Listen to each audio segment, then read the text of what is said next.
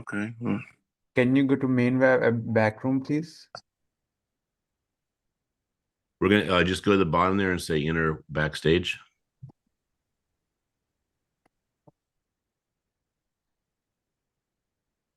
Okay.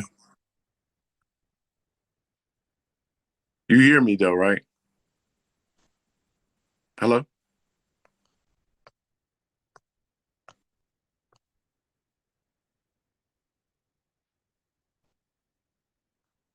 That's what I did.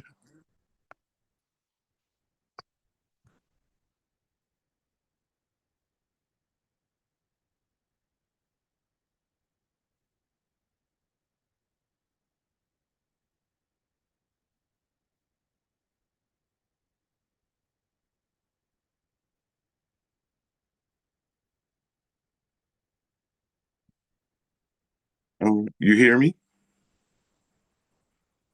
Hello?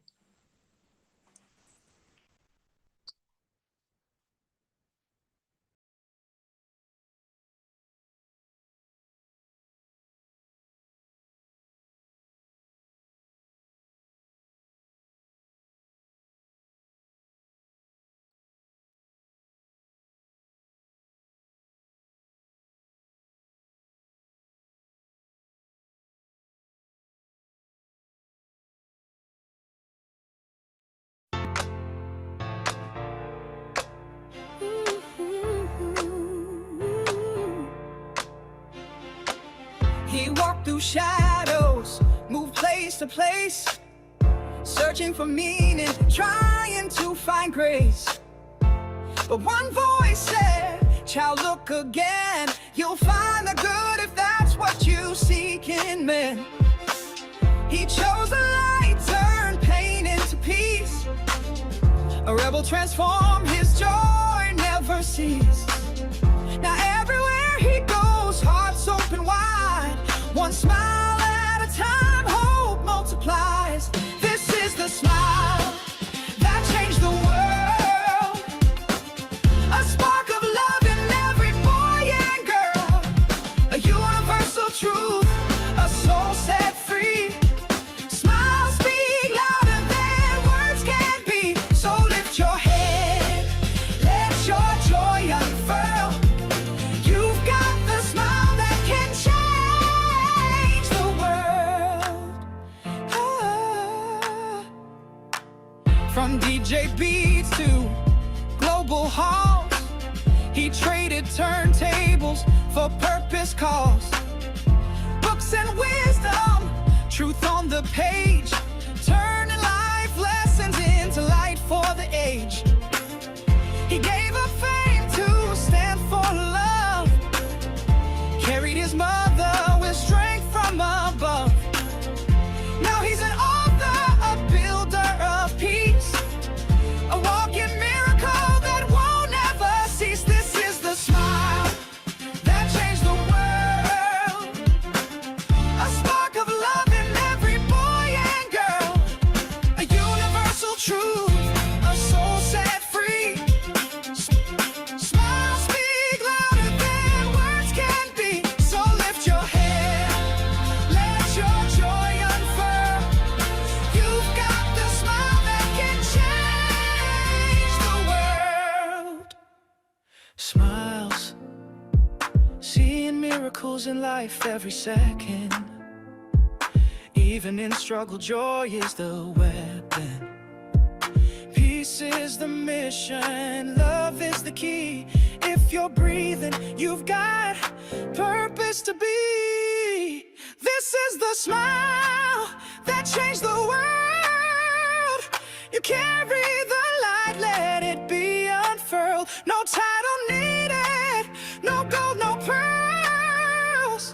Just show your heart and change the world. Dr. Smiley walks where hope is hurled, reminding us all we can change the world. The next chapter will be great because I know the author.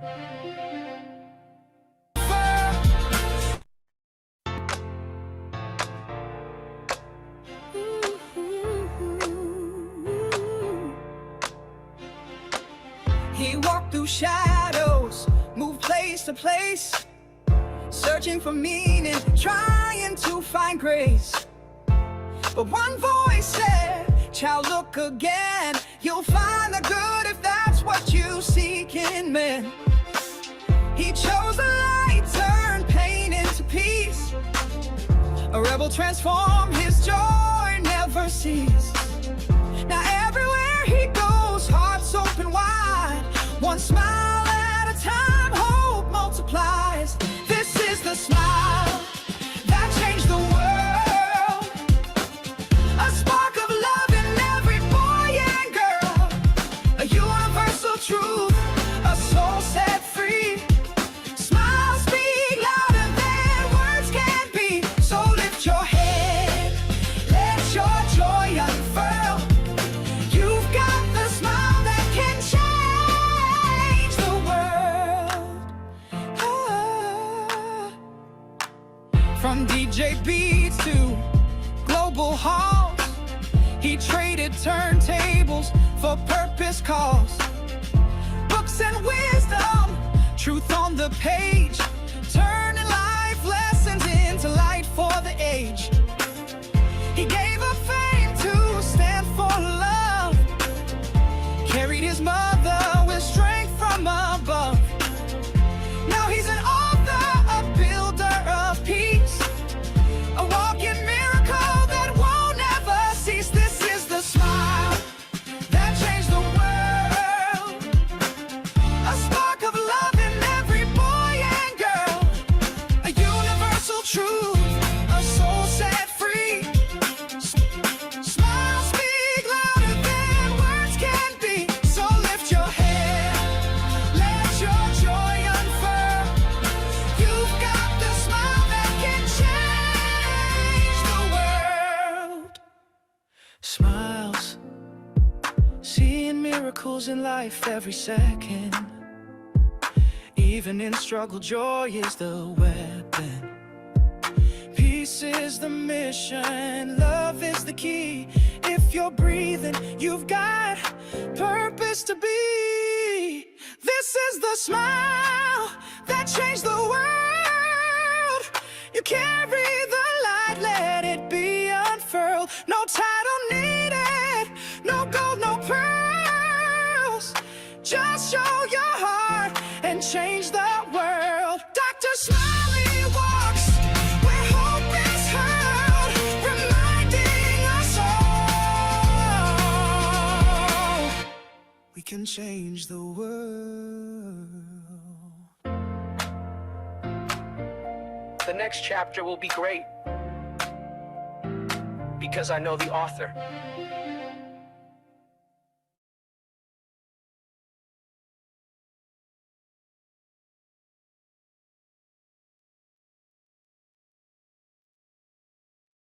Welcome, welcome. I have my shirt, my smiley shirt on. I was saving that for the fourth part.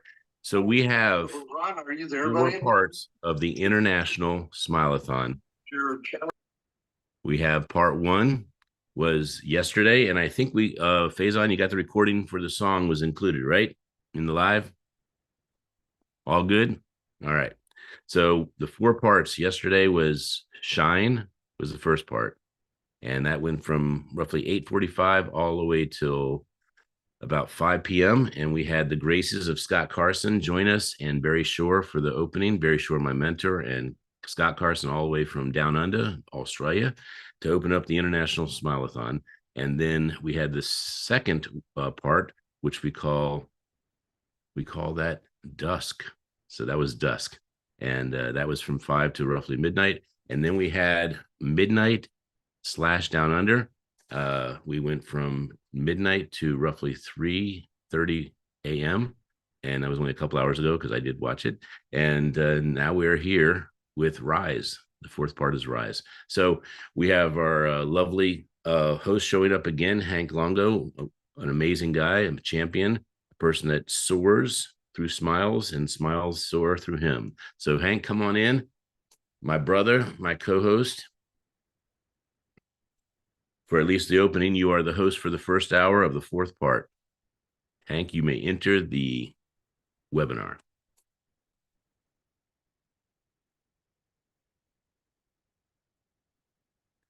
And if you don't, then I'm going to host myself.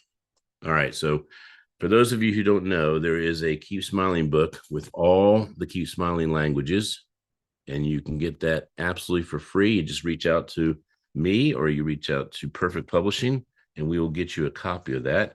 And we have so many different books. And while we're waiting for Hank to join us, this is the Keep Smiling Legacy book. And these are all people that have written a book, a lot of Perfect Publishing authors in here. And we love our authors. And so much so that people thought that they had to have a book to smile or that they had to have a book to be on the program. And that is not the case. We have Dino Klein, who has been a wonderful friend and a co-host and a host for multiple events that we've hosted.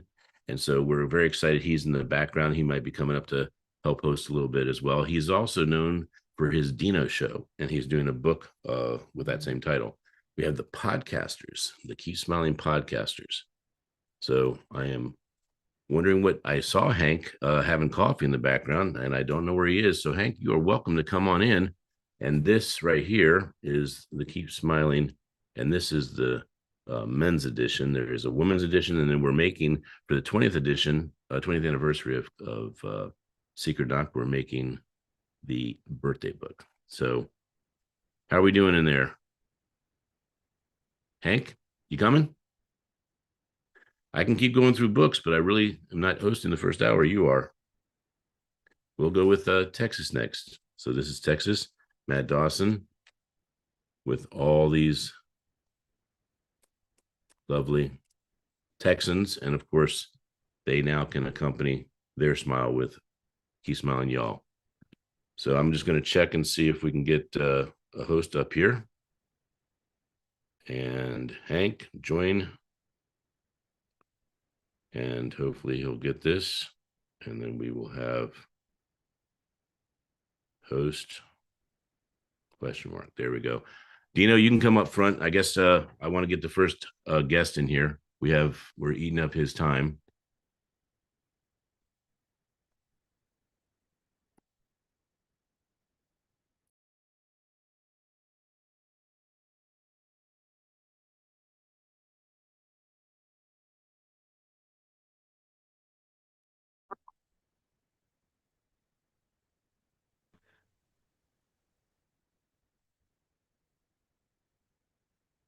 Oh my gosh.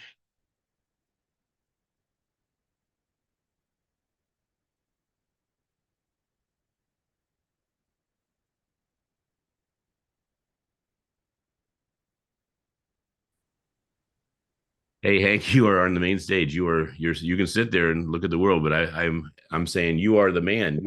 You're the one that's supposed to be hosting the first hour. We are 5 minutes into the thing. I thought you were coming in to help host, so I was just kind of singing and dancing and kind of moving like this, waiting for you. I've been waiting for you to introduce me. I've been sitting here. I did. I kept saying, Hank, come on in, Hank. And so we're in the main stage, but we are talking the world right now. So I would encourage us to move into the actual show. So I'm going to go backstage. I'm going to bring in Cool TLC, and you are hosting. And thank you for taking the first hour. All right. Okay, here we You go. good? All right. I'm good. Hey, everybody, good morning. Smile-A-Thon. What a great day to start this morning off. And we have some wonderful guests here with us. Cool TLC is going to be our first guest this morning, and he's going to really get this thing jump started. And we're going to have a wonderful morning to learn about him and what makes everybody smile and what smiles do for us. And here we go. Come join us. TLC, Cool TLC.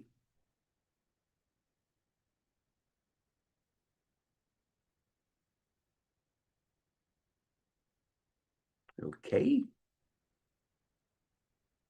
Waiting for Cool to come on here and join us.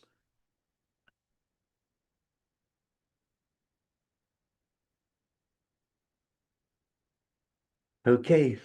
Good morning, everybody. Smile-A-Thon 2025. Bright and early here on Saturday morning to get this thing going. We got some wonderful guests joining us this morning.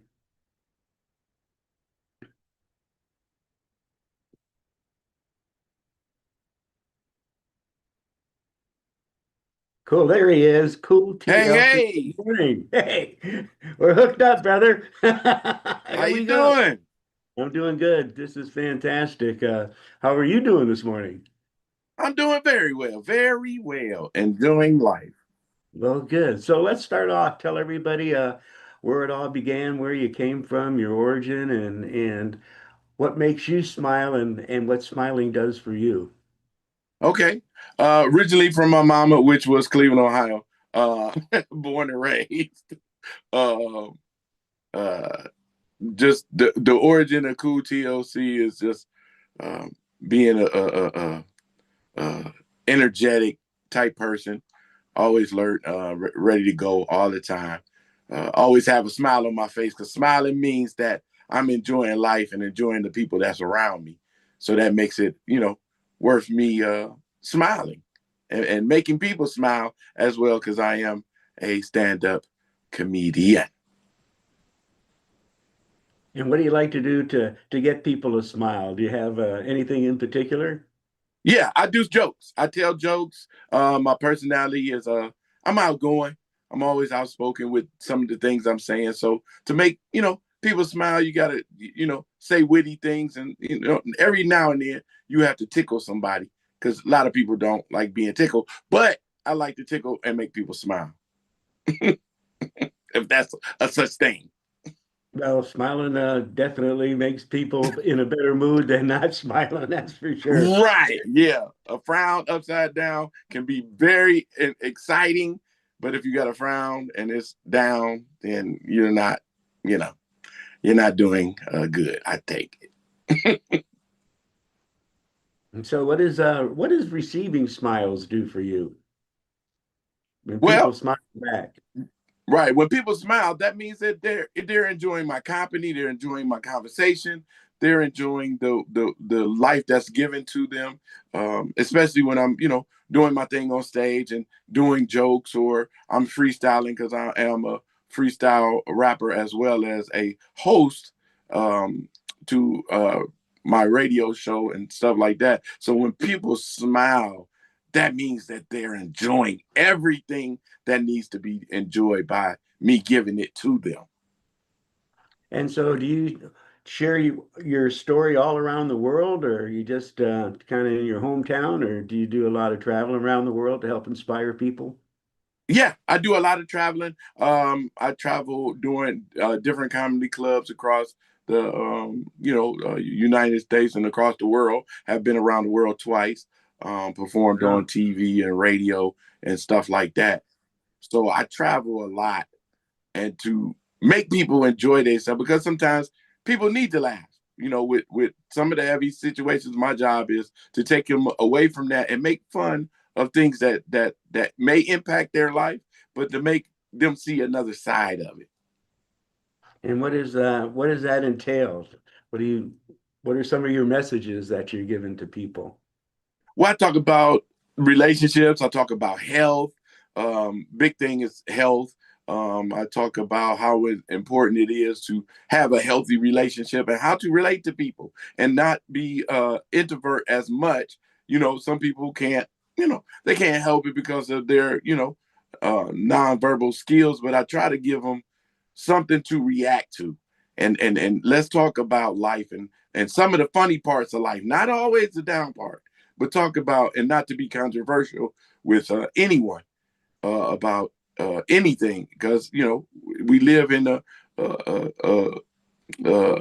yeah kind of semi um, unexplainable world because some things you can't explain, but some things you can. So why not put a smile on your face and laugh at it? Because you'll take it a lot better. Well, it definitely makes the world a better place to be when we get everybody smiling, the world would be a wonderful Right, right, right. place. Especially like when they watching this and we having a good time. Somebody smiling right now. Somebody It's smiling. smiling. Yeah, we're smiling, so we've jump started this Right, morning with a big smile, right. get this thing going. So Yeah. so if people want to get a hold of you and follow you and see what you're doing, how do they do that? Okay. They can go to you can go to my website, which is cooltlc.com, COOLTLC.com, and check me out. You can go also, you can email me at the world famous, well, you can email me at the meltdown show one at gmail.com. That's the THE meltdown show one, the number one. You don't have to spell it out at gmail.com. You can get me on Instagram at cool_TLC, or you can get me at Facebook, which is Rap Median Cool TLC, because I am the first and the original that I know of, Rap Median, which is a comic and a rapper put together. And you spell that RAPMEDIAN, Cool TLC. And on TikTok, I'm Cool TLC Me. Wow. There are a lot Yeah. of platforms that we can catch you on. Well, this has been fun. I'm glad I've got to meet you and get this morning going at Smile-A-Thon 2025. And you have a marvelous rest of the day. Oh, yes, I'm going to smile all day. A smile as piles of excitement to your life if you know how to get it right. Cool TLC. Been great. Thank you, man. All right. Thank you. Wow, that was exciting. Get this morning going. Welcome. I hope you're up and at 'em bright and early with us for the Smile-A-Thon 2025 and got some great guests this morning and looking forward to meeting everybody as this has been a very exciting weekend for me. Yesterday was fabulous. And now we have Queen Karen Garrison that's going to be joining us next. Um, and here we go.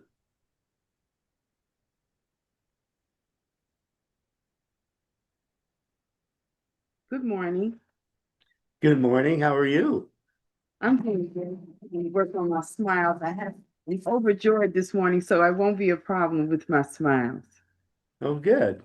Well, we're joined here by Queen Karen Garrison, and start off with where this all began for you. Where's your hometown, and uh, where are you from?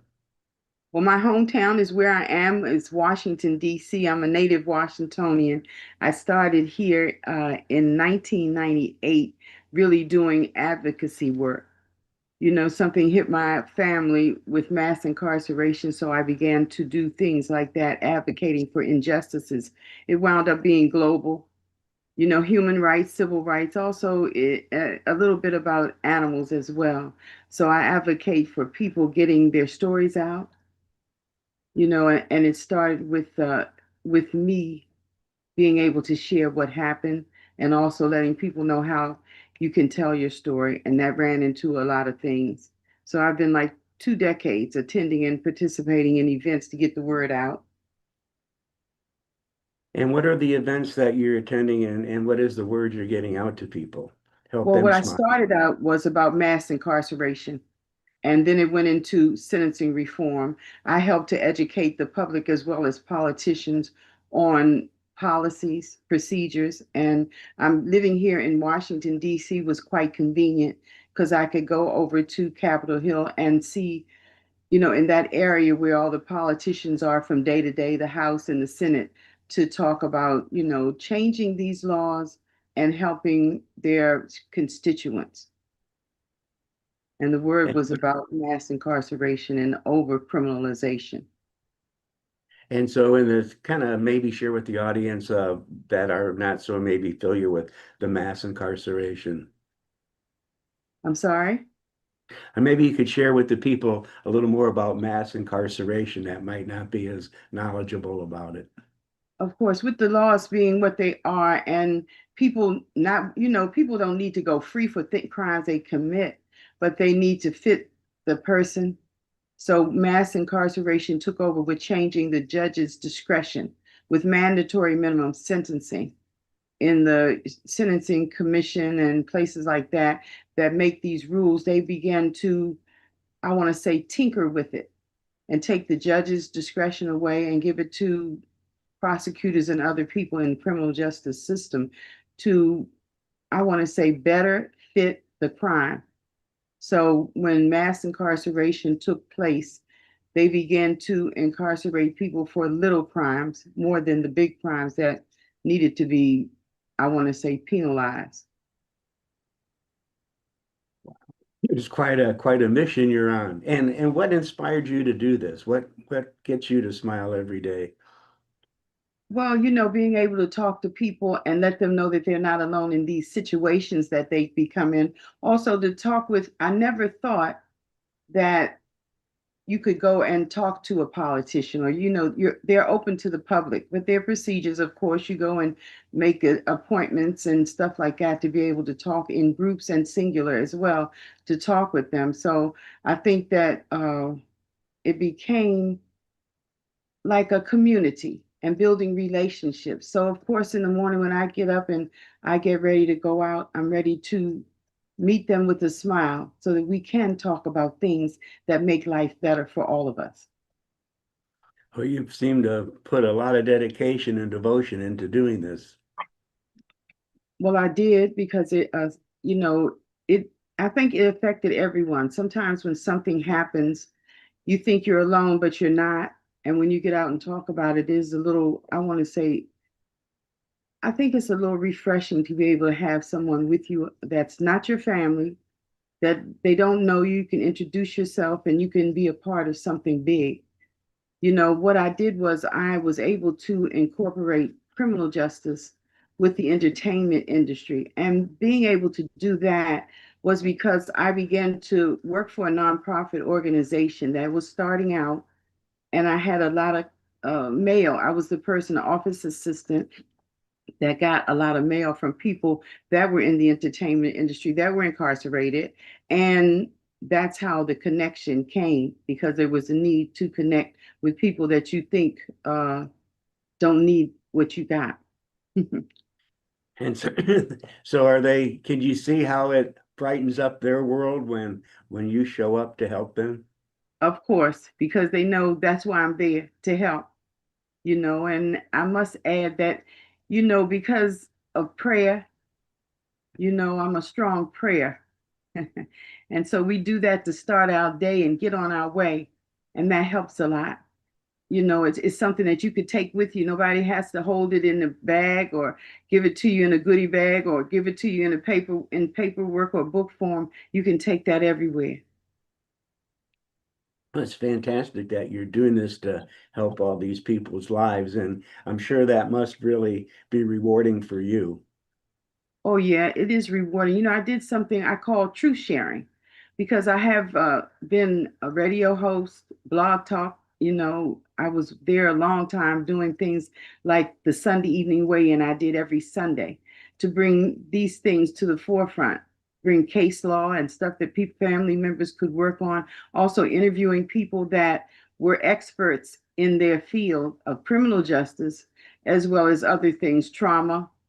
I had professionals come in to let us know how to handle these things. So it was something, when I called it truth sharing, it started out just being telling the stories, stories told, voices heard.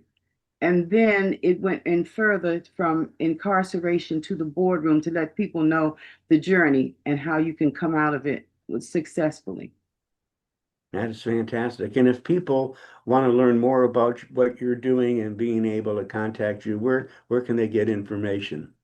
Well, they can get information from me they can always go to mommyactivistandsons.com, my website.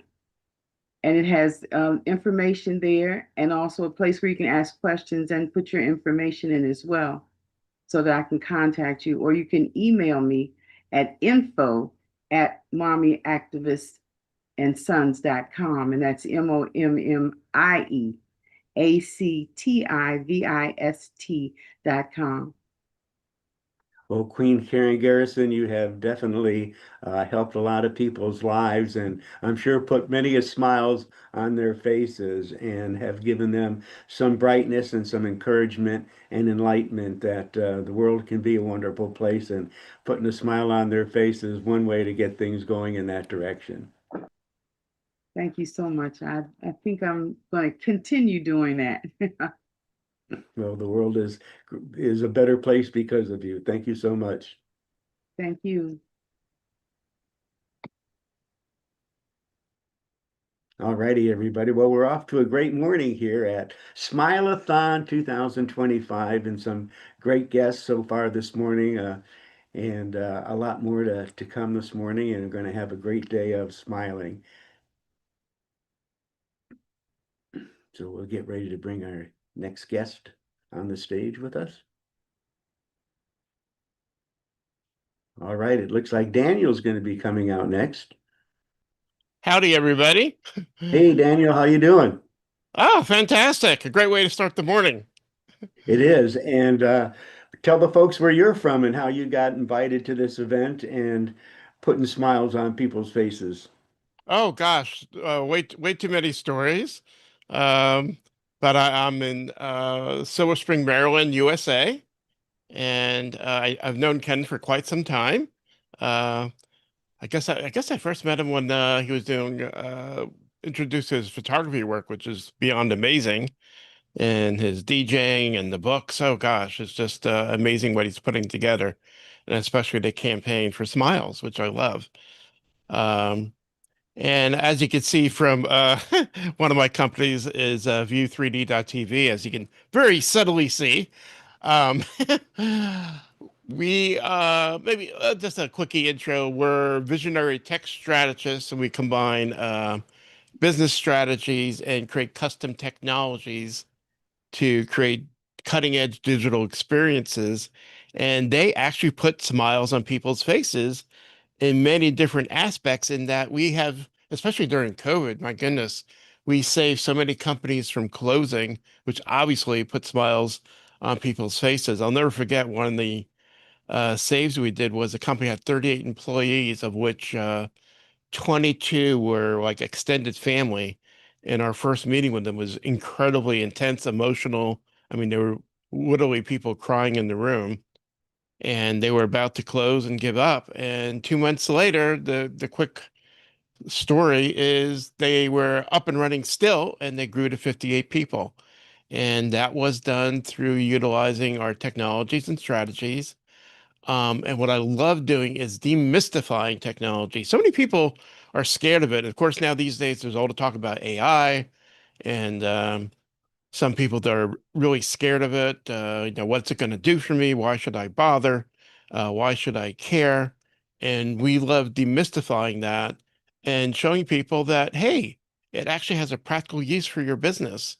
And when we can get people past that fear and show how it applies to them, obviously, we're putting smiles on their face and we're helping their companies grow.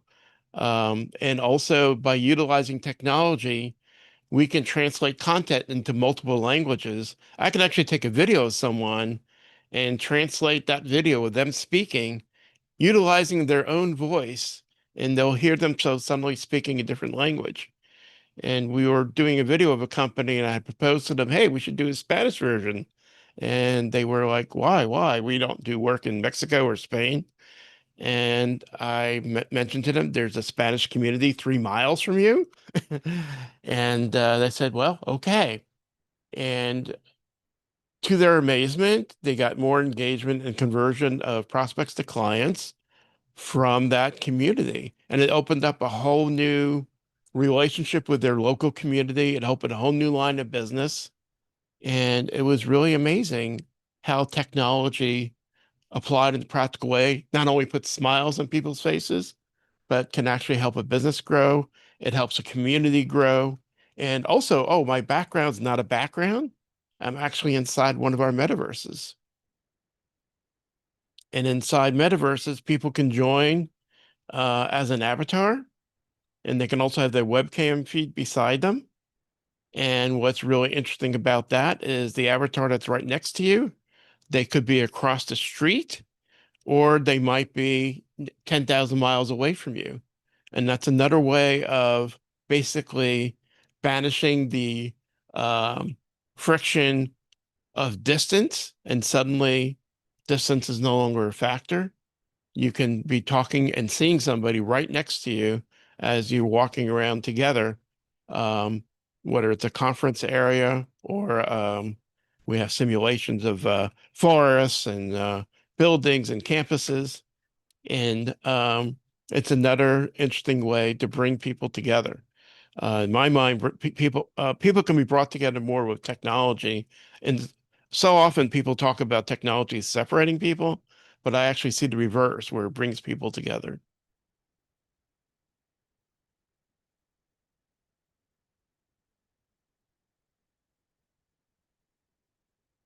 Also, a little gift for everybody, especially those who are maybe new to AI. If you go to a little web link, V3D, that's Victor 3, D like Daniel.li/prompts. So it's http:// v3d.li/prompts. It takes you straight to a PDF document. You don't have to fill out anything, and you can download some sample prompts. Um, for those of you who are totally new, and there's also some prompts there that will actually teach you about different subjects. And another way that we actually help educate people, and that's what I love doing, is using technology to educate as well, is we've actually created music videos to explain technology, which I thought would be a bit unique.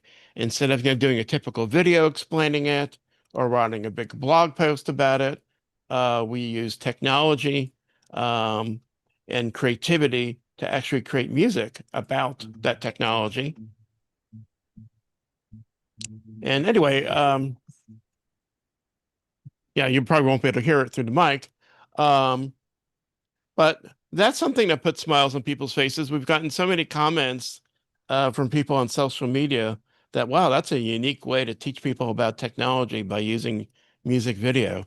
And we do music in pretty much any style that you can think of, where it's 1940s style, rock, choral, hip hop, rap, and so on.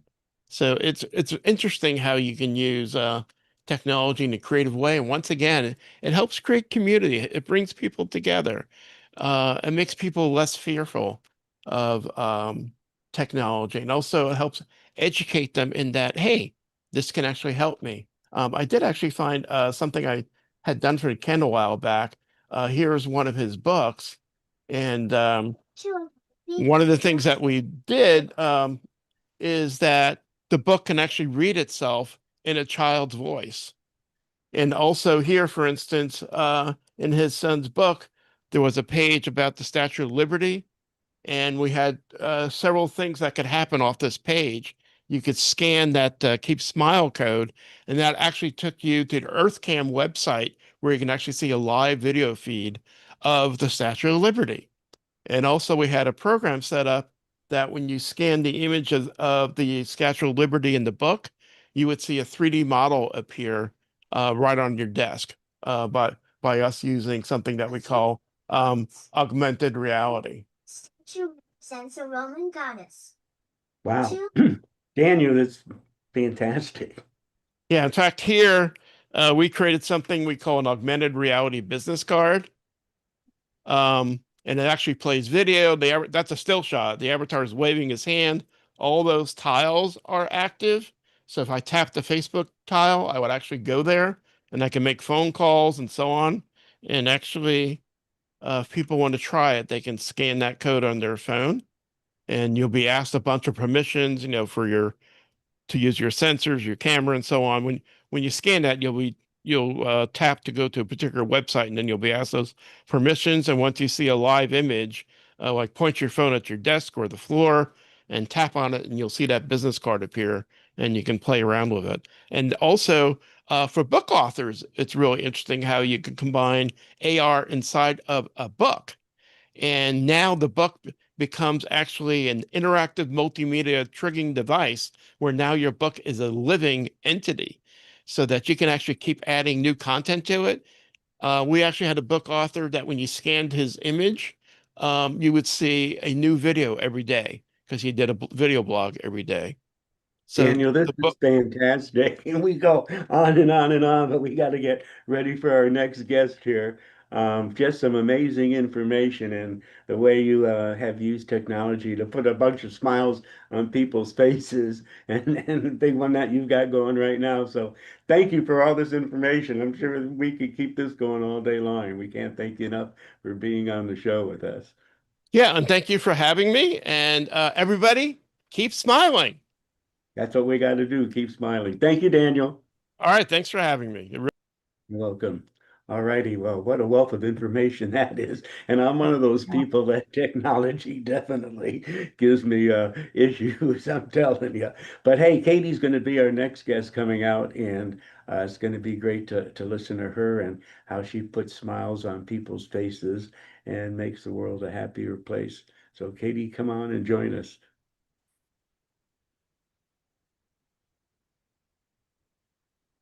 Okay, Katie's going to be coming here in just a second. And we want to welcome you all to our 2025 Smile-A-Thon. Dr. Smiley doing such a great job putting this all together. And I think we got Katie coming in the view here.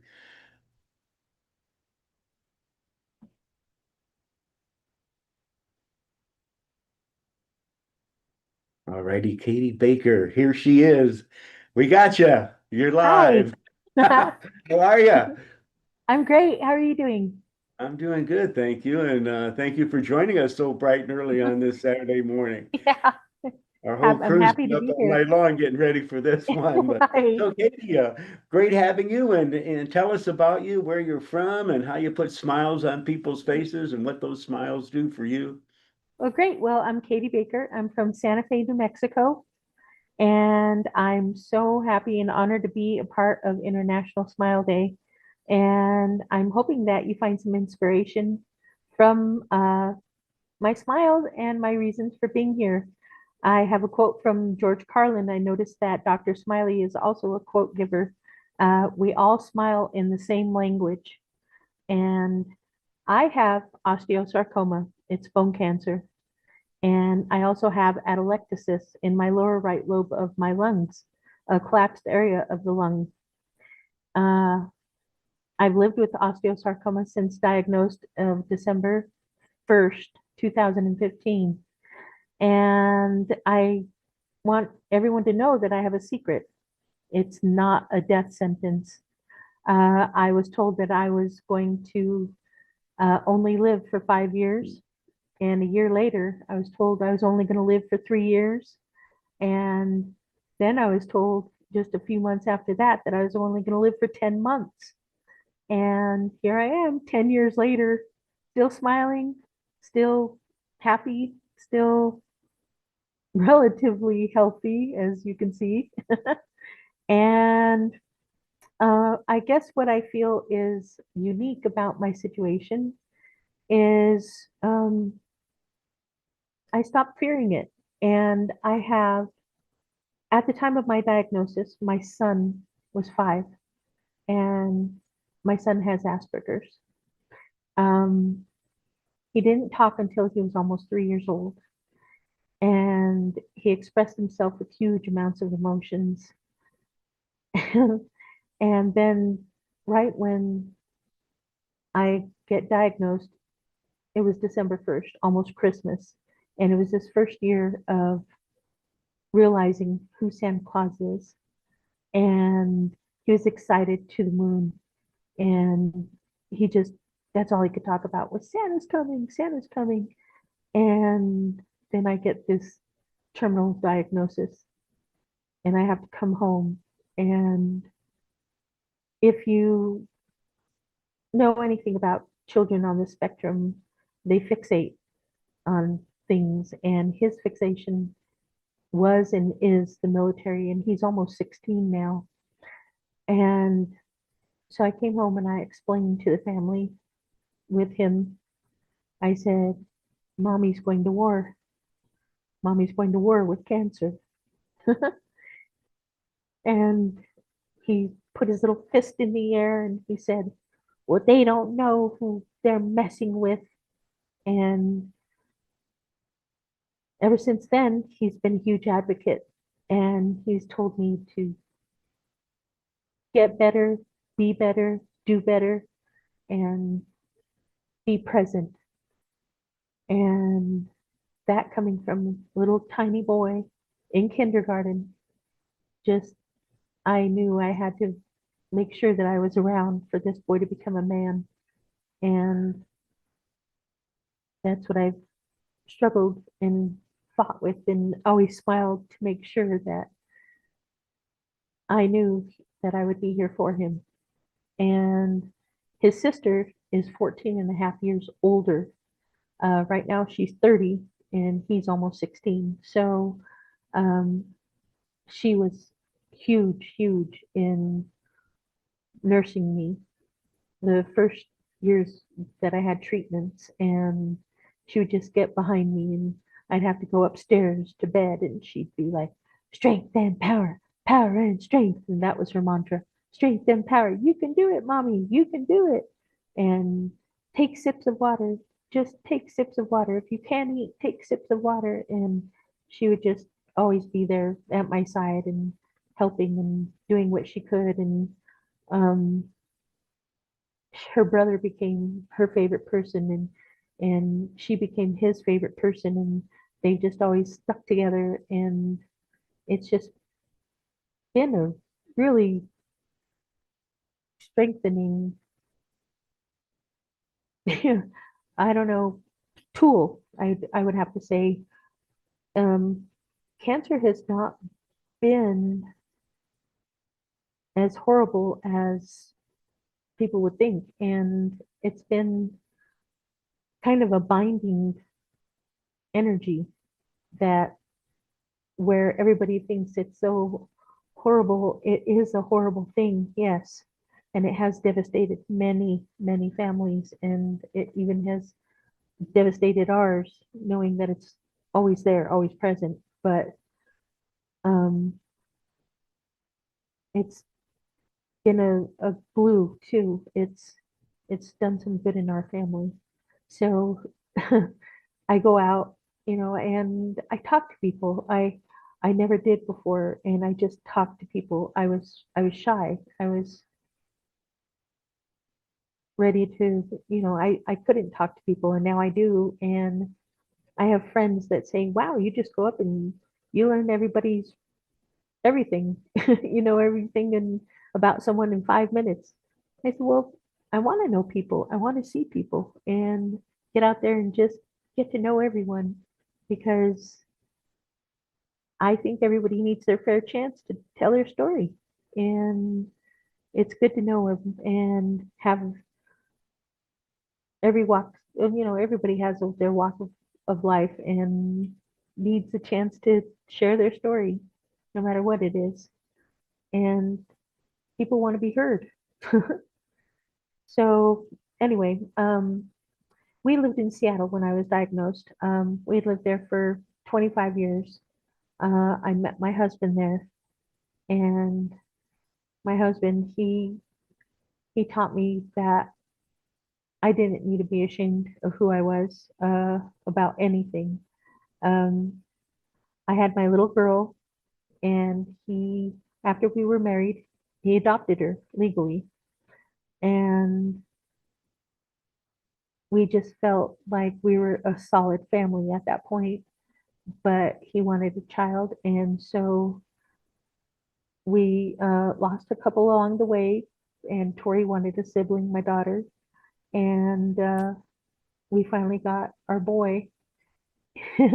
And then this past year, I decided I wanted to come home. I wanted to come back to Santa Fe, and so we did. We moved back to Santa Fe, and it's been really good.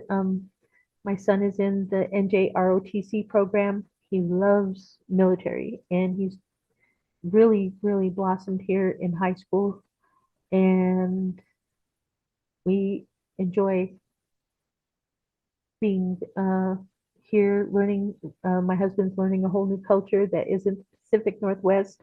When I went to Seattle, it was my Oz, my Emerald City. I felt like Dorothy when I got there. My black and white world of turned to full color, and it was like Dorothy opening the door to Munchkin Land. Well, And Katie, that puts a big smile on your face. I can see it. What a remarkable story. And thank uh, you. you're so courageous. I mean, it just puts a smile on all our faces to be able to witness what you've gone through and how you're still hanging in there and the family that you've got and how you've grown and how you've just all Thank kind you. of stuck together there through Yeah, all these difficult times, and you've got this beautiful smile on your face right now, which is inspiring for all of us to just keep going and have faith, and things are just going to work out fine. Can people get a hold of you somehow, or Well, I'm available on Facebook, Katie Baker in Santa Fe. I that's it, honestly. well, great. Well, I'm glad you got to share your story with us, and you've got all of us smiling and kind of jump started our day for us. Thank you so much for being here. Thank you. I want to give a big shout out to Mark Rodriguez for nominating me. He's a great, great speaker, author, and a final quote from Dr. Seuss: "Don't cry because it's over, smile because it happened." And thank you for having me. Thank you. This has been wonderful. Been great for us as well. Thanks. Take care. Thank you, Katie Baker. Wow, what a story. How courageous. And she's still smiling. And it's just so inspiring that someone can go through that type of cancer and survive. And they say you're not going to be here for very long. And here, 10, 13 years later, she's still hammering away at it. Such a beautiful testament to just never giving up. Well, we've got some more great people that are going to join us this morning. Welcome everybody to the Smile-A-Thon 2025, and just a great way to get this day going. And so we'll be bringing in our next guest. Ron West is here to join us. Good morning, Ron. Good morning. How's everybody doing? Happy to be Good, here. good, good, good, good, good. So tell us about us. Where's home, and where'd you start from? So And what you got home is going on? originally Cincinnati, Ohio, and born and raised there. Went to Ohio State, the Ohio State. Um, was a Went to school for chemical engineering. Um, Worked as an engineer. Got transferred to the Virginia area back in '81. My company loaned me out to another company to work on a 1 year project. And I've stayed on the East Coast, but never really in Virginia. So I had that 1 year to kind of hang out in Virginia and work and see a few things and go check out DC and a couple other places. Um, and after my contract was up, my company wanted me to come back home, back to Cincinnati. It's a little chilly there and cold. So I decided to stay. And I stayed here in Virginia, got on with another engineering firm. Um, so I've been here now since '81. But then I realized that my passion in life was to help others. Um, engineering paid the bills and good job, but I don't think I was really doing what I was meant to be doing. So I retired in April of '03, and I started my own fitness company, Rush Fitness LLC. And now I have a brick and mortar about 7,500 square feet. Have 10 trainers. I'm a personal trainer myself. I've been training now for about 40 years. So I feel like I'm doing what I'm supposed to be doing now. And then over the course of the last 4 years plus, I got into modeling and fashion shows and things of that nature.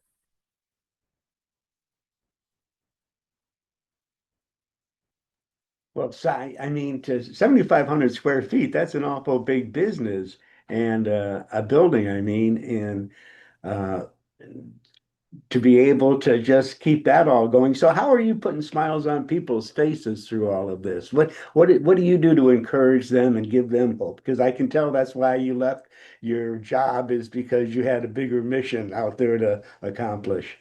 But it's for me, it was all about trying to help others be the best version of themselves.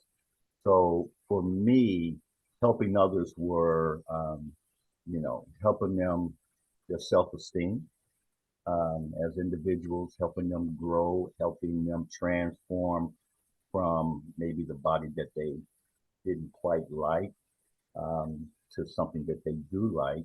And during that whole transformation period, it actually, besides transforming your body, it actually transforms your mind. It puts you in another different space mentally. And it's nice to see when people are happy with themselves versus being down on themselves after transformations of their body and their mind. That's my focus in life. And so I imagine when you take them from being not as fit as they want to be and get them disciplined in a training program, which I think is essential if you're going to get this body that you want, it's going to take discipline to do it and encouragement. And I'm sure once they get going and get involved in this, you can start to see the big smiles that it generates on their faces. Oh, absolutely. And it's interesting how as we get older, it's important that we continue to focus more on health because we don't get any younger. And I think for me, I'm a cancer survivor. I was diagnosed with cancer last March, um, and I got through that. Had surgery last June, so I'm cancer free. Just had my PSA checkup, so I'm still cancer free. And then this year, and this is how the Lord has blessed me as well. This year in March 24th, I had a stroke. Um, a clot formed on the back of actually started at my heart, which shut down the entire left side of my body. But come to find out, that blood clot moved by the time I got to started moving. And by the time I got to the hospital, the blood clot had worked its way to the back side of my brain. So I couldn't even lift my left arm up. It wouldn't stay. My left legs wouldn't operate. My left side was just shut down. And people say, when you're healthy, and I'm a certified nutritionist as well. So I try to eat as clean as possible, and I do meal plans for people. I cook for other people. They come pick up their food. But again, it goes back to being as healthy as possible. But even though I work out a couple of times a day for years, it didn't have anything to do with that. It was just the Lord saying, something I had to deal with, and I did.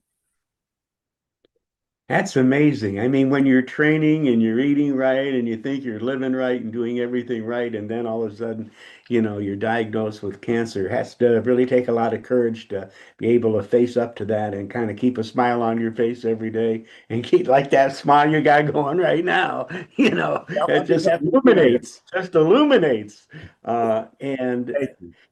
just telling people to keep on going. And it's just kind of strange when you're doing everything right and to be diagnosed with cancer when you eat right, you're training, you're doing everything you think you should be doing. It's got to be kind of shocking and a surprise from the beginning to deal with that. Oh, it was very shocking. I mean, when they told me I had cancer, I was in awe. I'll be 70 in a few months, and I couldn't believe it. I couldn't believe it, but it was true, and so I did what I had to do to survive and get through it. And that's my testimonial to individuals. We just keep working at ourselves, trying to be the best version that we can possibly be, and never give up. That's my slogan: never give up. Never give up. Ron, how can people get in contact with you, find out what you're doing, find out about your training program? You can go to my website, rushfitnessllc.com, and all my contact information is there, and there's bios there and testimonials there, and that's how people can contact me. The best way for them to contact me, or if they want to just chat. I also am involved with a lot of different organizations. I just got an award, Ken and I actually, I did for human trafficking, my involvement with that. I'm also involved with We Survive Cancer. And so I try to get involved with a couple of different nonprofit organizations to help out where I can. That's fantastic. Well, Ron, thank you so much for joining us this morning and sharing your smile with us, that radiant smile. And thanks so much for being with us, and enjoy the rest of your day as we continue with Thank you for having me. 2025 Smile-A-Thon. Look at that smile. You're dazzling. Well, Rebecca's going to become joining us next. Is going to be our next guest. I'm looking forward to hearing her, and just been a great delight to have Ron joining us this morning as well. Had some great speakers, and Katie and Ron going through this cancer stuff and smiling all the way through. How inspirational is this? Well, Rebecca is in the house and she's ready to join us. Good morning, Rebecca. Good morning. Good morning. How are you today? Good, thank you. How are you? Doing excellent. Thank you so much for having me. It's wonderful to be here. Well, it's great having you here bright and early on this Saturday morning. And you look Yes, it styling. You look is. like you're ready to entertain us all. So tell us about your story, where you're from, and how your world got going. Yeah, well, my name is Rebecca Irby, as you mentioned, and I'm calling in from Detroit, Michigan. My organization is called Peak Institute. It stands for Peace, Education, Art, and Communication. We connect with young people through cultural programs and actually bring them to the United Nations to speak on the world stage. For me, a smile is so much more than an expression. It's a bridge. It's the simplest way that we remind one another we're not alone and that you matter and that we actually belong here together. Most of my life's work has been dedicated to creating spaces where people can heal and connect with themselves, with others, and with the wider world. Through Peak Institute, we've helped young people from diverse backgrounds step onto global stages like the United Nations, where their voice can shape conversations around peace, justice, our policies, and what is happening in the world. When a young person sees their story honored at this level, the joy that radiates from them is contagious. And that joy, it's rooted in agency and self-determination. I once watched a trembling 15-year-old prepare to speak at the UN. Their hands were shaking, their voices almost caught in their throat. Caught their eye from across the room. We smiled. I mouthed, "You've got this." They smiled back. And in that moment, in that simple exchange, their whole body shifted. They stood tall. They lifted their chin. They walked to the podium with courage. They delivered an incredible speech. They brought the room to tears and to their feet. It was such an incredible moment. And that young person has moved on to work in international relations. They are now a delegate and work on issues of peace and justice around the world. To me, joy, it's not just about pretending life is easy. Joy is about transforming pain into connection and possibility. Through the Peak Institute, we work with young people to create those spaces where we can grow, where we can heal, and where we can be truly heard.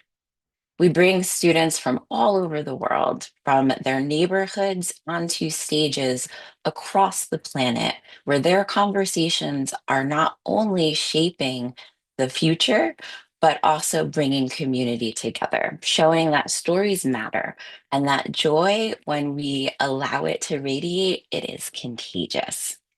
I also bring joy through sound healing and somatic practices. When groups can come together, they can close their eyes, they can sink into the resonance of sound. Something shifts, you can see it. People cry, they laugh, there are sighs of relief. They leave lighter, they leave smiling, they leave unburdened. And that's when joy is truly visible. Even this past weekend, or no, not this past weekend, but on September 21st, the International Day of Peace, we had a global broadcast. There were over 3 million people who tuned in. Peace literally trended #1 for the first time ever on the International Day of Peace.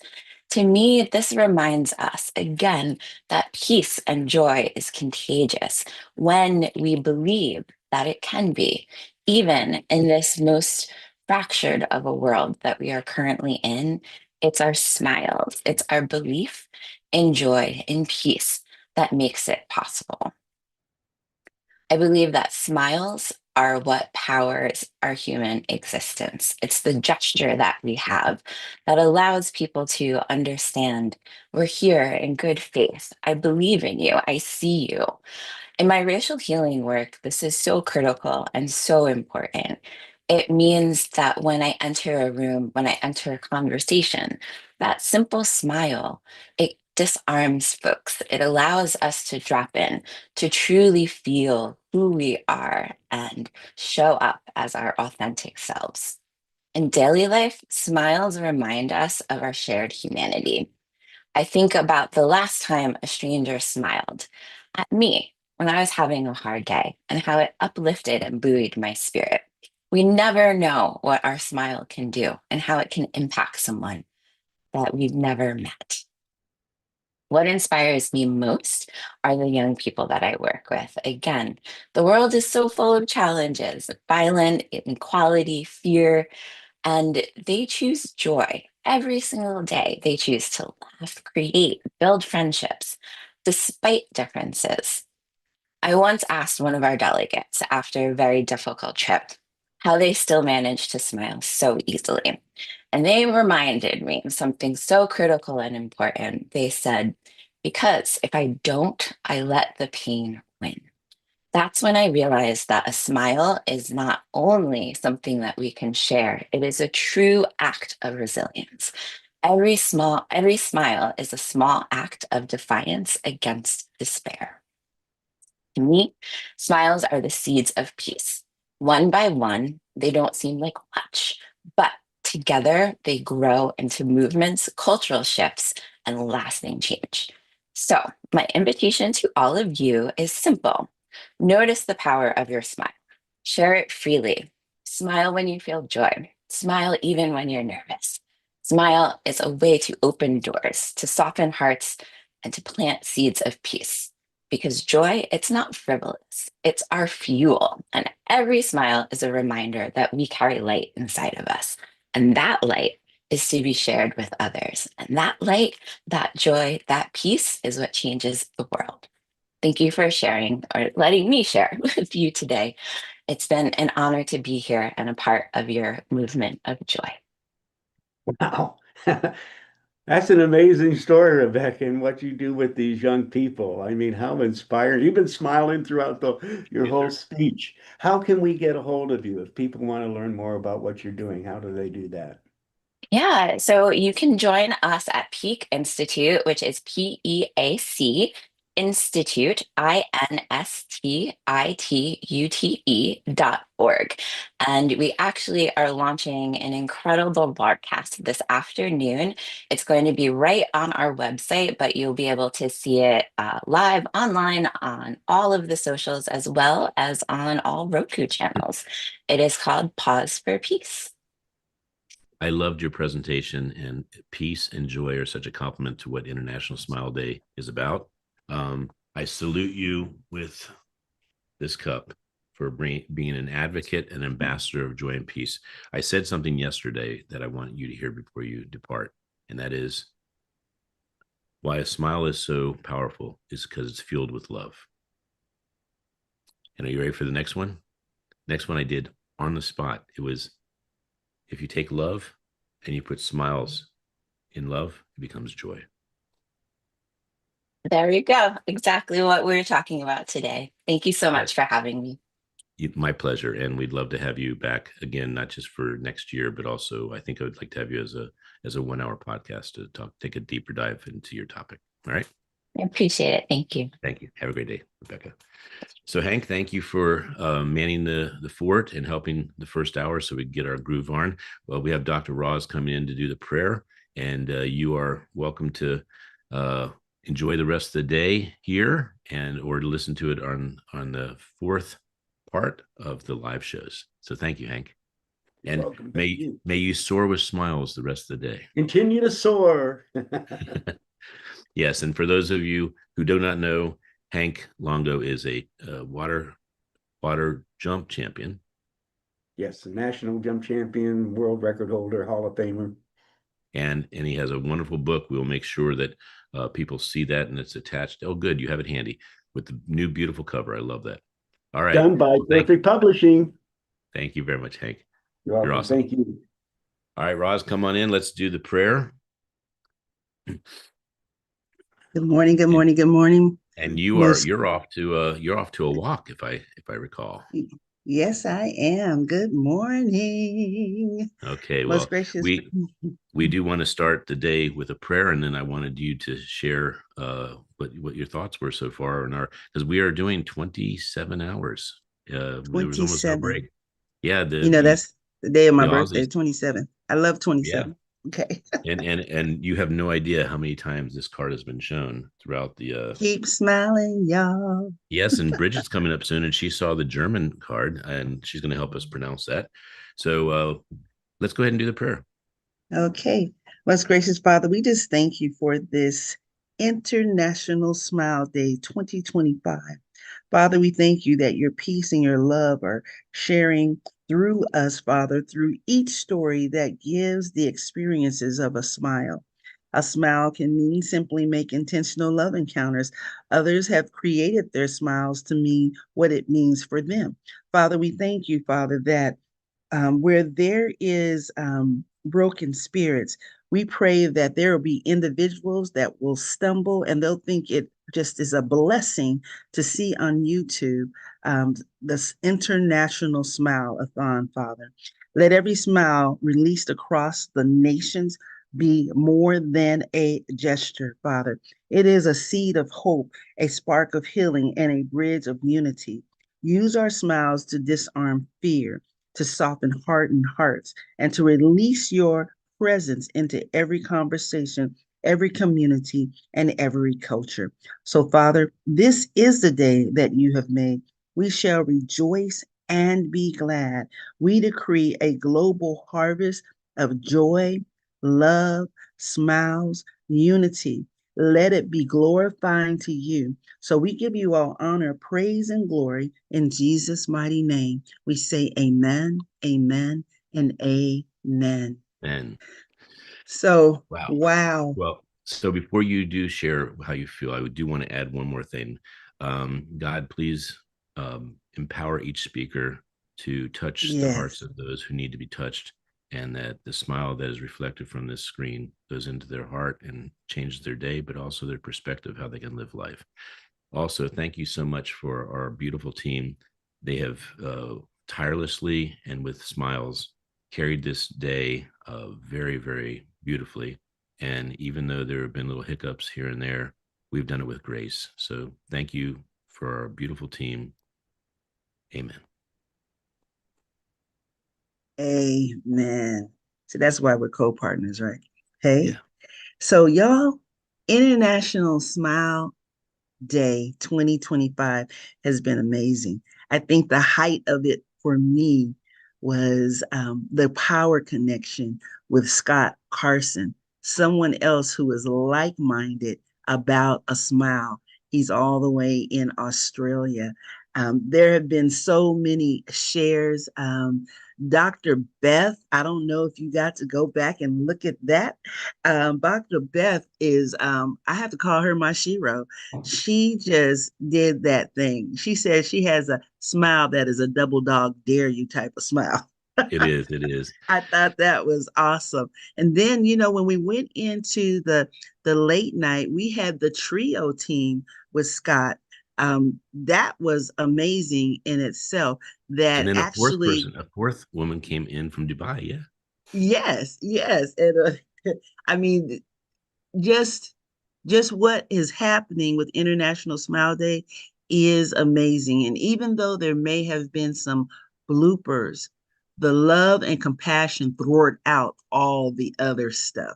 We've been able to just continue to keep on smiling, especially when you would come on and we just see those eyes kind of peeking over, or the big old circle of a smile, to be able to continue to smile. And Dr. Smiley, why don't you say your acronym for SMILE, please? Mine is smiles, and it's seeing miracles in life every second. And I do want to say that on the 1st of October, I had a pre-record with Barry because he couldn't find a spot. So we actually started the show before 9 a.m. We played the song that was by Nina White Hodge, not Nina Hodge White, right? Nina, right? Orange. Uh-huh. Yep. And what a beautiful song it is. And then Daniel Pedamont in Argentina, he was the one who created the nice video. I don't know if you saw how beautiful it was, but the flags, all the flags waving. And so That was awesome. it has been a collaboration of really a massive talent and heart. And at the end of the day, Scott is getting up at 2 a.m. in the morning his time to wish the end, bring the closing to a beautiful smile. So he was there for the Yes. beginning. He was there for the Yes. midnight hour. Oh, did you hear the 4 names we came up with? Or I came up with them. They have not been approved yet, but here they are. So yesterday morning is called, part one is called Shine. Part two is called Dusk. Part three is called Midnight Dash Down Under, and this is called Dawn. So I think, and I'm gonna ask Faison to do different graphics. So Shine is gonna be like the sun, and then Yes. Dusk is gonna be like the sun coming down, a beautiful day with a Uh-huh. smile. Okay, and then Right. Midnight is going to be the party scene. It's going to be like the disco ball with the smile face, and then Yes. then it's going to have a down under feel to it, right? Because they came in for Ye- a couple hours, and then Yes. we have dawn where it's going to be the sun is rising. You know how when you get relationships, you go, that's a keeper. That's a key. That's a keeper. Well, Roz, you've been here from the beginning. For those of you in the back panel, I just want to let you know that she has said a prayer at every single one of our athons. There have been author-thons back to school, bald-a-thons, and Smile-A-Thon and International Smile-A-Thon. Not necessarily in that order. Smile-A-Thon was our first one, May 30th, and wow, there was almost more bloopers than there were smiles, but we beat those bloopers down in that first one. Oh my gosh. Oh my gosh. But still, the love and the compassion and the honor of being able to share stories. Like I said, it just makes you peel away all of that. You know what I'm saying? I But we're do. And by learning. the way, the imperfection of the first one was actually beautiful because all of us Yes. saw if it was perfect, we wouldn't have been challenged. And if we weren't challenged, we wouldn't see our true colors. Our true colors showed up because we were challenged. We all came together and we Yes. all smiled with, we can do better. And we all smiled with, this is easy to fix. Yes. And it got Yes. better and better and better. And this is the fifth one. And by the way, I've never had to get up at 6 a.m. with my eyes half shut, trying to figure out where I even am. So I want to bring Darlene in. I know we're running a little behind, but yesterday we did have several people that had family emergencies, and that put us behind schedule. So we have about 36 speakers today. And if anyone doesn't show up, it'll start eating up some of that time that we're behind. So, Roz, Yes. thank you for all you do. Enjoy your walk today. It's a walk for cancer. Is that correct? Yes. We might have to do a Smile-A-Thon in the house of that next year because it happens at the same time every Okay. year. It'll be 25 years Well, I next would year. say with how many people are touched by this, that there's going to be people traveling. I don't know to the extent that it'll be around the world, but we are talking about going into Australia. And Bridget gave us a salute and said that she wants us in Germany too. So I mean, it's there's a lot of I pull mean, here. come on now. Dubai, I think, slipped one in there too. Dubai, So yep, know Dubai threw that it in there. you're loved, appreciated, celebrated, valued, and most cherished. And And remember, you know the big news is that beans are cool. yes, beans. Cool beans. All right, Roz, have a great day. Thank you. Okay, ciao for now. Ciao for now. All right, Darlene, welcome to part four of the Smile-A-Thon.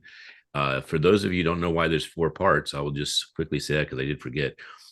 Zoom and YouTube only allow certain portions before there's some technological either deletion or just shut down. So we do less than 10 hours and we do another part. So next year, Darlene, there might be 5 parts. There might even be 6 parts for all I know. There might be 10 parts. Guess why? Because if you start with, I was just informed by Scott in Australia that their International Smile Day started like 12 hours before ours or 22 hours because October 3rd was before our October 3rd. So imagine this. I'm thinking that next year, Darlene, we are starting at 12:01 Eastern. Okay. Yes. 12:01 Eastern, October 3rd. That is 9 hours earlier than we started this year. And we're going to go fly right through one day and possibly 2 days. And I'll tell you, no one has said anything that you say, oh, I've heard that before and I don't need to hear this. Everyone has brought a fresh perspective to smiles. And the other thing I've absolutely loved is that everybody's story is unique in how a smile saved their life or how a smile changed their life. And so that's always been refreshing. And then the last thing I'll say about this, Darlene, before I introduce you as one of my, I mean, look at the light that you bring. The last thing I want to say is if you hear in a row 127 speakers talk about smiles, that is like a overdose of vitamin C. You're good. But Absolutely. if you think about it, if there's 127 episodes coming out, you can choose to listen to one a day for 127 days, and you're getting your fill, or not your fill, but you're getting a dose of smiles. And every dose of smile you get makes your oxytocin, serotonin, endorphins, all the good stuff, dopamine, kicking. I mean, it gets you dancing already, doesn't it? Yes, So, absolutely delicious. so Darlene, you've been on several of the a-thons. What was the first one? Was it My the first Smile-A-thon? one was a Smile-A-Thon. So it was the national one. Okay, It was the so national Smile-A-thon. I'm like, ooh, I'm going national to international. I you're going feel national, special. international. So, and we have, and by the way, we have good representation in international. This is way beyond the national one we did. And then I think you were in the author-thon as well. Yes, I was in the author-a-thon. And Absolutely. your video charted way up there. You were Oh, way up to the top. absolutely. Oh, I had so much fun. So much fun. Thank So for you. those of you listening, the way the math works is when you are recorded here, you of course are going to be seen by more people, but that's called content with a little boost. But everyone sharing and everyone tagging this gets everyone to be seen, so all ships rise. So the part one has already been seen by almost 500 people, just so we're clear, and that's just day one. I mean, come on, we're going to just keep Just day moving up. one. We're only And by the getting way, started. and Darlene, we're going to chop it into episodes, so all those episodes get a new life. And then and by the way, Faison, the brilliant man he is, he puts them all on a playlist. So if you just wanted to hit play, it would go through each episode, and you don't have to think; you just enjoy. All right. So, Darlene, the floor is yours. I just wanted to have a little minute or two to say what I wanted to say in the first hour, which is we've had a very good run with the first three parts. Let's make part four number one. It's all you. Absolutely. Thank you so much, Dr. Smiley. I'm super excited to be here today. As you know, this is our Smile-A-thon, and I am Darlene Thorne, and I am the founder of A Heart After the Father, LLC, and the creator of the Refresh, Refill, Renew movement. I serve as your caregiver's co-mentor, walking alongside women and some men, caregivers, to help them practice intentional self-care, setting healthy boundaries, and find time to breathe again. My mission is to help caregivers go from burnout to balance, from simply surviving to truly thriving. Often people ask me, Darlene, how do you keep smiling? Even when with everything that you carry as a caregiver. And the truth is, my smile just isn't a reflection of happiness. It's a reflection of strength, a hope, and choice. Smiling for me has become a survival tool, a spiritual practice, and a gift. Why I smile? Because caregiving has shown me that joy doesn't only show up when life is easy. Joy shows up in the small sacred moments, like hearing thank you, or witnessing progress after some hard days, or finding unexpected peace in prayer. I smile because smiling is an act of courage. It says, yes, I'm tired, but I'm still standing. Yes, I'm stretched, but I'm not broken. Yes, I'm giving, but I'm also learning to receive. The SMILE acronym I've come up with, in and of itself, it guides my caregiving journey. S is for strength, not the kind that comes from me alone, but strength renewed every morning by God's grace. M is for mindset, choosing to focus on gratitude and possibility rather than fear and overwhelm. I, inspiration, drawing inspiration from those I care for, from my community, and from the stories of the caregivers all around the world. L, love. Love that fuels every act of service, even when it's inconvenient or costly. E, endurance. The perseverance to keep going, knowing that caregiving is not a marathon. I mean, it is a marathon and it's not a sprint. When I say I smile, I'm really reminding myself to carry strength, mindset, inspiration, love, and endurance with me every day. For me, personally, my smile is a testimony. I've watched God sustain me through caregiving seasons that seemed too heavy. And I've learned that the smile on my face is not just for me, it's for the one I'm caring for the people watching who wonder if hope is even possible, and for my own heart that needs the reminder. You are still here. You are still whole. So, why do I smile? I smile because my smile is a message. It says love is stronger than exhaustion. Hope is louder than despair. And faith is greater than fear. And to every caregiver here today, may your smile remind you that you matter. You deserve rest and renewal, and that you are not walking this road alone.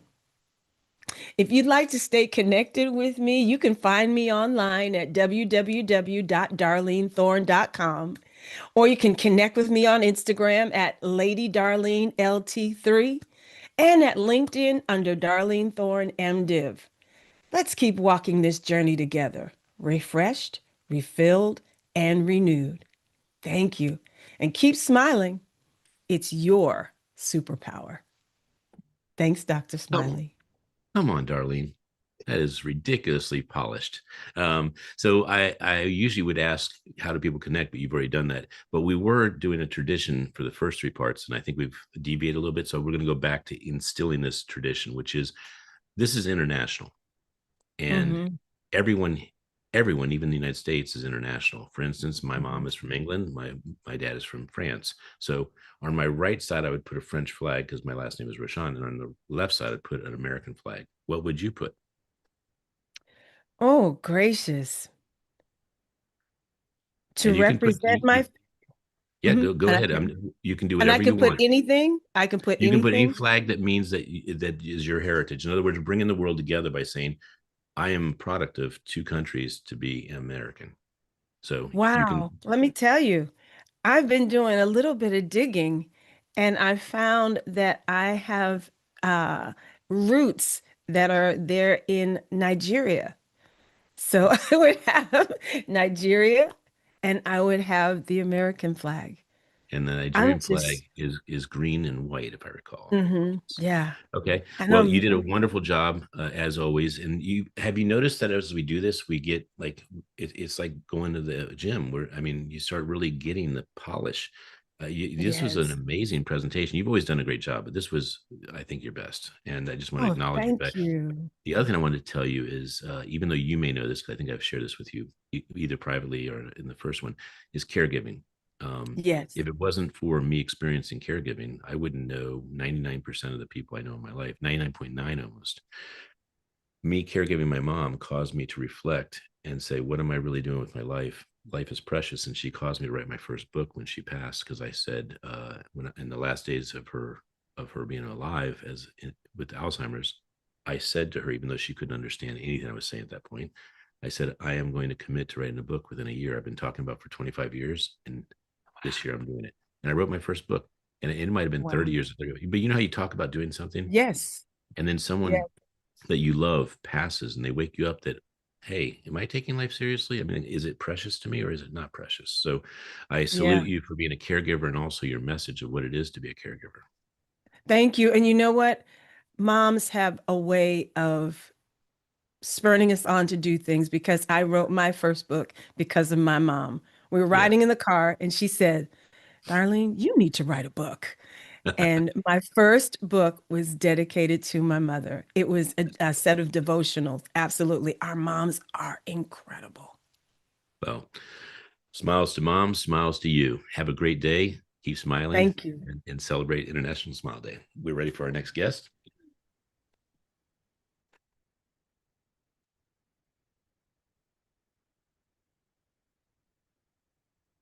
We here. I think it's Brigitte.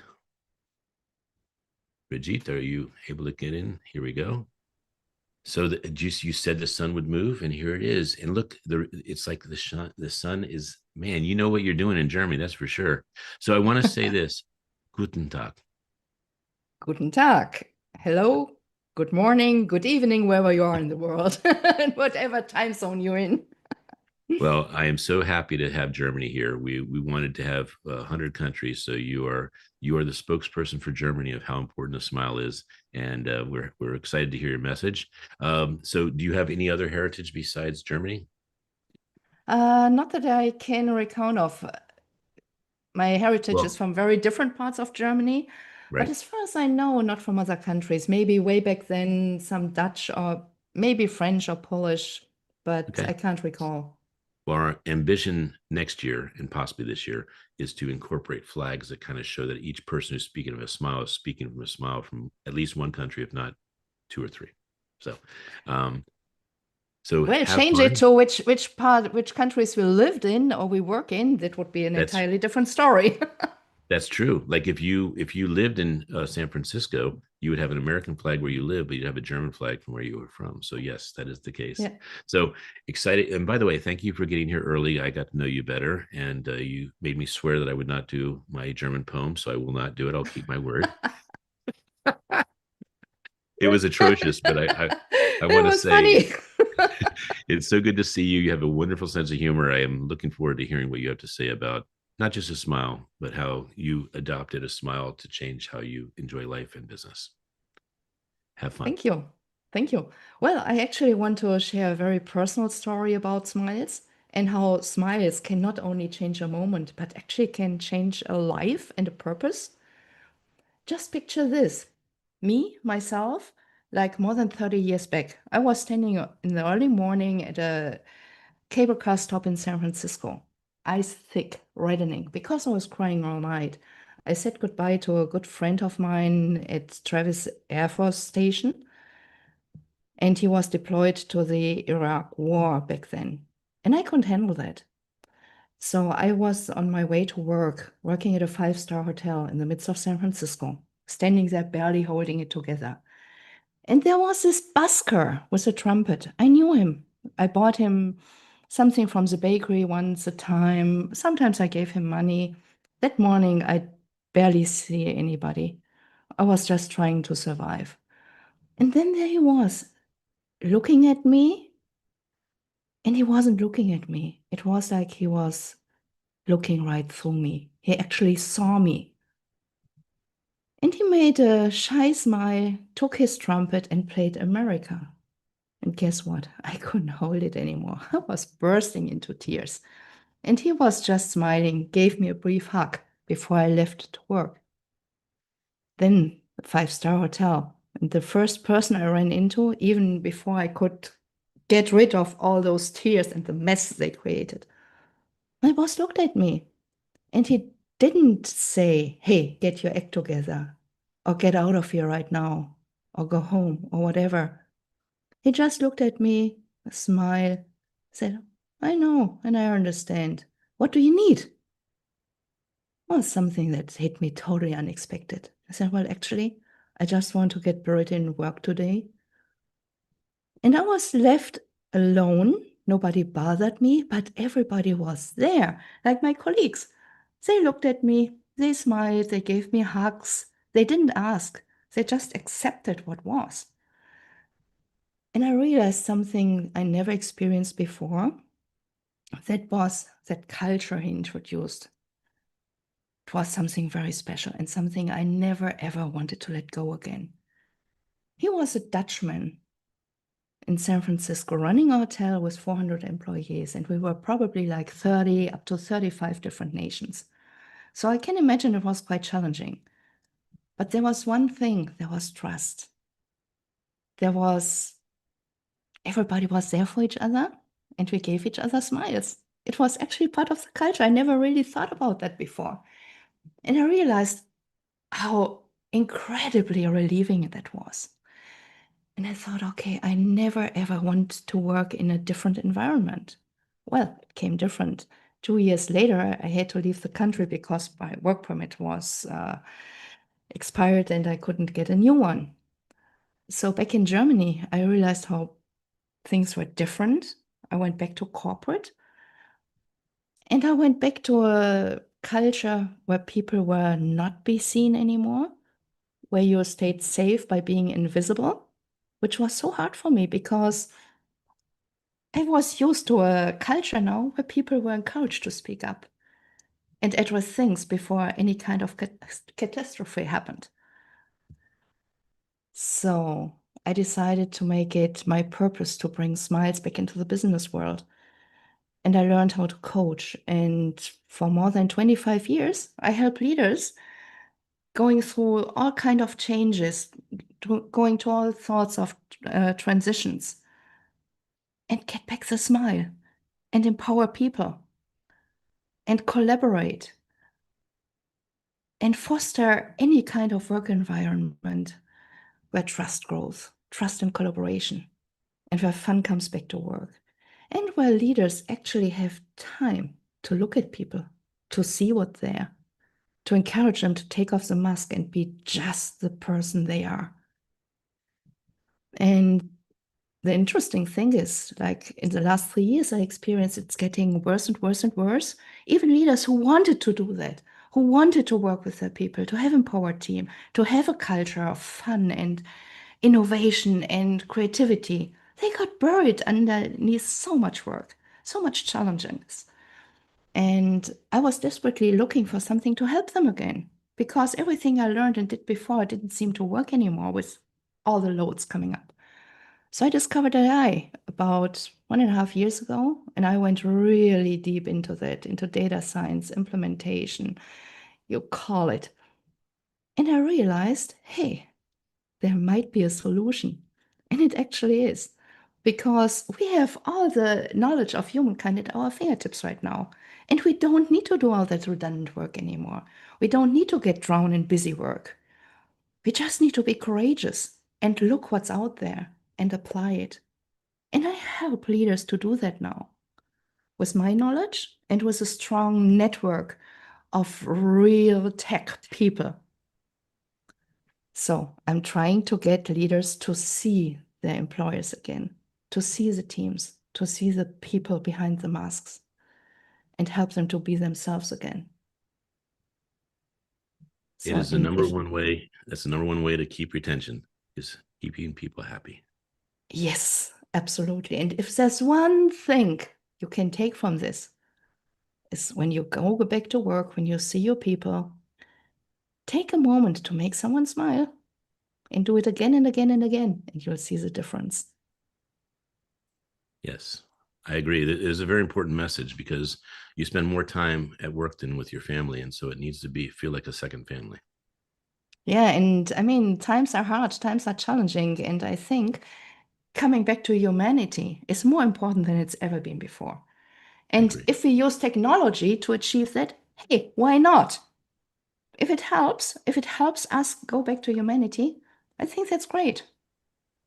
Well, thank you for a beautiful message, being part of this, and bringing your smile from Germany all the way around the world to us. Thank you. Have a blessed day. Thank you, Ken. All right. Our next speaker is Anne. How are you doing, Anne? Hi, Ken. I'm doing well. How are you and everyone? Good.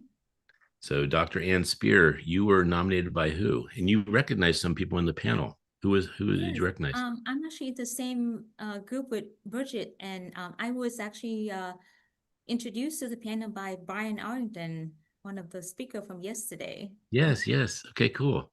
Isn't it Yeah. funny?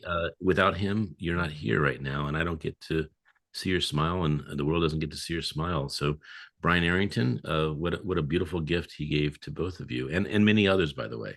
So good to have you, Dr. Hanspear. What is your heritage? What is your background that brings the world together today? Yes, so I am originally from Vietnam, and currently I'm located in Tampa, Florida. All I've right. been, Well, before you go, I just want to show you this. Is it okay? oh yeah,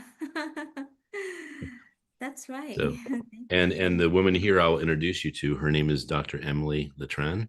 She was the very Mhm. first person that bought a Keep Smiling book, and had her name on the book. So we have 300 different Keep Smiling books, but she was the first one to support it. So I'm excited to hear what you have to say about smiles, and uh, the floor is yours. So enjoy and bring us light. Thank you. Thank you, Ken. So good morning, everyone. I'm Dr. Ann Spear, founder and CEO of Quantum IQ Consulting. I hold PhD in computer science, and I've spent over 25 years in technology, building system, leading innovation, and founding multiple companies. But last year, everything changed.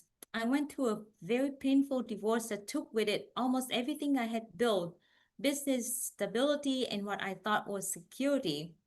For a moment, I felt like the world went silent. But in that silence, I made a decision that this should not be my ending, it would be my evolution. I found my smile again by not looking back, but by rebuilding one mindset, one system, one act of courage at a time. And that's how Quantum IQ was born, from the desire to help others rebuild with intelligence, grace, and joy. How I bring joy and happiness into the world. At Quantum IQ, I work with founders and executives who are overwhelmed by technology and uncertainty. They've lost their spark and their smiles. They were buried under endless to-dos and pressure. What I love most is the transformation that happens when they realize AI isn't just here to replace them, it's here to free them. When a client tells me, Ann, I finally had dinner with my kids again, that means everything to me. I use AI to give leaders back their most precious resource, which is time. And that time becomes peace, creativity, connection, and yes, smiles again. What a smile means to me. To me, a smile is a declaration of strength. It's what we wear when we have decided not just to survive, but to shine. A smile say, I've walked through the fire and I'm still light. That's what I see in every client who moves from chaos to clarity. Their smile comes back because when leaders smile again, their team, their family, the entire company begin to smile with them. That's how joy multiplies. What inspired me to bring joy? My inspiration comes from what every journey of loss and rebuilding. It taught me that even when everything fell apart, you are never too late to rise. That's why I'm writing my book titled Unbreakable, The Incredible Way to Rise, Rebuild, and Revolutionize Your Life. It's about turning adversity to advantage, smiling through the storm while you design the life you were truly meant to live. It's part memoir, part methodology, a guide for anyone ready to become unbreakable. And it mirrors my work at Quantum IQ Consulting, helping founders rise after disruption, rebuild with intelligence, and revolutionize how they lead, not just for profit, but for peace and for smile. So in closing, today I stand before you not as someone who had it all figured out, but as someone who lost almost everything and choose to rebuild with purpose. Technology didn't take my humanity, it helped me restore it. And now my mission is simple: to help people reclaim time, clarity, and joy to make the world smile again, one intelligent system at a time. Because every time we choose hope over fear, every time we smile in the face of challenge, we become a little more unbreakable. Thank you. And keep smiling, keep rising, and keep building the future that makes your heart light up. And that's it for me today. Well, thank you very much, Dr. Ann Spear. We're so glad that you were part of this. And I understand not only did Brian Arrington bring you and Bridget, but that you recently learned about this, which would be the case. And Bridget's listening right now, so I'll say this. The miracle of this is on Sunday, we only had 2 people. On Monday, we had 40. On Tuesday, we had about 80. And then it kept growing, and we actually had people, they said, I can't fit it in, I want to speak. And so we did some pre-records, but we have 130 people speaking on the power of a smile. So Bridget, if you're listening, that was what I was going to tell you before I went on the air, to say thank you to Ann Spear, Dr. Ann Spear. It's so good to have representation from Vietnam, and it's also good to have representation from anyone that knows the power of a smile. So thank you very much. I think we're ready for Chef Craig. I hope you have a great day, Ann, and I look forward to getting to know you better. Thank you, Ken. Oh, did you share how people can reach you? Did you share how people can reach you? Yes. So they can, the best Oh, I way see. Yes. is to That's contact very good. And me then you have the QR code that people could snap. So go ahead and the other side. That way, go ahead and the other side. via Go ahead. LinkedIn, and then Yep. this is the QR code Yep. that And move you just a can. little bit more that way. I think There you that'll be grabbed. Okay, good. Okay, good. We got it. go. Because when they can always stop the video and hit it. So you're good. You're good. Oh, you want me to do this too? You want me to go down? Okay. Okay. Is that good? All right, Ian. Thank you so much. Chef Craig, we're ready to bring you in and learn about food and smiles. Chef Craig, come on in.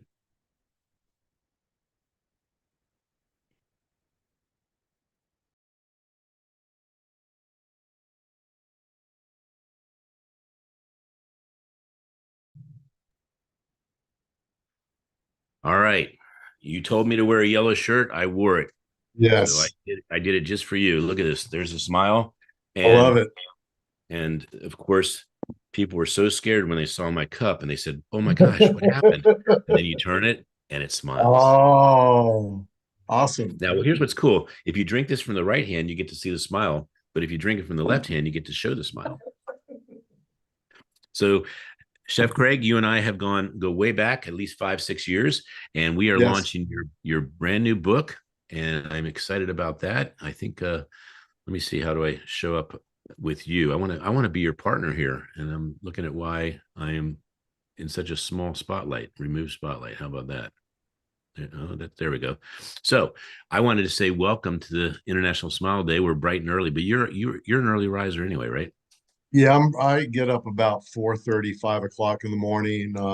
I'm responsible for about 900 meals a day at a healthcare facility. So I've got to chop, slice, and dice pretty early. 900 meals a day. And well, actually, probably 902. I mean, you have to eat one yourself and you give one to your loved one. Yes. Well, I look forward to having your food because I have only met you in Florida, and you are releasing this brand new recipe book, Recipes of Hope, right? Yes. Correct. And that's around the corner. It's before Christmas. So anyone that would like to know how to have great food with great vitality and lots of smiles, you're going to want to follow Chef Craig. So you are a Absolutely. celebrity. You are a celebrity chef, and we are so excited to have you here. And you've met some amazing people, obviously, in the International Smile-A-Thon, but you were at the Bald-A-Thon recently. You met some good friends there. And then you have new friends in the culinary world, Jerry Edwards. And Yes. International Chef Day is our final event of the October. It is October 20th. October 20th. So October 14th is your day back in the spotlight if you want to, because it's Bald Bold-a-thon. And then on October 20th is Celebrity. And by the way, Bald Bold-a-thon on October 14th, that is a real holiday. It is actually bald is beautiful. Wow. I mean, come on. I mean, they're just making these holidays Hey, left and right for bald people. come on, Baldies.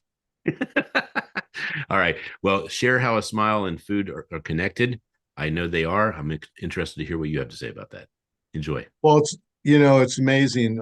One of the first things I learned is uh, with a smile, you need to be grateful. And out of being grateful, you can notify your face. So I used to tell a friend of mine who was in my multi-level business back in the day, I said, Dan, are you excited? And he goes, yeah. And I'm like, you look like Eeyore. He goes, no, I'm excited. I say, notify your face. And his smile wrapped around his face a couple of times. And he got excited, which was great. So, food and smile, what does that have to do? Well, when we eat properly, we eat the right nutrition, we eat what's fortified and what enzymes and phytonutrients and minerals and vitamins that support our health. Those change our endorphins and our serotonin, which goes to your brain and tell the other organs that I'm feeling good. So it should bring a smile to your face. When you eat junk food and fried food that has saturated fats, trans fats in it, and what have you that are bad for you, that does the reverse work in your body, making you constipated. It's like, have you heard about that new movie that's about constipation? It hasn't come out yet. You'll get that on the way home.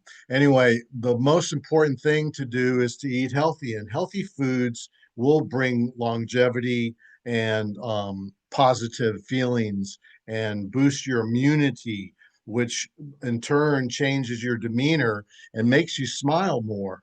I always tell everyone I'm 170 years old. I'm just very well preserved because not from the preservatives that I've eaten, but from the good foods that I eat after having Lyme disease back in the 70s.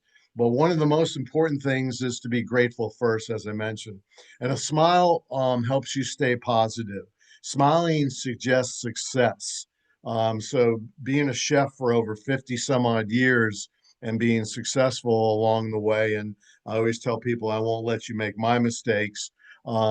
There's a way that you can empower people through cuisine and make them feel good. So in turn, they change their attitude, and at a change in your attitude, success breeds success, and it brings happiness into the community and goodwill and positive feelings.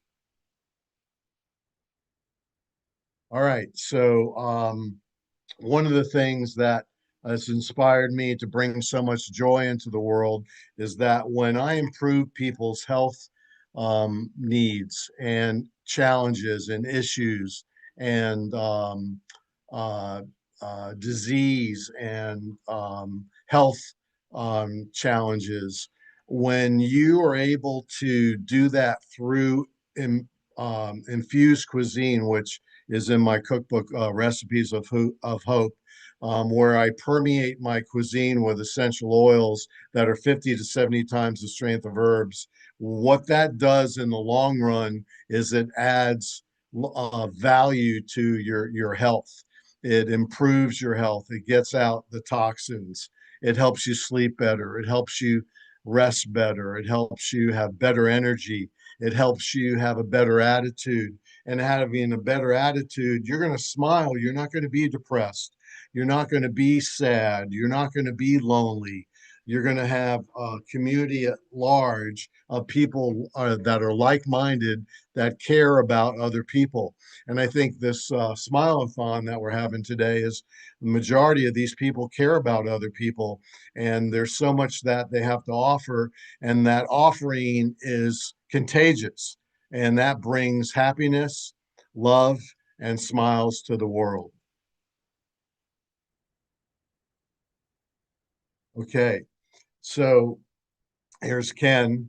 I think, coming back on. And if he has any questions for me and how to get in touch with me, it's celebrity chef Craig Chasky at gmail.com.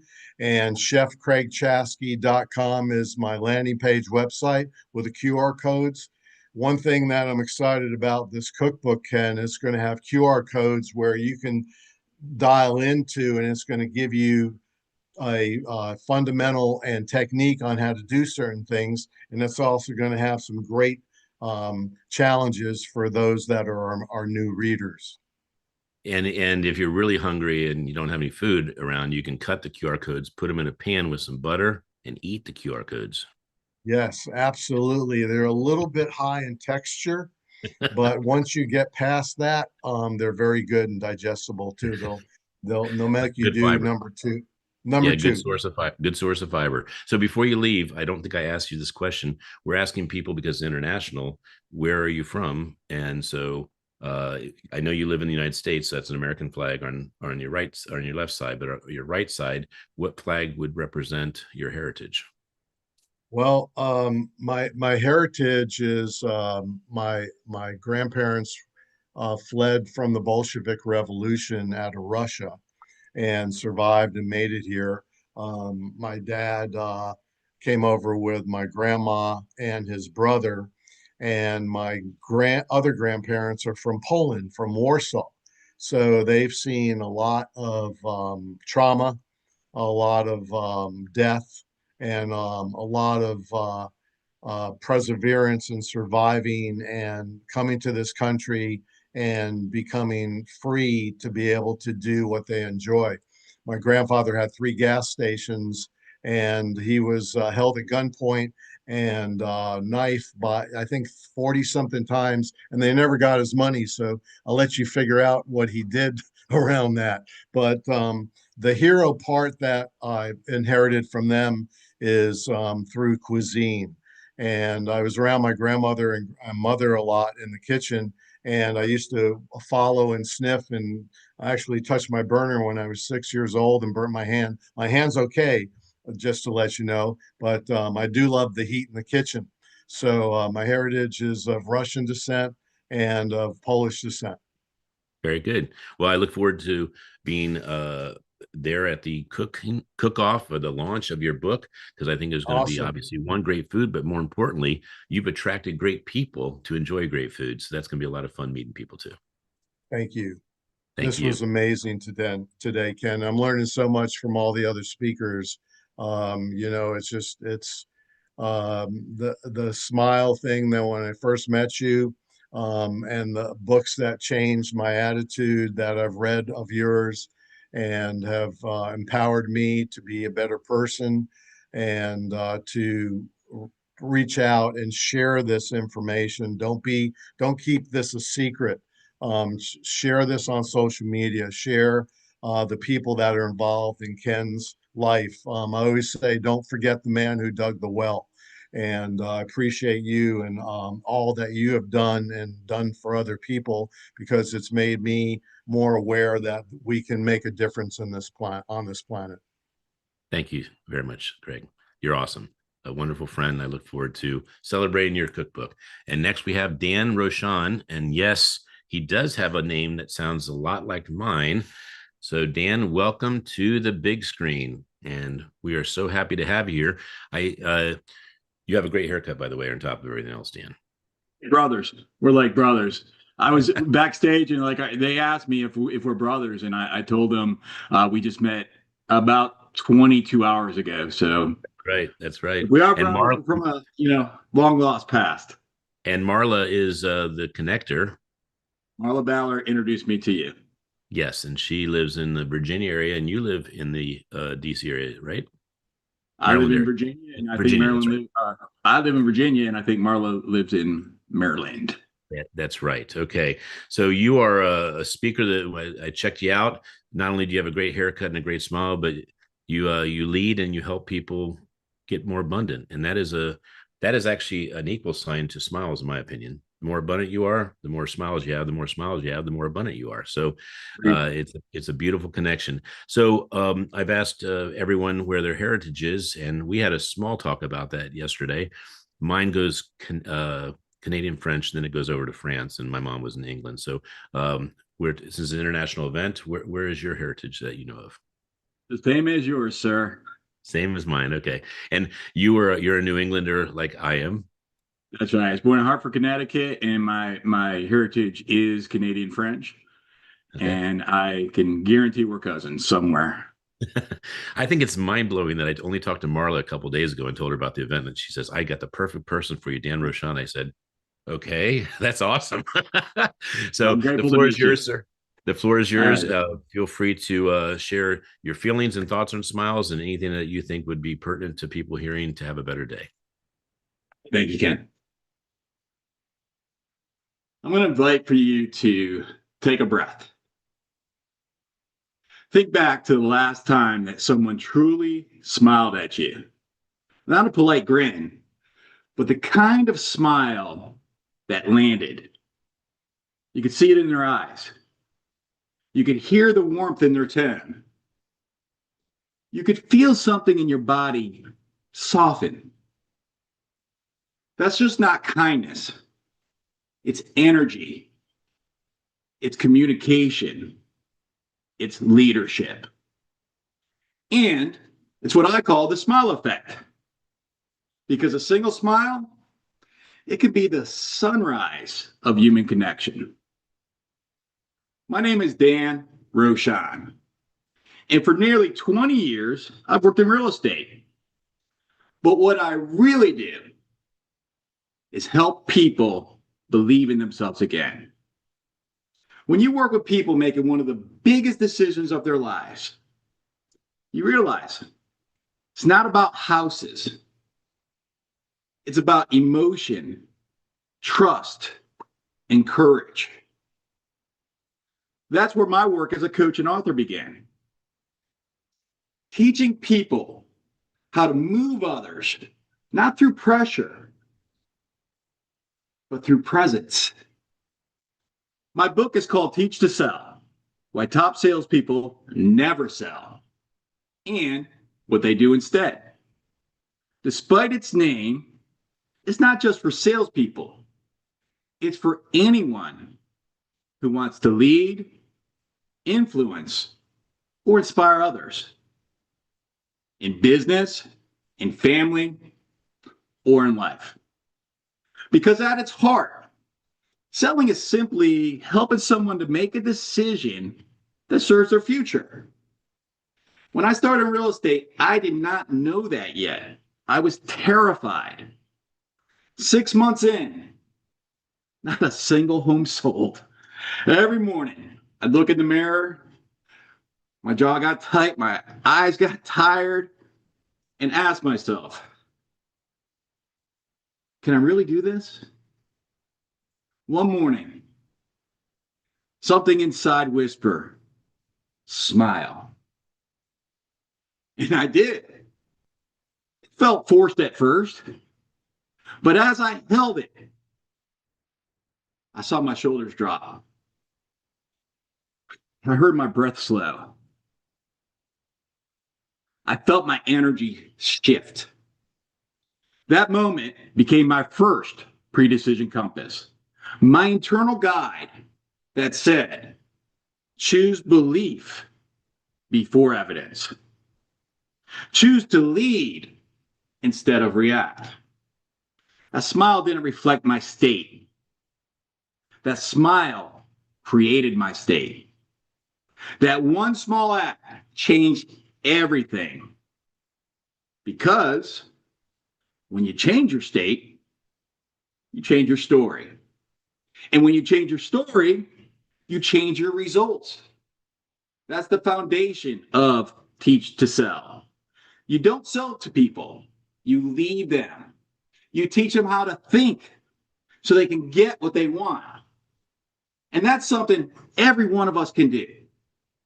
Whether you're a parent, a teacher, a manager, or a friend. Influence isn't reserved for sales. It's part of being human. Take a deep breath again. Let a small smile form. Notice what happens. You can see the room differently. You can hear the sounds around you soften. You can feel your body open, your heart lift, your energy expand. That's your physiology aligning with possibility. That's what I call the energy bridge.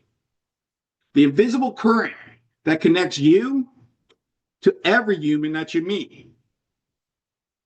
Most people think that influence is about saying the right words, but the greatest leaders, the happiest people, know it starts before that. Influence begins with state. When you smile, when you choose joy before certainty, you tell the world, you can trust me. You can relax. You can believe again. That's why top salespeople never sell. They teach to sell. They don't chase outcomes.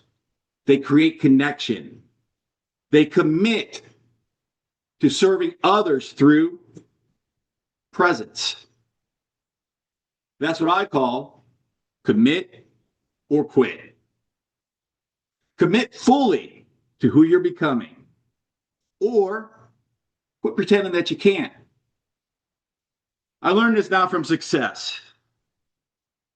I learned this from pain. Years ago, more than 20, I was battling addiction, self-doubt. And one day, someone smiled at me. They didn't fix me. They didn't lecture. They just smiled. And in that instant, I felt belief transfer from their heart into mine. That's the smile effect. One person's energy becoming another person's permission to heal, to believe, to move forward. And here's what I've learned since. When you smile, you just don't change a moment. You change momentum. You shift not only your own chemistry, but the chemistry of the space you're in. You remind people that joy is not earned after success. It's the fuel that creates it. That's what makes a great parent, a great teacher, a great teammate, or a great leader. Because joy is contagious, and leadership is the act of transmitting belief. So, whether you lead a company, raise a family, or simply cross paths with strangers, you are always influencing. The question is, what state are you transferring? Every smile, every word, every gesture sends a signal, either of fear or of faith. Joy isn't a reaction, it is a decision. And leadership is not about power, it's about presence. That's the heart of what I teach and teach to sell, why top salespeople never sell, and what they do instead. Because the best communicators, parents, coaches, and leaders all know that when you change your state, you change your story. And when you change your story, you change lives. So today, build your own energy bridge. Smile first. Lead first. Believe first. Because the smile opens the door. But teaching others to smile, that's how we change the world. And if you ever want to go deeper into how that works, you can find me and this message at teachtosellbook.com, teachtosellbook.com. And if a single smile can open one door, imagine what could happen if all of us smiled on purpose. Thank you. God bless you, Dan. That was a beautiful presentation. I can't wait to meet you. I'm also very excited about attending one of your events. I'm excited as well, and I can't wait to meet you. Yeah, so we'll plan for that this month, and we'll have some Pellegrino, right? That's it. That's it. And by the way, I dressed up. This is what I went to sleep in last night. I got out of bed, and boom, here I am. Well, you have a beautiful smile, a beautiful haircut. October 14th is the next big event we're doing. It is Bold-A-Thon. It's about how do you influence the world with your leadership. So, unfortunately, I qualify, but I'll see you there. You do qualify. Nice to have you. Have a great day, and thank you for being part of this. Bye. All right, we have Daniel Petamonte. Make sure we got this screen here. I got to make this perfect for him. All right, Daniel, welcome to the International Smile-A-Thon. You seem to have a lot of covers behind you. Yeah, this is my bookshelf behind me. These are some of my works so far. Oh, so those aren't other people's work? That's all your work? Some of them, yes. That's an old cover. So I don't know what we'd do without you. When you have someone enter your life and they change it and they make it better, and then you're more inspired, and you have all these people so excited about this person, you're never allowed to leave us. You have to. You're part of our Smile tribe. Yeah, that's my purpose. That's what I told you the first time we met. But Yes. I think I have to introduce myself in some way and talk about my heritage. Well, before you do, I just want to give some gratitude. So first of all, Dr. Michelle Mraz was the one who met you. And when she did, she considered you family, and she says, you will love Daniel. He is a gift. And so. Yeah, we became friends in an instant, but like Yes, we met each other for 10 years already. Yes. Nobody believed me, just me. Yeah, we get on each call like we're brothers from way back. Yeah. So Daniel, absolutely. what is your heritage? Well, my heritage, I'm part Italian on my mother's side, then I'm part Swiss, and then I'm part Native American. You can tell by my skin and my eyes. You cannot tell, but yes, I had like 20% Native American, and I can feel it. So you find this day to be a very important day to celebrate? Yeah, absolutely. Because it doesn't matter what happens in your life. You can be at the bottom. You can be going through the worst of your time, but if you can find a smile, or someone can lend a smile to you for a moment, you're good. And that's the only thing that keeps you ticking. Smile. I imagine that when you do your creative work, that you are in a state of positivity, because it's proven that the more positive you are, the more creative you are able to be as well. Yeah, but you have to do the work even when you're going through bad times. So actually what I do is just let myself go and focus on the person that is actually needing that work. And actually, I feel there is a connection. Most of the works I've done, they are done without even seeing the person in a camera or knowing the face of the person, but somehow with the name, or I don't know why or how, but I connect with that person in a way that when they finally get to see what I've done, they say, "Oh my God, this is exactly what I was imagining." And I don't know how I do it, but I do it. So I just flow with it. I trust that it's going to happen again and again. Well, I have so many covers that you've done. I don't have them as handy. Do you have the ability to show some of the covers more close up? And because you have not those ones, those are just the background, but if you right. Yeah, if you'd like, I would love for you. Do you want me to show some covers, or do you want to? Yeah, go ahead. Okay. I don't know. I don't know about this thing, so I don't want to make it a mess. Well, no, if you have some handy, I'd love for you to do it. If you have the Okay, ability. which one do you want me to share? I know you have your favorites. I would like you to just pick the ones you want to share and what you were thinking. I'd also like you to include yours, because That's your my upcoming book. so far that's my favorite. So all right, why don't you show that one first then? Go ahead and show that first then. And like I said, I have them handy, but not as perfectly aligned as yours. Do you have it handy, or do you want me to show a couple? No, you better show a couple, because I have my desktop at the background, and Okay. I don't know. I will do it. Here we go. So I'm going to show you.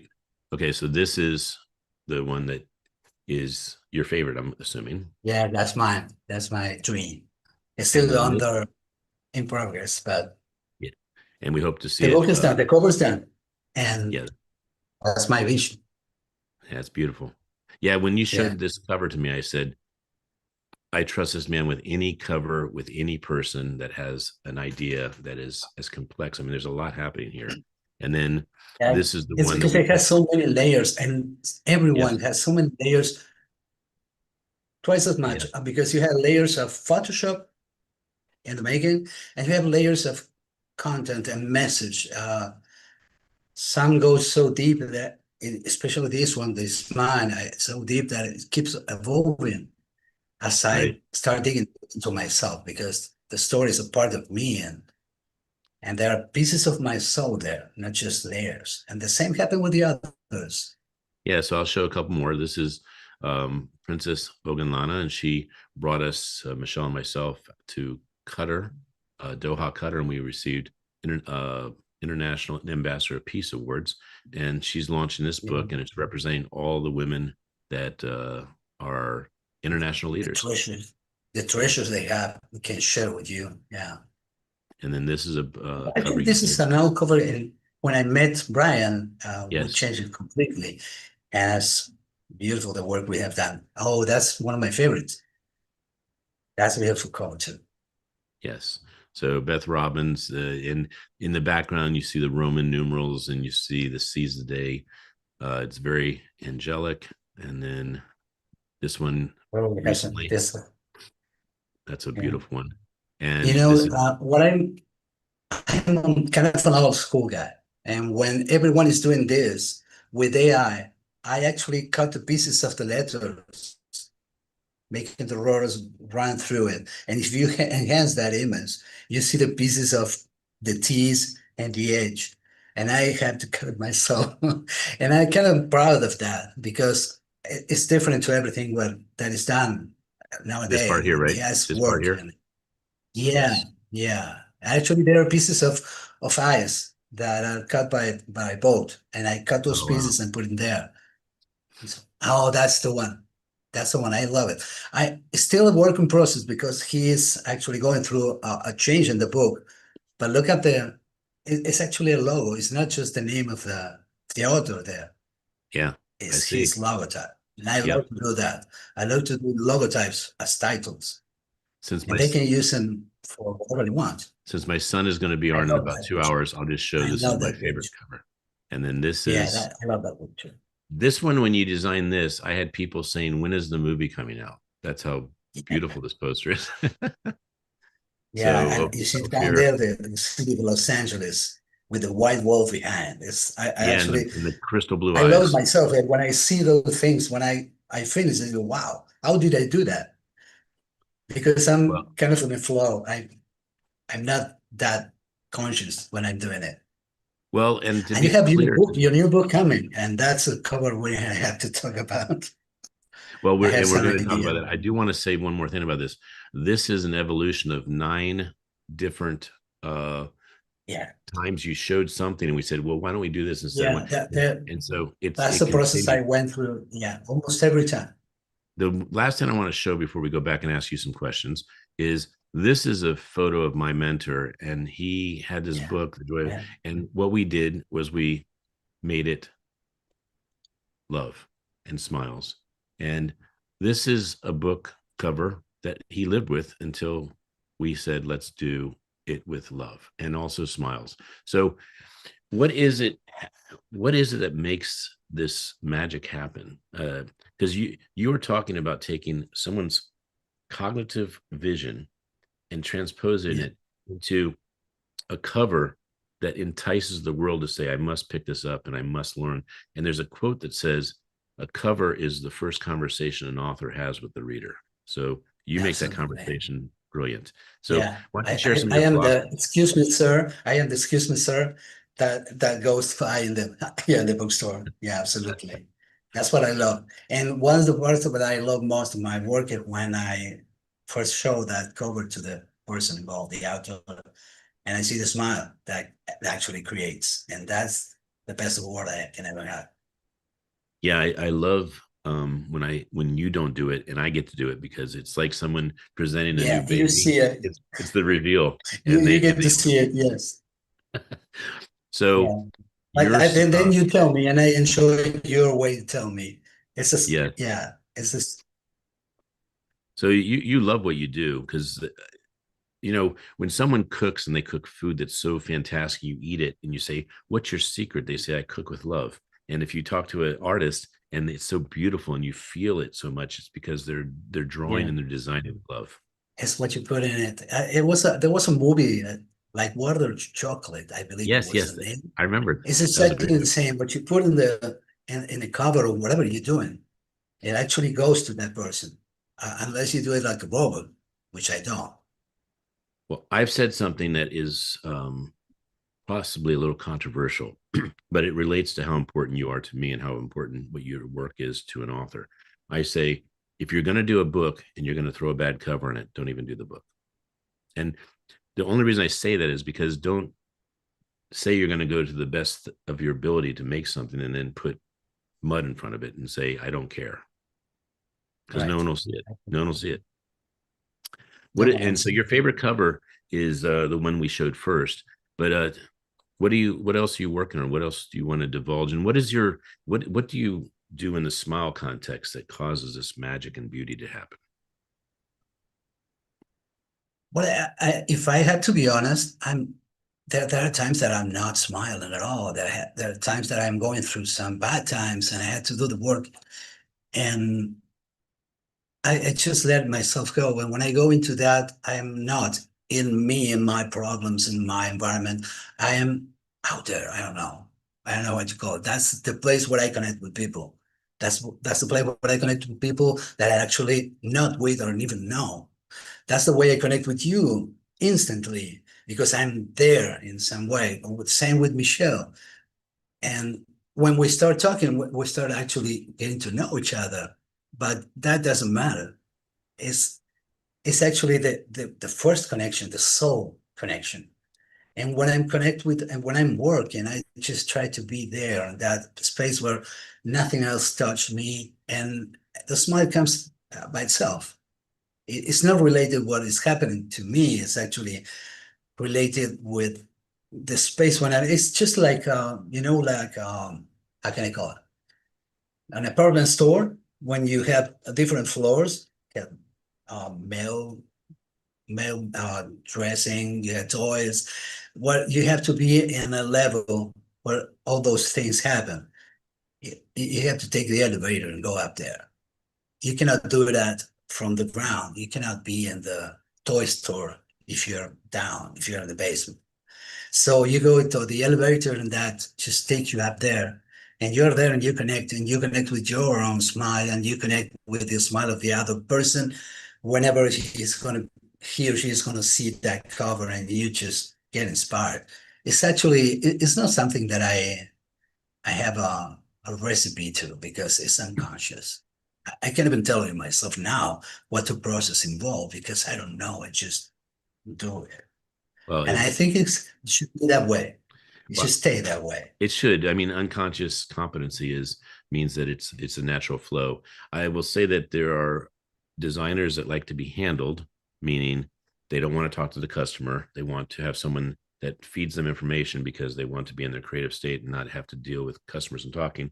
And you have always been someone that says, I want to connect with the customer. I want to get every piece of information I can to create this artwork, this beauty. And so you record, you listen, you experiment. And so I just want to acknowledge you that you are a magician, but you are also the ultimate connection to how a human is to communicate, to have something that is visceral turn Yeah, into but something.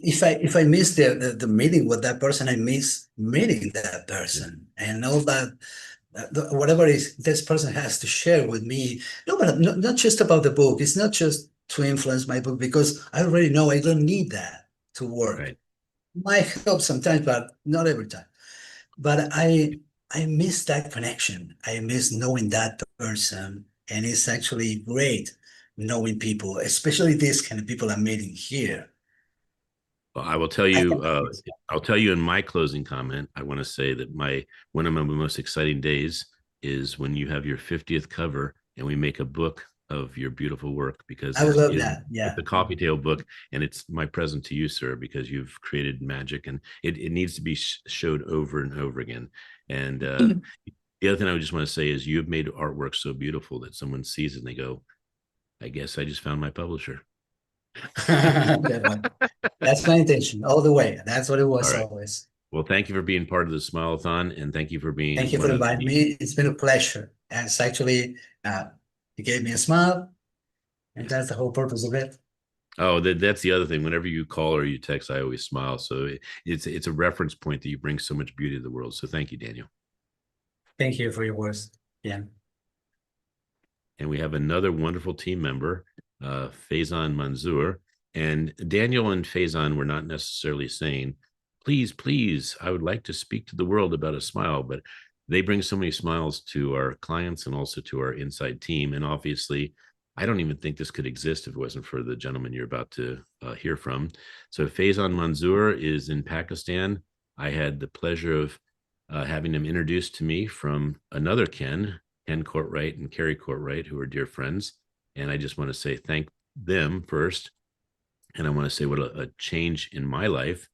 You know, there's congruency and incongruency in how you show up in the world. And I will admit I was incongruent. I showed up pretty well in the offline experience, but in the online experience, I looked rather weak. I had 1,000 followers in Instagram, and Faizan said, "This is what's missing. You're not taking the content in your offline, and you're not correctly doing this." So he's a strategist. He studies. He does test marketing, and he certainly studies how to do a webinar that's going to be effective. So Faizan, welcome to the International Smile-A-Thon. How are you? Hello, good morning. I'm good. How are you? I am great, but I will say this: you look fantastic for someone who's only had 4 hours sleep in 2 days. Thank you so much. It's been an honor for me to stand here today, surrounded by so many people and brilliant minds, with a simple mission to bring a smile to the world. I uh, First, I want to thank you and the whole team at Perfect Publishing to organizing this event, from Tanisha, MJ, Amy, Tracy, Aisha, everybody in the team did amazing job. For those who don't know me, my name is Faizan Manzoor, and I work behind the big scenes like Perfect Publishing events, Smile-A-Thon, Author-Thon, you name it, by creating websites, designs, and content systems, right? By My mission is simple: using the stories, using the design, and convert the people into stories. So that's how I am. So Faizan, yes, Faizan, you're allowed to smile during the Smile-A-Thon. yeah, I'm always smiling. I'm always I know smiling. you are. You smile a lot. I think right now you're not smiling as much because you're trying to think, but just feel the love. And I want to say that what other language do you speak? Well, I speak Urdu language as well, Punjabi, and English. That's You don't English you is don't know you don't know Persian, do you? Is it Persian? no, I don't. No. Okay. So I think we need to make sure we have Urdu, because I don't know if we do. Oh, we do. Is this is Urdu? Yes, इसे मुस्कुराते रहें. Yes. So even I need to read my books more often because I forgot that I had Urdu in here. Isn't that cool that we have Urdu? And Yes, Urdu is I think in the top 5 languages, certainly in the top 10 languages in the world as far as how many exactly. people speak it. Yes. So what a miracle that you met the people that I knew, the Courtrights, and that it would come together. And this is what International Smile Day is about. It's about, we don't know how the world affects us until we actually get to connect with the world. And I I love the quote by St. Augustine. It's, the world is a book, and those that don't travel see one page. Well, you're allowing the virtual connection of the world, because when you have social media that's impacting, you had me up to 300,000 people that were engaged on my Instagram. And I don't know how you did it. I think you are a master at making sure engagement happens, because the problem with some people's approaches to social media is that they just grab followers, but they're not grabbing quality followers. They're not grabbing people that care about their content.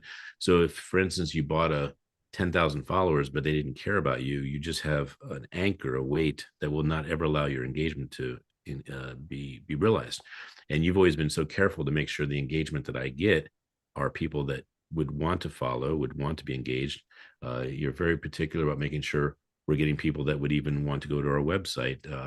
American, UK, Canadian, Australian, because those people would be more geared towards wanting to possibly do a book with a company like ours. So how did you learn this? Because you're rather young. I mean, you're only like 86, right? Or 45, something like that. You're 40. No, actually, I'm turning, tomorrow is my birthday, by the way, so I'm I turning know. 27 tomorrow. So, Well, it's you were supposed to let me wait and say that, but okay. Happy birthday. Thank you so much. I really appreciate it. Well, it all happened actually like social media growth is not my first career. I was like a graphic designer back in 2014 when I was just like, you may say like uh, 18 or 16 something. So I switched my career into the content creation and website development, and then actually into the doing the websites and like social media growth. But my mission is very simple.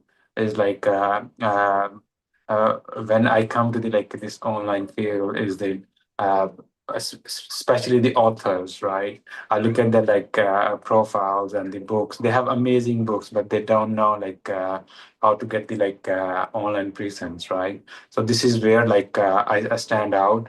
I work with authors to bring their story into their world, into the online world by using system, by doing content creation and building stories, building websites that turn into stories and an experience. It's not just building a website and you do the social media growth. It's just all about care. If you care about someone, they care about you. So that's all it happened. I built 100+ website last year. But only the one of the few website that I've been. It's my privilege, I must say. Working with the big authors this year, Dr. Smiley. We have the big author, Beth Robbins, Jody Martin, R.J. Chapman. Everybody have the I'm working with them to grow their social media. No. And if you think about this, what brings a bigger smile than you feeling like you're making a purpose driven, you have a purpose life, you're making a difference in the world, and it's showing up wherever people search. So Exactly. you are very gifted and you have made such a big difference. I wanted to just say that it's very strange that our team likes to be born around this day. You know that Nellie is our chief financial officer. Her birthday's today. Ed Caldwell, his birthday is today. Carolyn, our designer, who's done probably almost all of our formatting. She's been with us 15 years. Her birthday's today. Isn't that crazy? I mean, 10 people and 4 of them have their birthday today and tomorrow. Exactly. So anything else you want to share about the power of a smile? I must say you have to smile always. Doesn't matter what this situation is, right? Always just smile. I know sometime in everybody's life is certain situations happen, right? And actually what happened just yesterday, one of my close friend passed away this morning. I didn't even know he passed away. So I was really upset, but at the same time, he have some a health issue going on for a couple of years, right? So that just bringing peace today, I must say. So, but at this situation, I must say you have to be smile and bring the world together and converting people into experience. So I will say that people that learn English as a second language, I noticed that they use a terminology called make instead of get. So when you as a photographer, I notice when I travel to other countries, they say make my photo, make my photo, where an American would say I will take your photo. And to take a photo seems like it's aggressive, but that's the colloquial expression for a photographer to say, do you want me to take your picture? I'll take it. But in another country, you say, will you make my photo? Right. Well, you said you have to smile. And the choice that Beth Robbins and I think people that have elevated their language to be freedom is you get to smile. You get to smile. You get to choose to smile. And when you choose it, you embrace it. And when you embrace it, you actually appreciate it. So I do correct people when I hear it a little too often and just remind people you don't have to do anything in the world, but I hope that you choose to smile. Thank you. Faison, you are I could almost get emotional and lose myself if I didn't if I thought too much about all the beautiful things you've done to make this company, these experiences. I mean, our company has moved from a publishing house to a media to a publicity agency, and it's all because of you and the team working together so well. Actually, it's my privilege and it's my honor to work with you. Obviously, it's my always dream. I'm in my like I'm not call I don't call myself as an expert. I call myself as a creative thinker. I always learn from you guys, all the big authors. Well, thank you, and this is for you to finish our to get the biggest smile out of you. I'm doing this for you just so that you smile really big. Are you ready? Yeah. So when I speak to Faison and he is taking notes, we'll see the spiders go, and we always have fun that Faison does the spiders, and then some of the people say, "Stop doing the spider. I am scared of spiders." So Faison, thank you for all the smiles you bring to the world. God bless you, and have a wonderful day. Enjoy the rest of your day. And if I don't talk to you later, which I'm sure I will, I hope you sleep all day tomorrow. No, I'll be here in the backstage. All right. Well, let's bring our next wonderful smiler, our leader smiler, to the front. How are you, Roya? Hey, Ken. It's my first Wow. time getting the privilege to meet you here. Well, I'll tell you, not only is it a privilege for you, but it's one for me. I mean, a radiant smile coming my way. You just added a lot of energy to my life. Yay. Yeah, so we're in the fourth part, and this is turning out to be just as strong as all the other parts. We have such amazing speakers that are bringing their heart to the stage, and this has been, an act of trust because we say, "Hey, this is the link," and nominate. And the people that are coming in, they're surprising us in a very beautiful way, very beautiful way. So the question I'm going to ask you before you take the stage, as it were, is because it's an International Day, we are asking the question, where is your heritage and where do you live? Oh, I was actually born in Iran. I lived there till I was 3.5. I was supposed to grow up there. My mom's American, my dad's Iranian. I call my mom was a Scotch, Irish, German, French, American mutt. So I feel like I'm an international woman. Yeah. And I'm grateful for that heritage because it gave me, I feel like one of the things is I have a deep respect for the elderly, deep respect for family. We feed people in different ways, we greet in different ways and say goodbye, and where everyone walks to the door and so forth. So I have a lot of family there, but I've not been back since I was 3.5. There's a part of me that belongs there for sure. Well, the person who was just on has invited me to Pakistan, and I know that I have some friends in Lebanon that want to have me enjoy their country, and so I think I might have to do the whole mix there. I mean, it sounds like The a great. whole mix. Yeah, if you go, I might be the one in the suitcase tagging along. Well, we do intend to change the International Smile Day next year, that it is potentially a week around the world. We may only do the show for 2 days, but just meeting the people that are causing smiles around the world. And Oh you gosh. speak do you speak Arabic? Farsi, a little bit. Farsi, a bit of Farsi. Yes. Okay. Well, if I'm just going to show you that this book here is translated in. Is it in Arabic? It is in Arabic, and I thought we had. Oh, I know what it is. So, are you ready? There it is. Oh, yay. So we have it in That's 40. wonderful. Thank you for Yes. that. And the reason I did that is because you did exactly what everyone else does. when they see the card in their native language, they light up because they go, you are connecting and you are respecting, but you We are, belong. We're brought yes, you in belong. to the So circle. Thank you for that. I have gone to China where I don't know how to speak much more Mandarin than ni hao, and I've shown this card to someone, and they light up because just like you lit up, they saw that and they go, "That means everything." So, Yeah. so Yeah. welcome to the Smile and oh, where do you live now? Thank you. I live in Northern Virginia, I've near heard of it. Washington, D.C. I've heard of DC too. You've heard So of that? yeah, I think we're 45. I think we're 45 minutes apart. Okay. I'm in Yes, L. we have a mutual friend who introduced us, and look forward to getting to Who's know our you. mutual friend? So I'm in a international women's group, and Marla Marla. introduced us. Marla. Yes. Yes, Mhm. Marla has been so, and she introduced me to someone who's related to me. Dan Roshan was on roughly 3 people ago, and we don't know we're You and related. Dan were relatives. Dan is a dear friend of mine.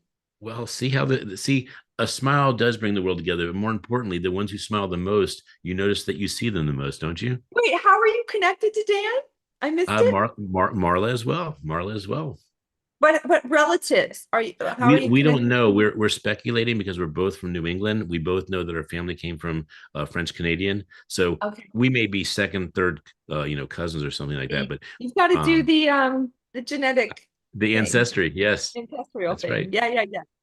Oh, that's so Well, funny. And he was just on this morning too. he was just I'll on hit him up. three ago, and there's a link in there for Those part that don't four. know Dan, Dan is brilliant. You should go back and watch Dan if you haven't watched Dan yet. Yeah. Yeah. And you are brilliant. So we're about to turn the stage over to you. You have roughly 6 to 8 minutes to share your feelings and thoughts and what you do to bring more smiles to the world. I So love it. Well, enjoy. thank you. Thank you. I'm Roya Mattis. Today, I'm going to give you shortcuts to leverage life's turns to your benefits. You can grab on to the good, bad, the ugly, and the indifferent, and you can leverage it for yourself. So these are 25 years almost of life lessons coming to you this morning, mostly in my life. High impact and celebrity types come to me when they are stuck and they've been just bucking against themselves maybe for their entire life, and nothing they've done has got them over the bridge. And some of these things might help. I work in the mind, the body, and the soul, and even into DNA recalibration. Today, I want to bring you my life lesson. So, round one lesson in my life, I was in my 20s. I was running hotels 80, 90 hours a week. And at one point, I got so upset. I walked out the back door and I was sobbing, my little 20-something-year-old self, just feeling like the world had ended. It was so much pressure. I ran the #1 hotel of 2000 in the country at the time. And I left the hotel and I went for a walk. And all of a sudden, I hear God's voice. What I felt was God's voice in my ear. And the voice said this. Are you ready? Are you ready? So, whatever you're going through and growing through, and when the pain gets really tough, the voice said to me, the voice, sorry, life is so much bigger. Life is so much bigger than the moment that you're living in right now. That's what the voice said. And that carries me through every hard time. Life is so much bigger than the moment you're living in right now.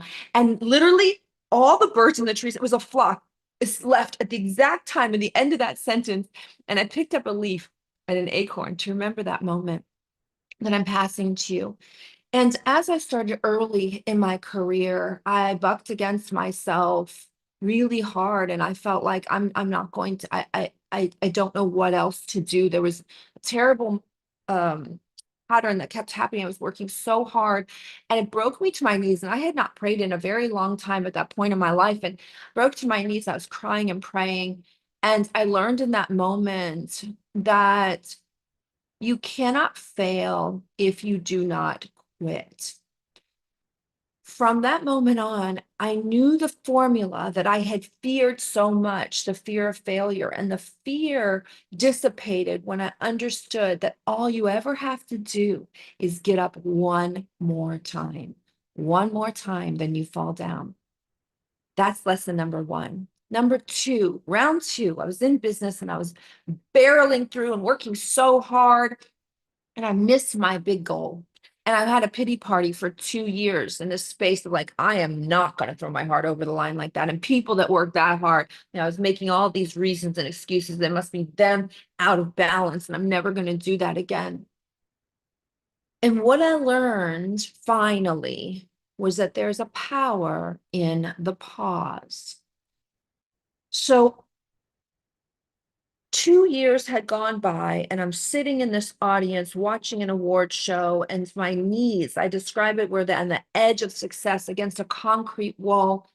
Before, I was down on the floor where all the diamonds and the cars and the big achievers were. And I allowed that to burn itself in my memory. I can still feel that concrete wall. I can still feel the iron rod looking down upon the scene below.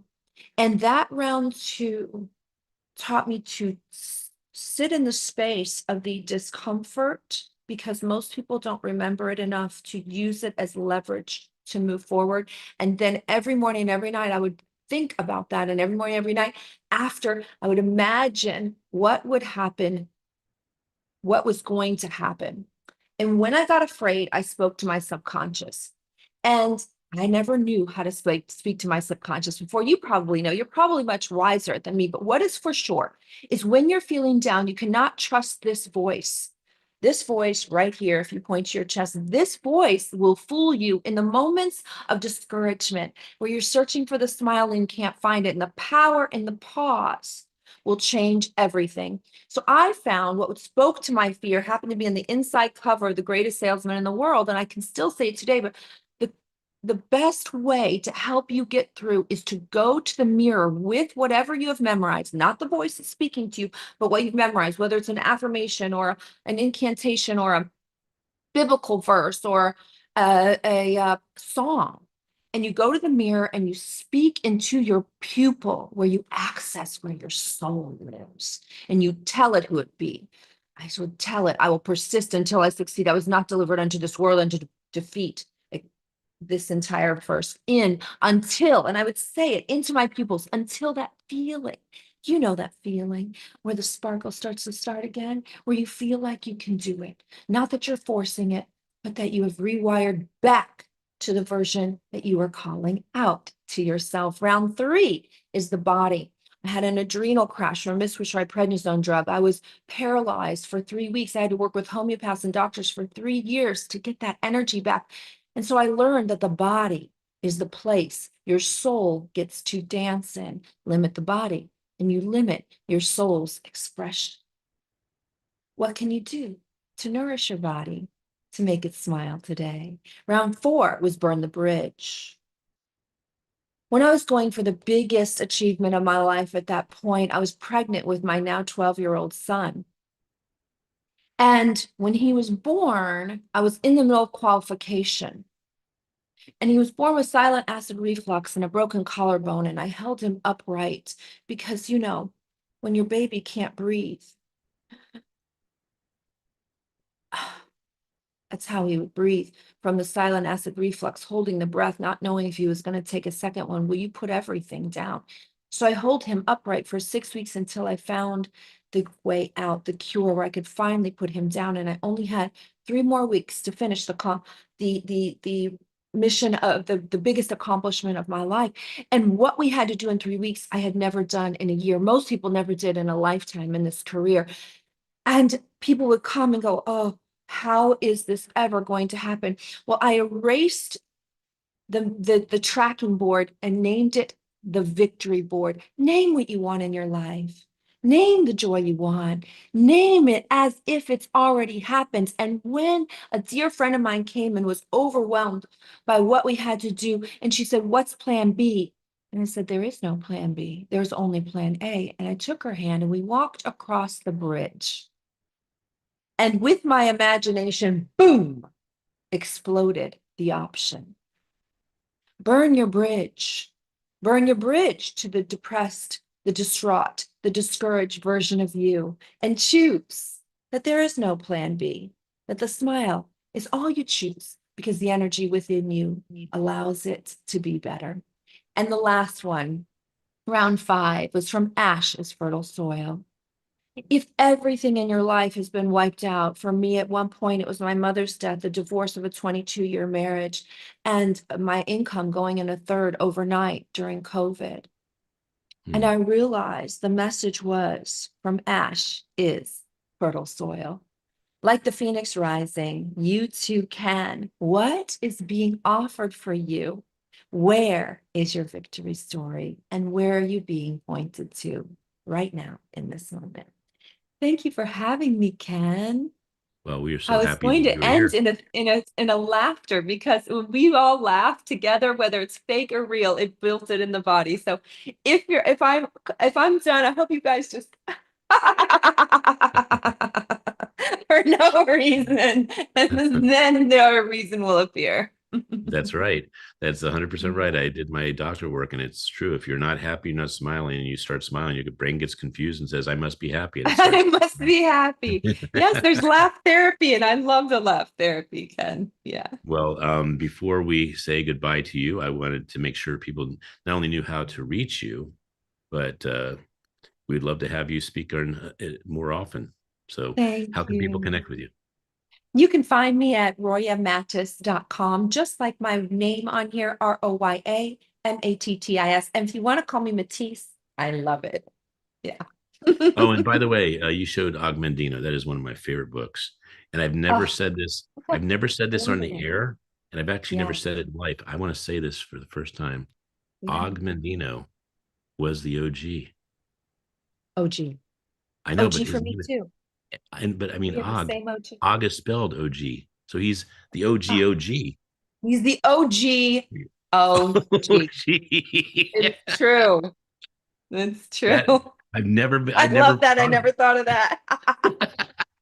Well, Oh, thank you it's so so much for being fun. here. I hope And you all find me. Oh, I had a gift for your people, but you can find it on royamattis.com. Yeah. well, you can say the gift real quick. What's the gift? If you'd like to use a code and come into a space where we are actually giving love and receiving love in circles like the Power of Weight 8 circle, if you've ever read it, you can use a code because you're here right now. And for the month of October, you can come in free. It's called, and you just put in Seekers Free, Seekers, Seekers, like you're seeking expansion of life, Seekers Free. You can use that code and come into our little huddle of love in the month of October by going to royamattis.com and click on Seekers Huddle. Use your That's coupon. very smart. And I want to say thank you for the gift and thank you for bringing more value. Whenever I give a card to someone and they hold it, and sometimes they say, "Do you want the card back?" And I said, "No, I can't take a smile back." So we are all Oh, committed. We're all committed that when you give a smile and you celebrate a smile, it should always be free. You never charge for a smile. So we will make sure that's included in the agreement in the future that on Smile Day, we don't charge for smiles. We give them. So if you have value you'd like to present, like a free month, you did a great job. Great job. That's exactly the kind of gift we want. Someone that can taste it, experience it, and know that they belong. So thank you. bless you. Thank you for having me. Have a great day, Ray. We'll see. And I get to meet you soon because you're in the area. Yes, Yeah, Dan I and I are look getting forward together to for it. After we're you getting nap for a week. Yeah. well, Dan and I are getting together for Pellegrino. He was holding up his Pellegrino Oh, during the call. So I said, pick "Yeah, me to join. I will. We will. Okay. 2 Roshans and more smiles, right? More smiles. All right. All right. Have a great day. Take care. Come on Bye. in, Lisa. We are excited to have you. Lisa Charles, I will tell you what, if there was anybody that would be the poster child of the Smile-A-Thon, I mean, look at that smile. Look at that smile. I just want to keep looking and looking. I forget to even I know how to love, talk. I'm just loving to be here. Well, you certainly belong. That is a beautiful natural smile. I am looking forward to hearing your wisdom and your epiphanies, and certainly you have a yes behind you. And people that say yes are typically people that say, "I want to believe this is going to be good," or "I want to agree to help you." So, yes, I am happy to have you here. What is your heritage, if you'd like to share? Oh yeah. So I know some people that are in the Washington, D.C. area. So I was born in D.C., grew up in Maryland. But it's interesting when you say the heritage, we've been doing a lot of research on my overall heritage, which I find fascinating. So, just different parts of Nigeria, Scotland, Ireland. So I'm just finding the broader answer to that question. But for Well, me, I grew up in congratulations. Maryland. Well, and Thank what part of Maryland were you in? I'm in Ellicott City, Rockville, Rockville. the Okay. second So largest city in Maryland. We used to yes, say it's yes, and a wonderful county.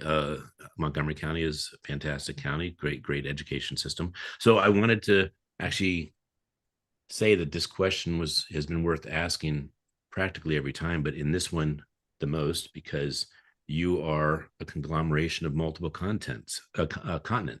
And so when we speak of a smile bringing the world together, and we are actually a product of the world, it actually opens the eyes, I think, of how important each individual is because you don't know how much they impact the world. So thank you for being here. We're excited to hear your message, and the floor is yours. Smile away.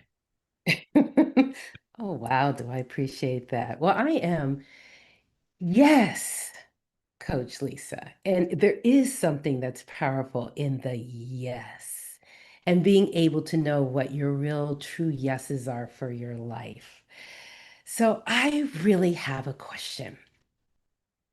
What if you really could step into the story of your life with absolute confidence, with understanding of who you are, whose you are, all your gifts, your skills, your passions, your loves, your stories that move not only your soul but can move the world at your fingertips.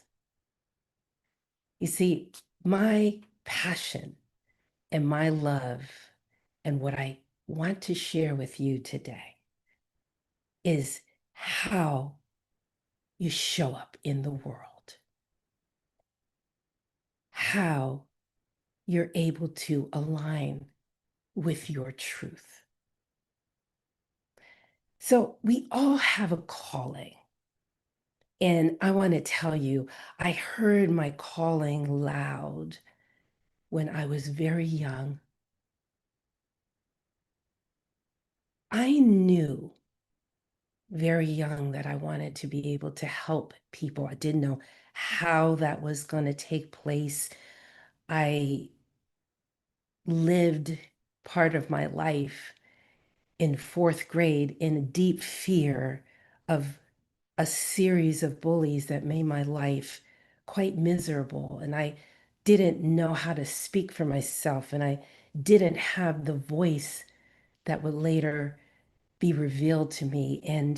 But it was a seed, and we all have a seed that's coupled with what's been laid inside of us. And for me, my calling took me into law. And I was a prosecutor. I prosecuted every kind of crime you can imagine, from rape and child abuse and arson, homicide, then federally to organized crime and bank fraud and police corruption. But I don't care what kind of case I prosecuted, there was always a formula. I had to be able to help people feel a state of love so that they could really take in the information I was giving, take in the understanding of themselves, take in the fact that they were not defined by the circumstance that they found themselves in. And that I could take all this information, I could interview them in such a way that was not just to pull things out, but to elevate up so that when they stood and took the stand in trial, they knew something more about themselves. It was an elevated sense of self, and it was a glorious one because it was based in truth. And then I could set them with a vision of what the world really would be for them. And it wasn't where they are, it was what was possible. And I could watch them soar. And I did that as a part of my calling over and over and over again. And it was amazing for me to see people take flight. But at the same time, I had to ask myself the question, and I know there are people out there asking themselves the question, is this all? Is this the sum total? Is this my full purpose? Am I walking in my mission? These are questions we all have, and sometimes either we overtly ask ourselves or we quietly struggle with it internally. But the bigger question is, who are you? Do you know it? So I began to ask myself the question that I'm going to suggest each one of you ask. Who am I? And it was fascinating because I used my skills as a prosecutor to really dig down deep to get an understanding of my stories, to know what truly moved me, to know what talents yet untapped, to know what loves yet not visited, to know the passions that had a purpose, that had not yet had an opportunity to breathe. And I left the practice of law to pursue singing and acting, and it was fabulous. And when I say fabulous, I mean fabulous. Have you ever given yourself permission to do something that others may say that makes no sense, but it's internally in line with your mission? It is internally aligned with the truth of you. And I realized that I could take these skills as a prosecutor and walk the minefields that we all walk. How many people here has had a negative thought that said, oh, I'm not good enough. I can't handle this. I can't take that promotion. I can't put my name in for this. I can't take the stage. I can't step up and really allow myself to speak my heart because of fear. And I could take those prosecution tactics of investigation and direct exam and cross exam and expert witnesses, the people that know you best, and form a concluding statement that allowed me to really advance the mission of my life, working at universities, working for hospitals, designing wellness programs, getting into the wellness field, building a company, writing a book. Yes, Coach Lisa, based on the brain body connection. I tell you this because in each one of you, you have your story. Are you telling your full story? Are you the center of your play? Are you a supporting player? Or worse yet, are you backstage? What your life is being led and you don't know because you've never asked a simple question, who are you? And taken that journey so deep, so wide, so rich. And I find myself in this glorious place in the season of my life that all the things of my calling has taken me right to you because I am in this amazing place where I help people launch their missions. I take all of the things that have been enriched in them all along, the things they didn't even know that they had, and I marry it up with those skills and talents and gifts that they've built for a lifetime. And we really define it into the mission that's going to make a difference in the world. And I do work very hard on this thing called love because I think when I think of smiles, I think of the fact that so many people walk around not knowing they use the word love, but they don't know that is the gateway to everything that you could ever want in your life. It is the gateway to true and real happiness. I correct myself, joy, because that's lasting, that's rich, and that's deep. But you Well, got to thank know you. how to let love in and you got to know how to let it out. And so this is your time. It's time to tell your story. Well, thank you, Lisa. I know who I am. Mm, I know. I'm Lisa Charles' friend. Oh, God bless you. And I'm going to grab that right back. I'm going to tell you something. I have I have, can I tell them the gift I have just on that little big old thing next to me? Because I want everyone to tell their story. I'll tell you what, you can I do want- it if you can do it quickly. Thank you. Yeah, just click that and start your journey to Yes, unlimited smiles. the QR code right there. That's the way Yeah. you can connect with Lisa and also receive a free gift. What is the free gift? It is the beginnings of telling your story. I give a Awesome. roadmap for it. So this doesn't have to be something you kick the can down the road. Let's start today. There you go. Limitless. Well, I agree. The book, doing a book was the best idea and the best action I ever took in my life. So thank you, Lisa. You have a beautiful day. Thank you for being part of celebrating International Smile Day. I will say that, yes, you did it. You did it right. Thank you. Thank you. Thank you so much. All right. We have our next amazing guest is Cyrus Prescott. That I is will tell me. you, Cyrus is such a good man. I met him in New York and we had to peel each other apart so we could meet other people because we were just so glued into a conversation that I knew he'd be a friend for life. So he does some of the biggest and best events and invited to some of the biggest and best events in the New York City, the Big Apple. And thank you for all the invites you've made to me. I am looking forward to December 2nd. And I want to say, for those of you who don't know how to spell art, Cyrus helped me, and he did it slowly. He took me through the journey. And what was so cool is he says, "You know the first letter of the alphabet. It's an A. Put it there, Ken. Put it there." And by the end, it was less than 10 minutes. I knew how to spell art. So thank you, Cyrus. That was awesome. You're very welcome. You're very well. I think you did most of the work yourself on that note. And that, congratulations to you. You did good. What I'm happy about is that A to Z, that art actually is in order. You got the A, and then you finally get to the And R, R. and then only a couple letters later, it's a T. I mean, it's just so close. It takes immense deductive reasoning to be able to pick that up. Most people wouldn't even think about that. All right, sir.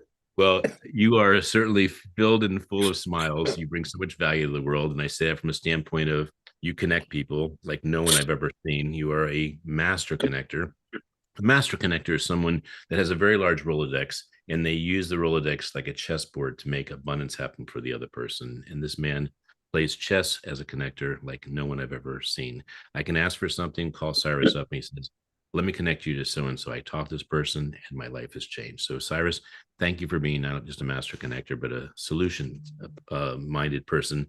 You help investors find opportunities, you help opportunities find investors. So, that's a lot of smiles. A lot of smiles, a lot of smiles. And I live by the smiles. The smiles bring value, and the value brings abundance. Indeed. So I'm going to turn it over to you, but before I do, I wanted to ask.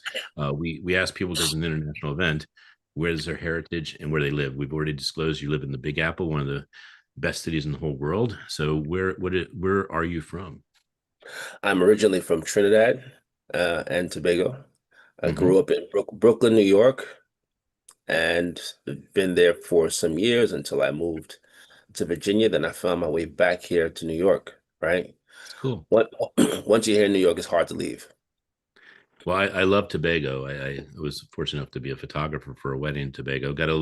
You had to land in Trinidad, put your feet there for a couple minutes while you head over to Tobago. But Tobago is really, such a beautiful place. it is gorgeous. And the floor is yours, sir. I'm going to go to the backstage so you can share your wisdom. And you certainly have a gift with relationships. I'm going to be listening for how smiles and relationships have been so easy for you.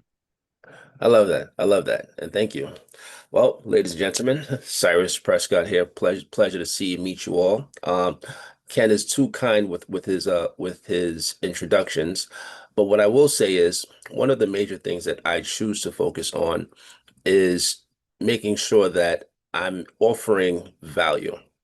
When you add value, the smiles come immediately because most oftentimes most people don't have a chance to be cared for or be thought of or be engaged. And as a result, that gives each one of us an opportunity to get out of ourselves and focus on the person in front of us. In so doing, you begin to find out a wealth of knowledge from each person that you engage. You begin to find out things about yourself because all of the people that you engage and you smile with or you cause to smile are really reflections of you.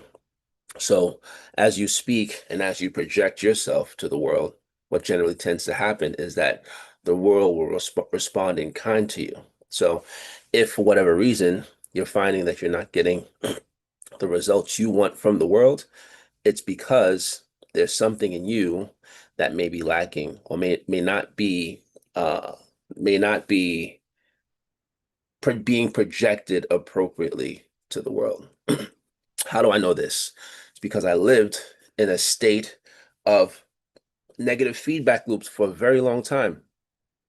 I would attempt to go against the very nature of what myself, my intuition, life, universe, God, whatever your higher power or your guiding light or guiding directional source is, speaks to you. Most of us, we ignore it.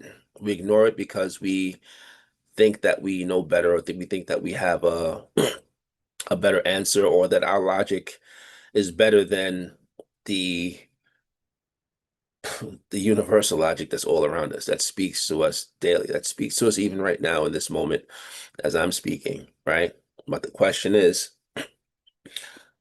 are you going to listen? So listening is not generally listening through your ears. Listening is being spatially aware amongst all amongst all things, right? What are you feeling internally? What are you feeling? What are you saying, right? To yourself? What are you saying to other people? What are you observing in your reality? What are you, how are you communing with people? How are you dealing with those moments of when you don't feel 100% you, or you're not 100% confident, right? Where does those lacks of confidence come from? These are all questions that you should definitely ask yourself, because these are questions that will help you get answers or those epiphanies or those aha moments. And don't be afraid to use AI to be able to help you become more aware of yourself, because essentially what we need more than anything else is a reflection, right? It's very hard to know of yourself if you don't have a scope of who you are to begin with. So uh it's like oftentimes you find people coupling ignorance with arrogance, right? You could not know and be ignorant, but then if you add arrogance, which is you choosing not to want to know, then that's where you begin to start creating negative feedback loops. So for the most part, that is the brunt of my message. And where we go from here would be based upon what questions you may have for me. Because essentially, I'm a mirror to whomever it is that I'm speaking with. So that is where I am now. And if anyone has any questions about what it is that I could potentially help them with, I'm more than happy to answer those. And it I comes, have a I come question to for the you. right time. Yes, please. How do you create such greatness in the world? How do I create such greatness in the world? Love that. By working on myself minute to minute, moment to moment, hour to hour, and never ceasing doing so. Because my realization is that my greatness is really coming from you. It comes from the person who I engage with. Hence the reason why the minute you came on and asked the question, I was able to give an answer that was generally predicated back to you, right? You are me. Hence the reason why I can help you spell art and you not feel the type of way about it. Well, I will say that you have an AI that is extraordinarily high for a human. That is awareness intelligence. You have a very keen listening skills and observation skills. Because when I was scanning the room, I've just done so many events. You really do pay attention to everything. So I commend you, because that's a way of actually knowing where the energy is and where the smiles are and where the real authenticity is appearing as well. Well, interestingly enough, right? As you say that, it makes me think it's almost like driving a car, right? Initially, you have to break things up in pieces. How do I steer? 2 point, or when do I press the brake? Am I pressing too much brake, right? When am I looking in my mirror? And all of these things become uh, multiple chores initially because you're not used to doing it. But the minute you do it enough, you're now driving, eating food, having conversations, and everything becomes very, very seamless. Very similar to what you just described, because it's that awareness of the room or the people or the energies around you, and then you begin to just start seeing them flowing. So you just follow it and you flow with the energy, and then the energy, which for some people, words like energy, uh, energy, frequency, what's another good one? Manifestation. Those words can be nebulous for some people because there's no way for people to quantify what those actually mean, right? But I say if you know, you know. And the only way to truly know is by having belief and faith in your work in yourself to get to know. That's the trick of the process, right? There's nothing that you can see and feel in physical form that's going to help you be able to get to that scope of knowing. The knowing comes from you believing and you actually applying in your belief and then actually getting a result based upon that and logging your own results. And once you do that, you'll be able to give that to anyone else that you're speaking to. Which is a segue to me saying we are doing a book together called Quantum Leap. Yes, absolutely. And Absolutely. we're doing it because the world needs it, but more importantly, it connects us better. So I do want to give the next speaker their allotted time, but I do want to have you exit with at least telling the audience, how do we connect with you? You can connect with me on LinkedIn. You can find me at Cyrus Prescott, or you can find me on Instagram at uh what is my Instagram? I think it's Book Dr. Smiley, if I recall. Ex No, that's mine. exclusive connections with a K, because Dr. Ken is my good friend, so I had to add a K to it. So it's exclusive KONNECTIONS. So You trying to get me all misty eyed by throwing a K in there? That's nice. All right, Cyrus. Well, thank you so much. Have a beautiful day. Connections. And Thank thank you. you for bringing the Caribbean. And now I see it's Tobago behind you. So how beautiful. See, let's go take a swim. Have a great day. Take care. Okay, bye-bye. All right. So our next guest speaker is Merv Jerzak. Merv, come on in. You are part of the International Smile Day, and you have a beautiful message because you've succeeded in so many endeavors, so many actions you've taken, and proof is in the pudding. I've seen you at the Craig Duswalt's Rock Your Life, Rock Your Impact, Rock Your Abundance, and isn't that an amazing tribe of people? Yeah, Craig's been a good friend for 15 years, and I consider him a mentor. And it's just, I've met so many people who smile, who smile Yes. a lot. That's where I met you, actually, Ken, isn't it? It is. And I brought him up because in that group, it's a mastermind and it's a conversation every week of, hey, I either have this problem or I have this challenge or I have this solution Yeah. that I found that would help everyone's life. And so you leave with so much value. And I think it really is a tribute to the more value you have in life that you can give, the more smiles you're actually creating in the world. So what is your heritage, sir? Where is your lineage from? I belong to another mastermind, and one of the things that they ask us is, tell us something that no one would know about you. And so part of that leads into my heritage. I am a full-blooded Czechoslovakian Canadian living in Albuquerque, New Mexico. I love green chili. That is awesome. That is Yeah. awesome. Well, it has been a pleasure working with you on your brilliant idea, your brilliant book, and I know you have a copy of it to show. Oh, I And do. Yeah. In fact, I got on this morning. I was on last night, got yeah, on again this morning and picked up Daniel, your book cover designer, and look at this. yes, Isn't that beautiful? yes, it is. Daniel Petamonte. We did not show that cover, so I'm glad you did. It's just more of his work. He's going to hit 50 book covers pretty soon, and we're making a coffee table book of just the beautiful covers he's created. And yours will be Perfect. included, of course.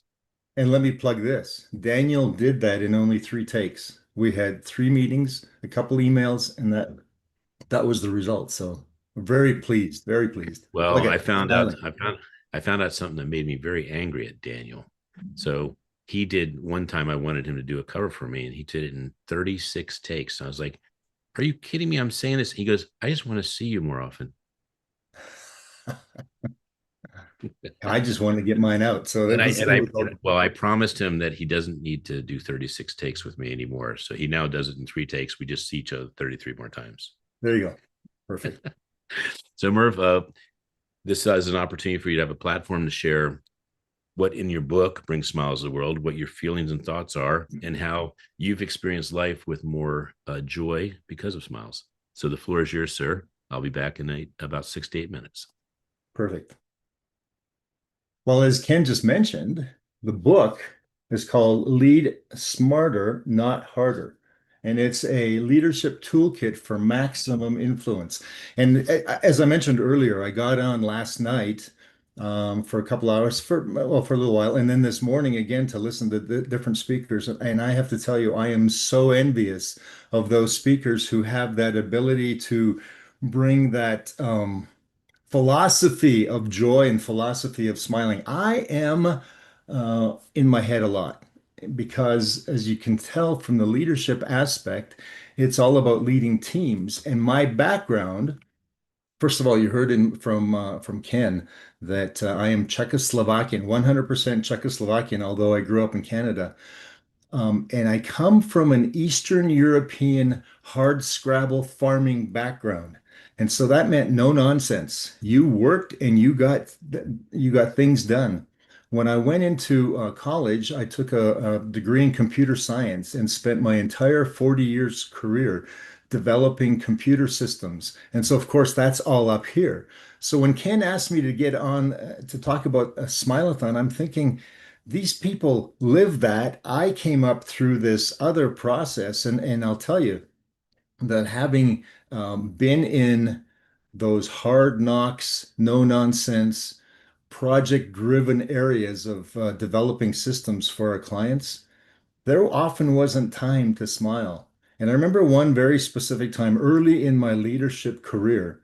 I came into the office one day. We were under the gun to get a major deliverable to our client. I came into the office and I heard someone crying in the back room. And I went in, and it was my lead analyst, Amy, and she was truly in tears, just sobbing. And I asked her, Amy, what's going on? And she said, I miss my boyfriend, I miss my family.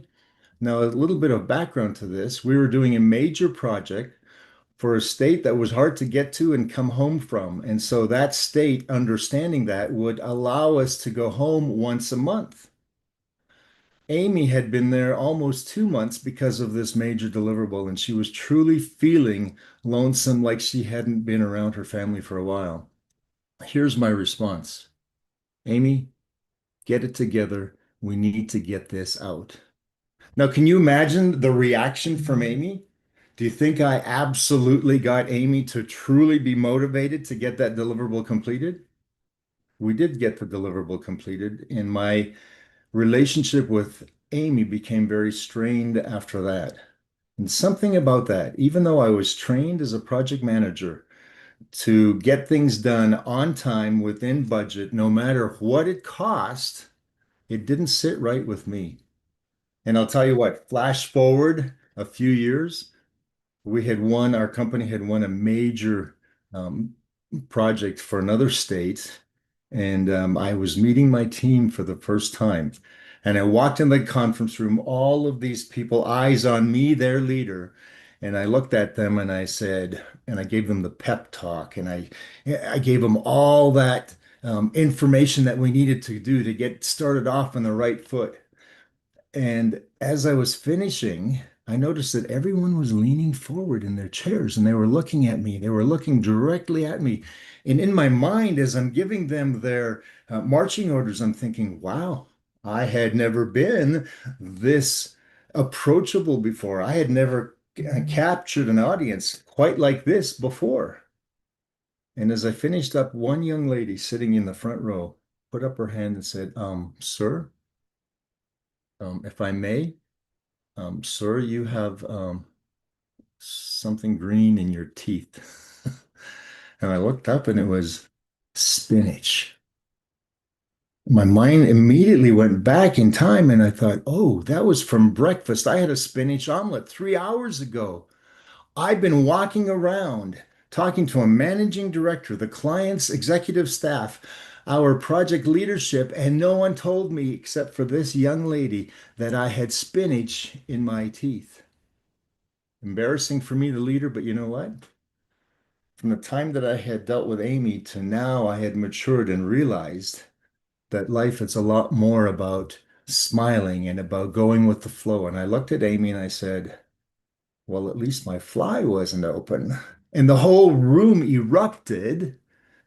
And from that moment on, I had people come to tell me that they had never had a project manager as relatable as I was, just from the way that I reacted in that situation. And so I learned from that situation that even as a leader in stressful times, you can bring humor, you can bring joy, you can bring a smile to your team, and then you go forward. Now, Ken asked me when we talked about setting this up, he asked me, what was it about giving or receiving a smile that meant the most? And to me, it's all about connection. The Amy one was a disconnection. This young lady in that team with the spinach in my teeth was a connection. And that was what was beautiful. To me, the whole idea of giving a smile is that you're validating someone's presence. And I love the fact that there was a few years ago, I was in Sacramento, California, and I was walking along the street and I was approached by a person who was down on his luck. And he was looking at his shoes and he approached me and he said, sir, if you could spare a few dollars, I'm really quite hungry. And I looked at him and I said, I can do better than that. There was a sandwich shop right next door and I said, let's go in there. And he looked at me and he said, can my friend come with me? I smiled at his friend and I said, sure, come on in. And so we ordered the meal for both of these men. And as I was about to pay for it, he tapped me on the shoulder and he said, do you think I could have some coffee? And I said, sure, have some coffee. And here's what that connection did for me as the giver of the smile. He received the smile, but he said, finally, someone has seen me. So no matter who you are, no matter where you come from, it's that smile, it's that connection, it's that ability to really come together as people. I have to tell one quick story, and that is Ken had also asked how I developed this sense of smile. And it wasn't natural. I am not naturally a smiling, humorous person, but I remember all the way back to the 10th grade, we had a literature teacher who was quite stern, shall I say?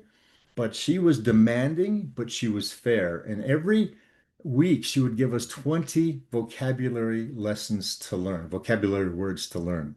Every Monday morning, we would find out who was to give a meaning, a sentence with one of the words that she chose at random. No one knew who she would pick.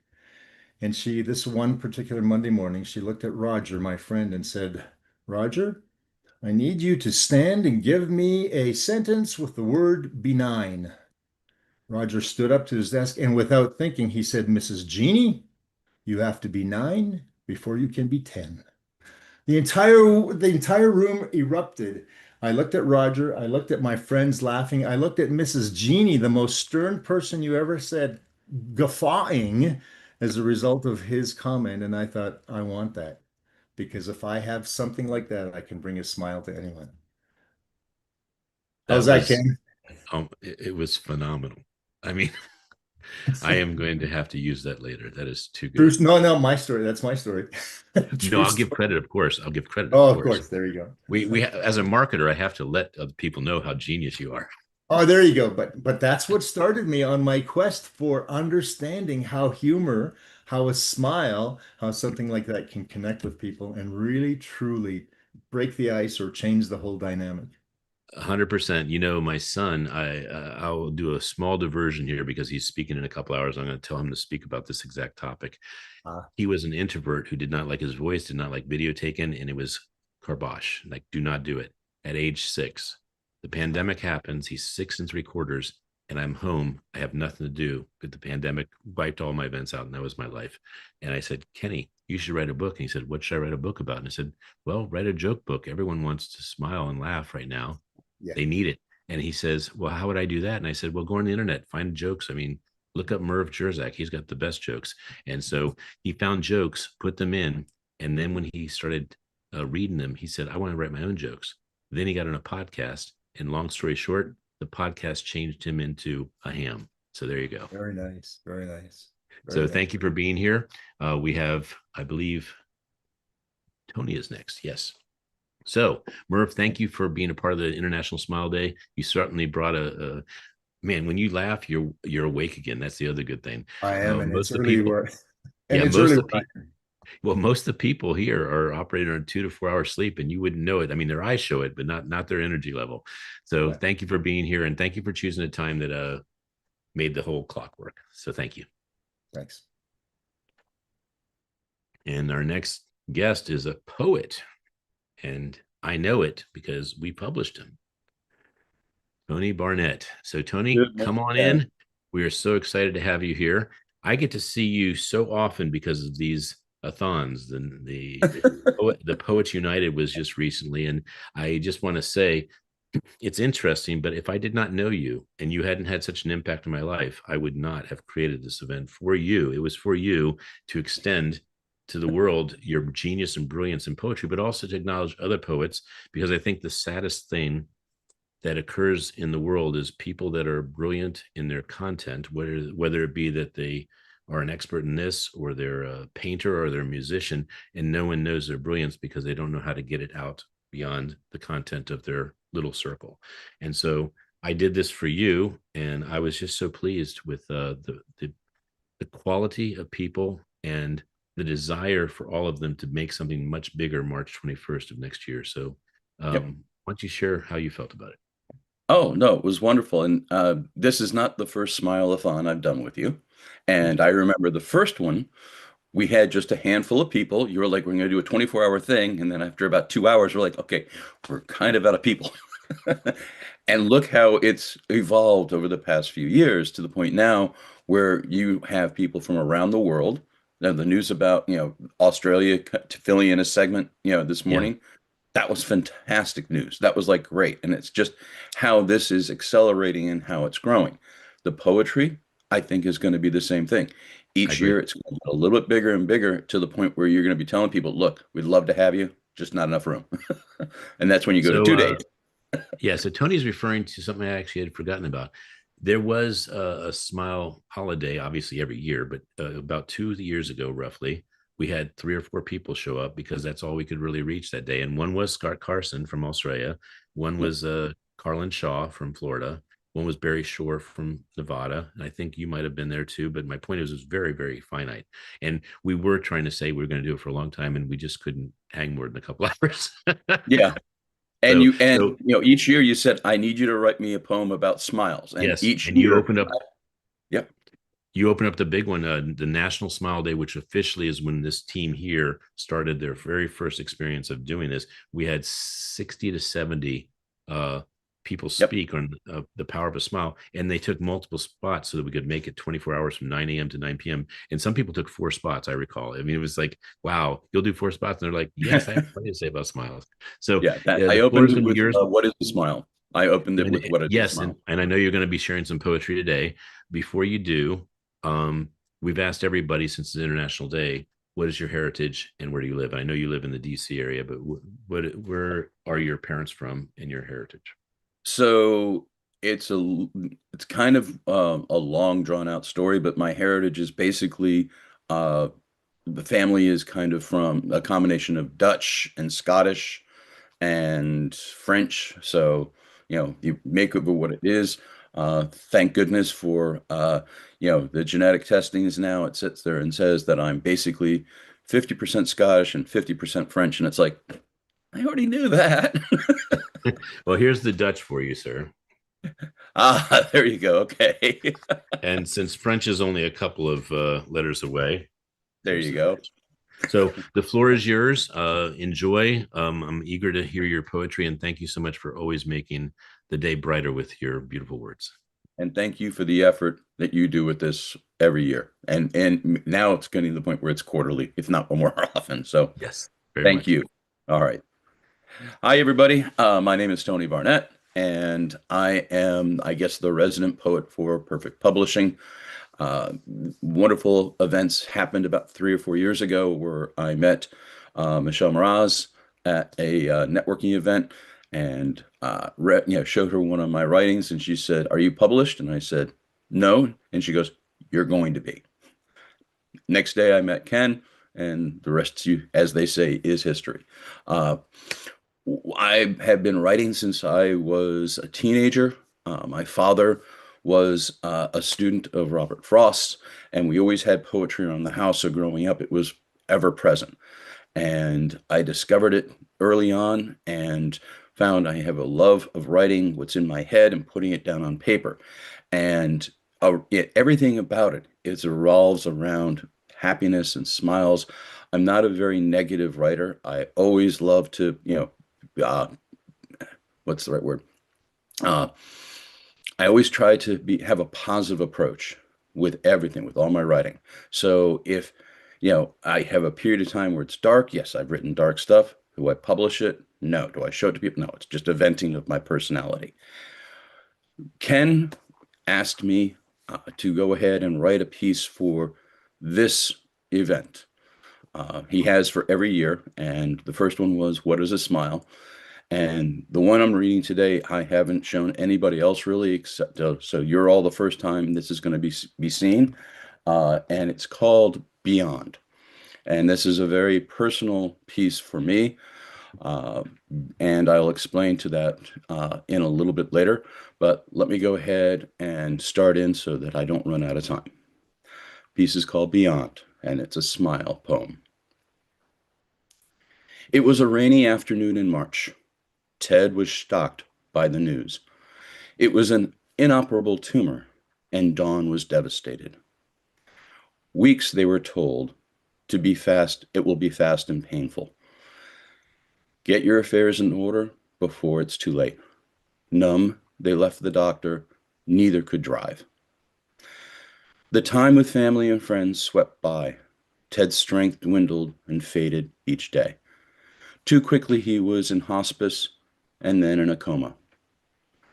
The day he passed, Dawn held strong, having watched her love wither away. Condolences seemed vague and empty, and after the memorial, she found an envelope addressed to her in Ted's writing. Inside the letter from him, he was telling her to be brave. Expressing his love for her in words of joy, he said God had shown him his future, and he would always be near her, and she would know he was there with a smile. Months passed, and the pain of being alone gradually lingered. Her hope whittling away in surrender, she looked every day for his smile and could never find one. She received an invitation to a grief support group, attending in hope for a new direction. And one of the ministers saw her in turmoil. Taking her hand, she guided her to the side of the room, sat her down, and said she had a message from heaven for her. Ted wants to know why you will not smile. Stunned and speechless, Dawn pulled away. The minister said Ted is with God and told her he would be there, and she would know his presence with a smile. When she arrived back home in disbelief, she looked into a mirror at her gaunt face, then felt his presence in a calm flow of energy. She realized it was Ted, and she smiled into the mirror. The love she had known suddenly flowed through her. As she smiled, she sensed an emanating glow. From that evening on, she knew in her heart, the moment she first smiled in the morning, till her last smile as she drifted off to sleep, that he would be there. The love of her life was still with her, eliminating her grief, emanating his love, and it was just with her smile.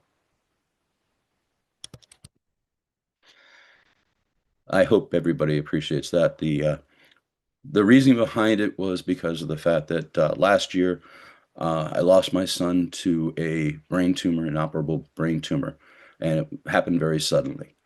And the circle of friends I have supported me and came together. And it was a difficult time to smile. But what I've discovered was if I just have a positive attitude, keep smiling, I'll get through it. And I'm not going to plug any other books, but I will tell you that having a positive attitude in grief, knowing what I know now, that he's in a happier place, and that he's there. We always have doubts about what happens when we pass. I don't have those doubts anymore, and one day I hope everybody will have an understanding of that and appreciate moving forward positivity. Now, my book, I got to put it in front of my face. One More Sunset with You. During the process of this book, I had been showing him on a regular basis the poems I was writing. And a lot of pieces he really liked. A lot of pieces he sat there and said, "Come on, Dad, really?"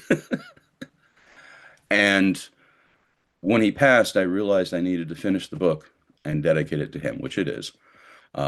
Because it was something that before he passed away that we connected with. We didn't always see eye to eye on a lot of things, but he appreciated what I was writing, and he got it and understood it now that he was an older man. He wasn't a kid anymore. And yeah, so that this book is dedicated to him. There's a lot of pieces in it that are referencing to him, or just pieces that he liked that I put in the book. The 2 or 3 that he didn't like, I didn't put in. I figured didn't want to irritate him. And for the Smile-A-Thon, my philosophy is, and this is a very philosophical book, my philosophy is this: nothing bad happens to people who are happy. If you're happy and exude happiness and smile, and that's how you share that you're happy, the whole world gets better. I've found that people who, you can always tell the mood of someone by their smile. If their smile is happy, if it's joyful, if it's pained, you can sit there and read that in someone. And if someone's smiling and you can tell it's pain, you can reach out and offer to help. If it's smile of joy and happiness, you can share in it. And that's what's so brilliant about this Smile-A-Thon, is sharing ideas and sharing happiness with everyone. So hopefully this will grow and grow greater and greater. It will. It will. There's a thing that we have on the back of every one of our cards, Tony. We amplify goodness, and goodness is contagious, fortunately. Yes, it is. So I know you showed the book and that people can get it on Amazon. Did you share how people can connect with you? There's really no website. The best.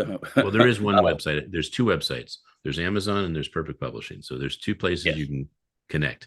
And my contact information is on both of those. So yes. So if you go to and you can message me through Amazon from the writer's post. And although I've said this every single time Tony's been on an event, I want to make sure people are clear that he enhanced the book tour experience by adding the Library of Congress, which I am still flabbergasted that I didn't think of. It's in my backyard. Why are we not using this? But Tony made it available, and he makes the magic call to the people that he knows and gets us the tickets, regardless of whether it's 20 tickets, 30 tickets or more. And we get to go in there and spend, I think it's about an hour or so, really enjoying the place, if not longer. So Yep. thank you, Tony, for bringing us to one of the most beautiful buildings in the world. I mean, it's not just one of the best in the DC or the United States. It is a gorgeous building. Yeah, and if we do it on a Tuesday, Tuesdays is when they do the tour of the reading room, which is the coolest part of the Library of Congress. So future events, we try and plan it on a Tuesday. That way we actually get to go through the reading room and we have to be quiet.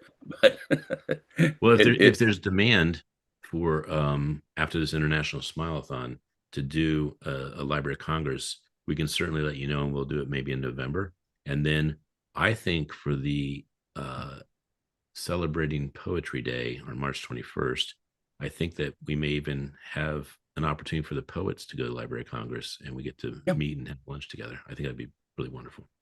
Okay, so ladies and gentlemen, we are moving right along to our next wonderful speaker, Tony Barnett. Thank you for being a wonderful guest speaker and a friend. And we are now having Russell Thomas join in the fun. How are you, Russell? I'm doing well. How about yourself? Well, I'm always doing better when I see you. I mean, you got a great smile, you got a great haircut, and you are a great friend. So I met you in Las Vegas at the Global Women's 3 event, and Dr. Renee Noor was the one who put all these amazing people together. And you and I, we connected. We were the first ones at the event, and Twice. twice. And people were like, "Man, you guys, how long have you guys known each other?" I said, "Well, we're pushing 2 hours right now." Definitely. It Yeah, was you enjoyable. Yeah, you are super cool, man. I'll tell you, you've connected me to some amazing people. You have just a real love for humanity, and you became recently a part of this amazing team. Wouldn't you agree? This team is love. Yes, it's truly amazing, and I like the camaraderie and, the ease to be able to transition into the team first and foremost, but then being able to bring other people into both the Smile-A-Thon, the poets, and also the Ball-A-thon that we're going to be doing here in about 2 weeks. Yeah, and you were part of the original one, weren't you? The first one? Yes, sir, I was. Mhm. September 13th. I love that picture of you, not just because of the great smile, but it reminds me that was literally within minutes of us meeting. Yes, the very first day. And it was the black and white event. And like we said, we were the first two there. So we were like, is this really the place we're supposed to be? And then we just started talking. And you were like, And hey, you got a great smile. yes, indeed, and a great haircut. So I want to just I just want to say that you live in Las Vegas. That's where the event was. But would you share where your heritage is, since it's an international event? Okay. So I'm originally from Chicago, born and raised on the South Side.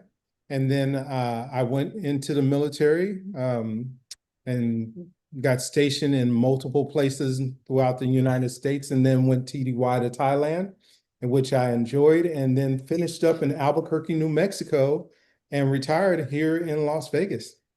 That's pretty cool. You know, November 5th, we have a big event for Merv Jerzak. He's launching his book November 5th in Albuquerque. So that's only a Okay. hop, skip away. So you can go there. Your parents, where were they from? My mom and my grandmother and that side of my family was originally from Georgia. Okay. And so my heritage, I have French and Indian and Black in me. So, a little mixture. And Yeah. then, Well, there's no such thing as an American that doesn't have mixture. I mean, that's just a given. But the reason I bring this up is because the vision I had when I wanted to do International Smile Day is to celebrate the fact that a smile is the universal expression. And I don't care what country you're from, but the more countries you are part of, the more you can actually agree that this is a no-brainer. A smile is love, it's acceptance, it's collaboration, it's creativity. It's a human magnet. yes, and especially I'm writing when that you down. I'm writing that down. I've never said that before. A smile is human a human magnet, magnet. I like human that. magnet. See what you do for me? Yep. And only 3 weeks ago I came up with one that I thought was phenomenal. I think this is actually pretty up there too. I said, you know why a smile is so powerful? And the lady said, why? And this is, we were getting off the Amtrak train. And I didn't even know I was going to say this. It just came out. I said, because it's fueled with love. That's right. Because also, with us, the dark strands in life, we smile through it and we're still able to touch somebody's life. So, That's right. beautiful thing. Well, Yeah. you are the speaker right now. And when I come back to thank you for speaking, we are passing the baton and you will be the host for the next hour. So, or so. So here we go. It's all you. This is your stage. Have fun. Okay. And who am I bringing up next? You are actually speaking right now, I believe. You're actually speaking. This is your speaking slot, right? Um, sure, I can speak. And Well, then no, that, if it's not your speaking slot, I think it is though. okay. So Yep. we're going to put you in the speaking slot right now because you Mhm. belong there. And then I'm going to move you from speaking to host. All right. Okay. Sounds good. It's all yours. Appreciate it. So, I appreciate Ken introducing me. What my background is that I did orthopedics for 35 years, customer service for 28, currently connecting people. And when you look at those three things, it's being able to serve, because as a leader, you have to be able to serve and make things better, not only for an organization, but the people who work for and with you. And that's one of the beauties of being a leader, is that you get to see people go from maybe not wanting to be a leader to blossoming into a leader, and in some cases surpassing you. So that's one of the things that I've enjoyed. I've loved taking care of patients. I still get phone calls on a regular basis, as recent as yesterday, where people call me and say, hey, I have this particular injury. Can you tell me about the injury? Can you tell me what I should look for in a doctor? And then they're able to follow up. And then when the doctor is talking to them, they're able to better understand the physician that they are working with, because it is truly a collaboration. And so that's one of the things that I enjoy. And like I said, as far as networking, connecting people with other people in order to see the magic happen, once again, as a leader, it's not about us. It's really about the people that you interact with, and seeing that you can put a smile on their face because you smile. And I just, I just enjoy it. And as I alluded to previously, as far as when you deal with pain and when you deal with circumstances that you can't control, as long as you continue to stand up, fight, and know that it will get better, and smile, um, then it makes it a beautiful picture. I have a friend in my network who does artwork, and she painted a picture that showed a lot of pain, but she had the person in the picture smiling as well. And we discussed that, as far as, yeah, you have to continue when you have adversity to smile. And you got to make fun of yourself as a leader, because how can you lead if you can't look at yourself first? Because that's something that we should do as leaders, is when we are in charge, make sure that we are responsible, have integrity, and look and tell people that, hey, I don't expect for you to do anything within my field that I don't do myself. And so when people see leadership by example and you smile and you make them laugh, man, that's a trifecta. So I am truly pleased to be on this Zoom, the event, and I am looking forward to the people that come after me being able to welcome them to the Smile-A-Thon. Thank you. Well, my brother, what a beautiful presentation. And we are about to pass the baton officially. I want to bring in our next speaker, and because I promised that I would introduce her, and then you will, of course, ask her the question of her heritage and where she lives, and then she will take the floor. So, Dana Marie, if you'd like to come in, I would like to introduce you to our host. Hello, Dana. How are you? I don't think, is she here? I don't think she's in yet. Here she is. Hi, Dana Marie. Hello. All right, we'll bring you up front here. That way I can exit out, and you're in the good hands of Russell Thomas. So, Russell, the reason I wanted to introduce her is because I practiced for over 3.5 hours, her name and how to pronounce it. It's Dana Marie Maiello. Okay, Dana Marie Maiello. Yep.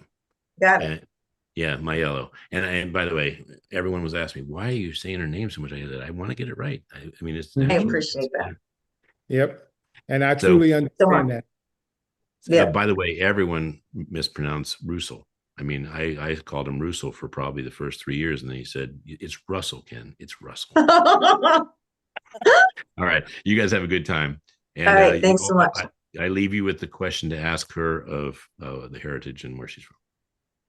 Okay. So where are you originally from? Pittsburgh, Pennsylvania. Okay. Yep. And you? Chicago, Illinois. All right. Very good. And I moved to then- the city for a minute, New York for a minute. Then Okay. came out to Arizona. I'm in Tucson, Scottsdale. Okay, not too far from me. I'm in Las Vegas. Oh, nice. Yep. Yeah, so Very right good. down the road. And Yeah, then been there a few times. and I've been out to Arizona several times as well. And Yeah. what is your heritage? My heritage is Italian and Irish. Hey. Yeah. Kick, punch, swerve. Yeah. Yep. But that's life. So my parents taught me well, let me tell you. And God, woo. Yeah. So what is your passion? And then I'm going to step away for a minute. What is your passion? What do you like to do? What makes you feel alive and put that smile on your face? Always to be in the positive sense about anybody who I meet, to look at the good. We always, at least I recognize, oh, we all have, but it's actually always looking at positive things in life. It just feels better. It feels better to be kind and accepting of others, how they grew up, how they live, where they come from. Acceptance. So accepting others for who they are. Okay. And just tell us a little bit more about yourself. And like I say, I'm going to step away so that you can have the full screen and everybody can see your beautiful smile. Sig.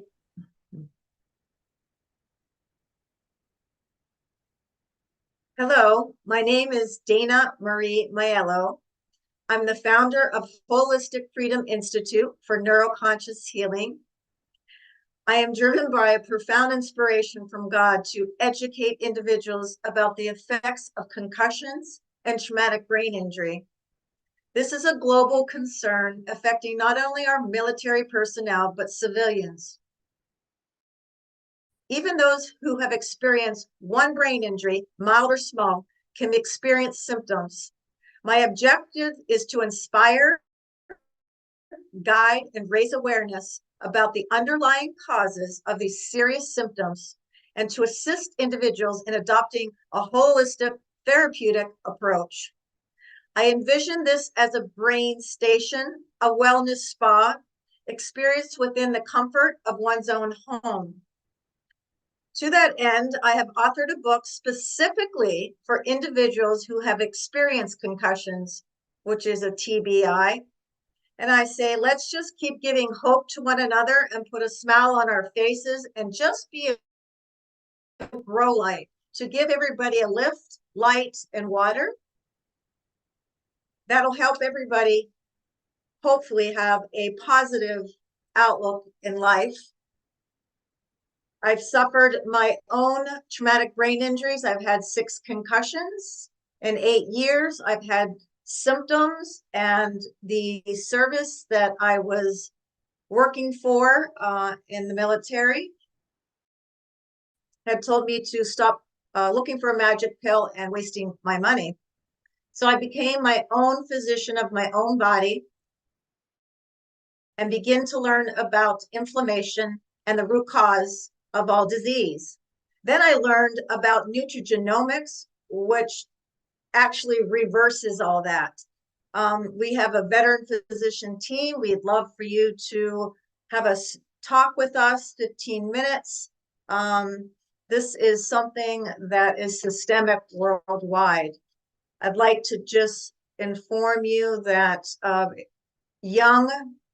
screening our young at a young age is very important so we can heal brain wounds at a young age instead of having a concussion and a concussion and concussion, and the wound gets bigger, bigger, and bigger. Then suicide starts to happen when your hemispheres split. So that's 6 concussion. Actually, 2 weeks after a car accident, impulse was causing me to suicide 3 to 4 times a day, and I couldn't read, write, or comprehend. By the grace of God,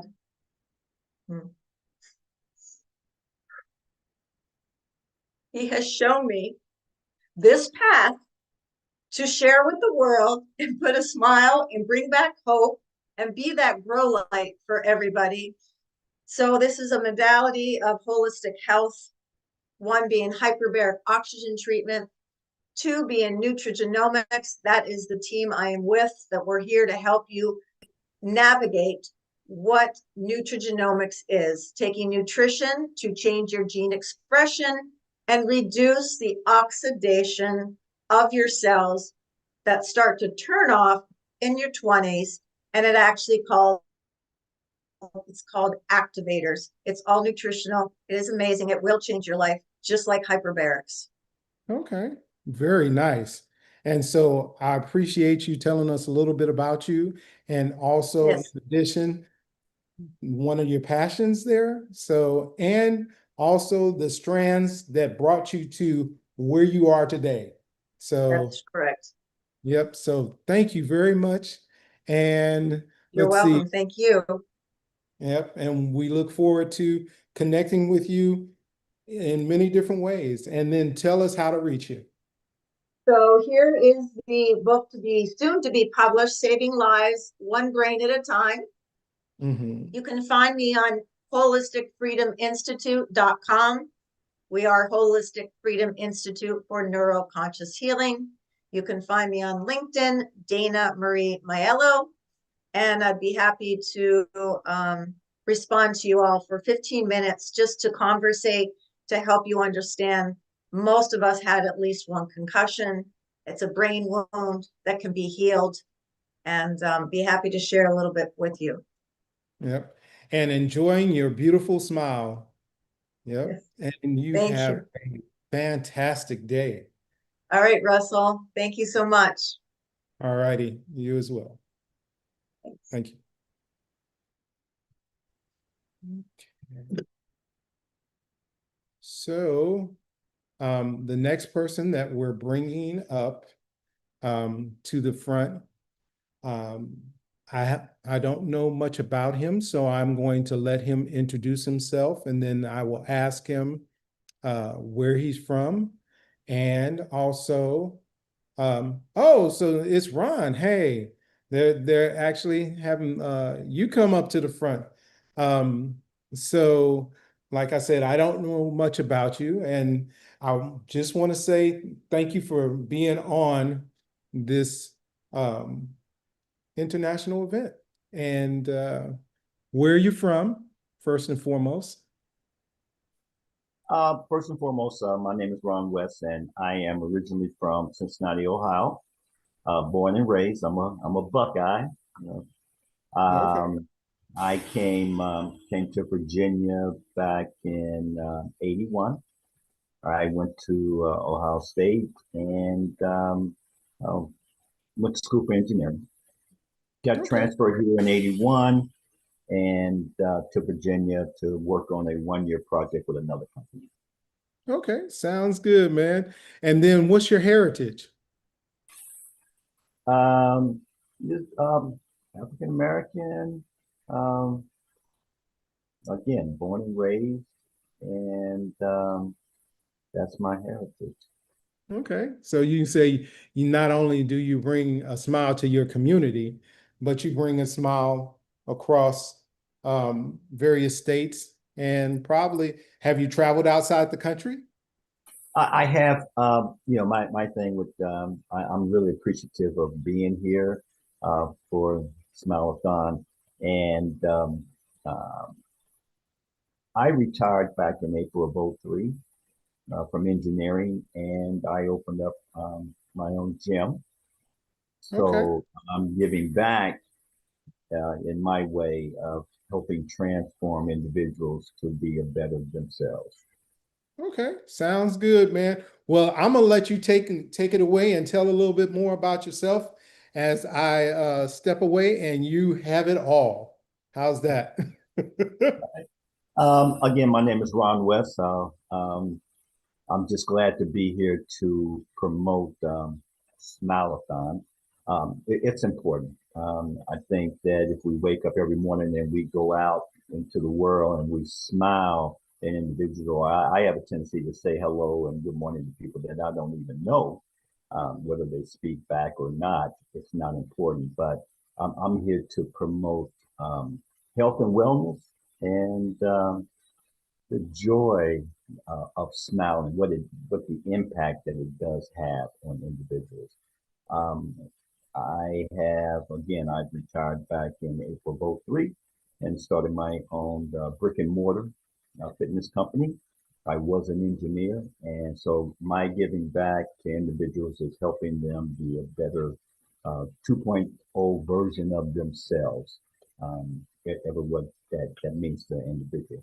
Um, I'm about helping and changing people's focus and lives. So if I can help transform an individual's body, it actually transforms their mind as well, leading them down a better road to maybe helping others. And that's my whole point in life. We have to give back. We have to help those that need help. We need to smile more because a lot of times people do not smile. What it could be something that's going on in their lives. That's fine. But for us that's on this webinar, we're about smiling and presenting and giving joy to someone's life. It really helps to smile at an individual. You never know what it does or how it may help an individual by smiling at them. They may share with you or they may not.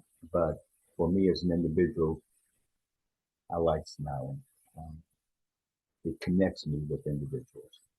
So I'm really appreciative of being a part of this massive event today. And thank you to everyone that's involved putting this on, from Kim to everyone else that's on the staff. Um, I am really, really, truly appreciative and truly honored and blessed. Thank you so much.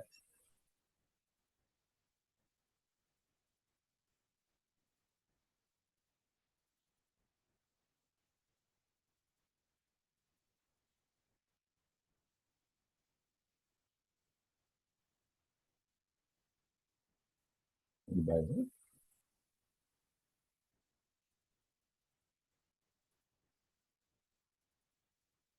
always keep smiling. Always. Ken gave me this card a long time ago. Still got it. So keep smiling. And I want to thank everybody for your time.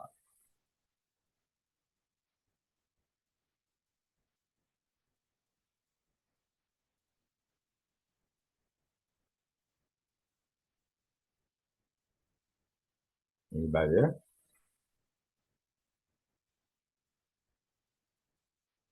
Okay. I am just getting back in, Ron, and I'm turning on my camera. There we go. That was Oh, great. excellent, man. Here you go. I'm back. So, yeah, man. What do And you the way to get in touch with me, if anybody's interested, I am a certified nutritionist as well, and I mentor different programs. But the way to get in touch with me is Facebook. You can just type in Ron West. That'll connect you. You can also go to Instagram, which I'm on, which is Kickboxer48, which I've been teaching kickboxing for about 35, 40 years. And then there's also my website, rushfitnessllc.com, if anyone's interested in reaching out to me or talking to me for anything. Okay, so got a quick question for you because we have a little bit more time. So, where do you think your smile is going to take you in the future? I know where it's brought me so far, but in the future, I know that the possibilities are endless. I was diagnosed with cancer last year, and back in March of last year, and I'm cancer free today. I just had my last PSA checkup, not my last one, but now we're moving to. It used to be 3 months, then it went to 6 months. Now it's once a year, so I'm moving in the right direction. It was very devastating for me once I heard that news last year. So I kind of lost my smile. But after talking to my advisors, I was able to gain my smile back and get back to me. And then this year, March, again, I was hit with a stroke. I had a blood clot that started at my heart and sent my heart into AFib. And then on March 24th, that Monday morning, I woke up. I had no functionality of the left side of my body. Went to the Reston Hospital and come to find out the blood clot had moved to the back of my brain. They were looking at doing brain surgery, and but they opted out because where the blood clot was located on the back of my brain, I may not have made it off of the table. So Okay. the doctors and surgeons decided to opt out of that. So my point is that I have my smile back. I'm above ground. It wasn't my time to go. I still have a lot of work to do as far as helping others, and I'm going to continue smiling because I am truly blessed. Yep, and I heard that, man, because we got to continue to smile every day we get up and every step we take and whatever we do in the world, got to continue to put our smile out there so that we can touch other people's lives. Oh, And absolutely. It's all about helping others, helping the Mhm. voice, always. Yeah. Definitely, excuse me. So I appreciate the moments with you right now, which has been great. And in a few moments, we're going to bring our next guest up. And once again, thank you very much. And thank you for sharing your story as well. You're welcome, and thank you to the staff and Ken and everyone else for having me on. I truly, truly appreciate it. All right. And you have a great day, man. You too. Thank you. All right. Thanks. So coming up next is Marjan Wright, excuse me. Oh man, in the field of orthopedics, if I would have said that, I would have got beat down. But we are looking forward to Marjan telling us about her story and letting us know where her smile it has been, where it is right now, and what she's doing in the future with her smile. So, yep. So Marjan, if you will turn on your camera, I'll ask you a couple of questions and welcome to the Smile-A-Thon.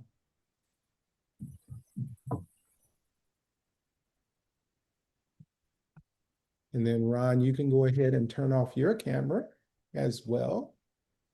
And thank you once again, man. You're welcome. So I'll just leave. You just go back into, there we go. They actually helped you out. Okay. So let's see.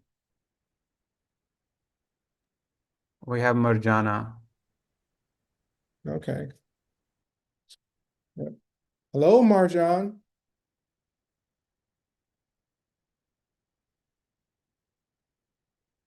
Hello?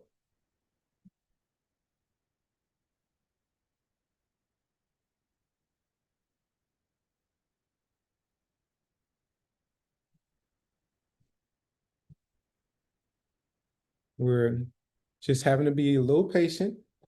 She will be coming to the front of the Zoom, connecting with me, and then we're going to let her take it away.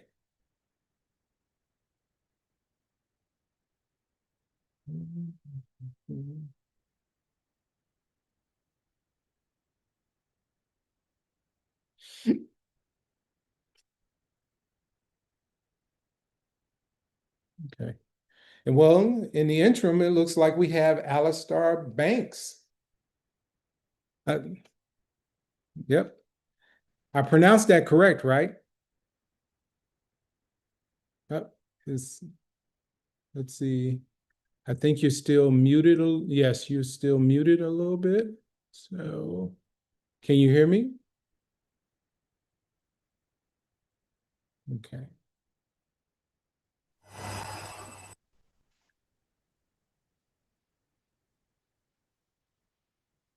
Please say something for me, Miss Banks. Yes.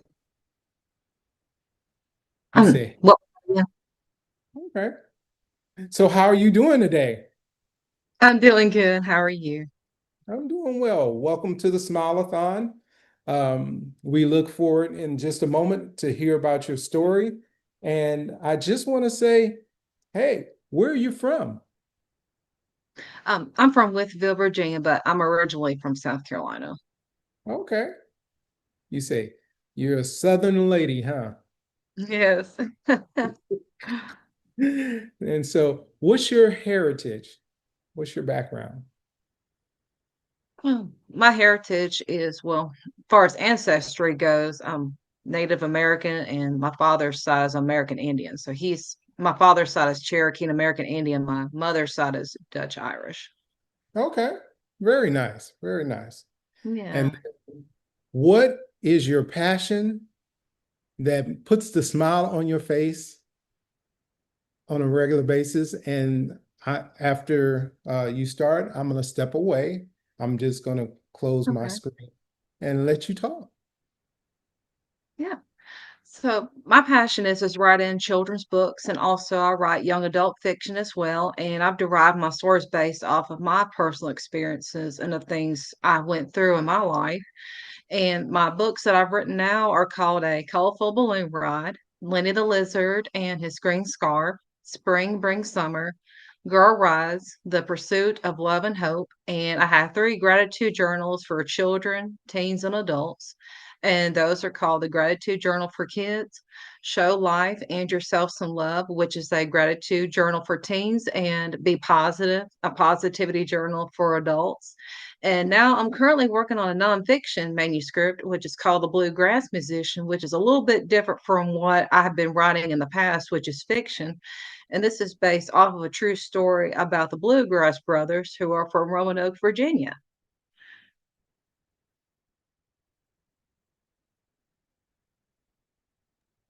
Okay, sounds good. Tell us a little bit more about it.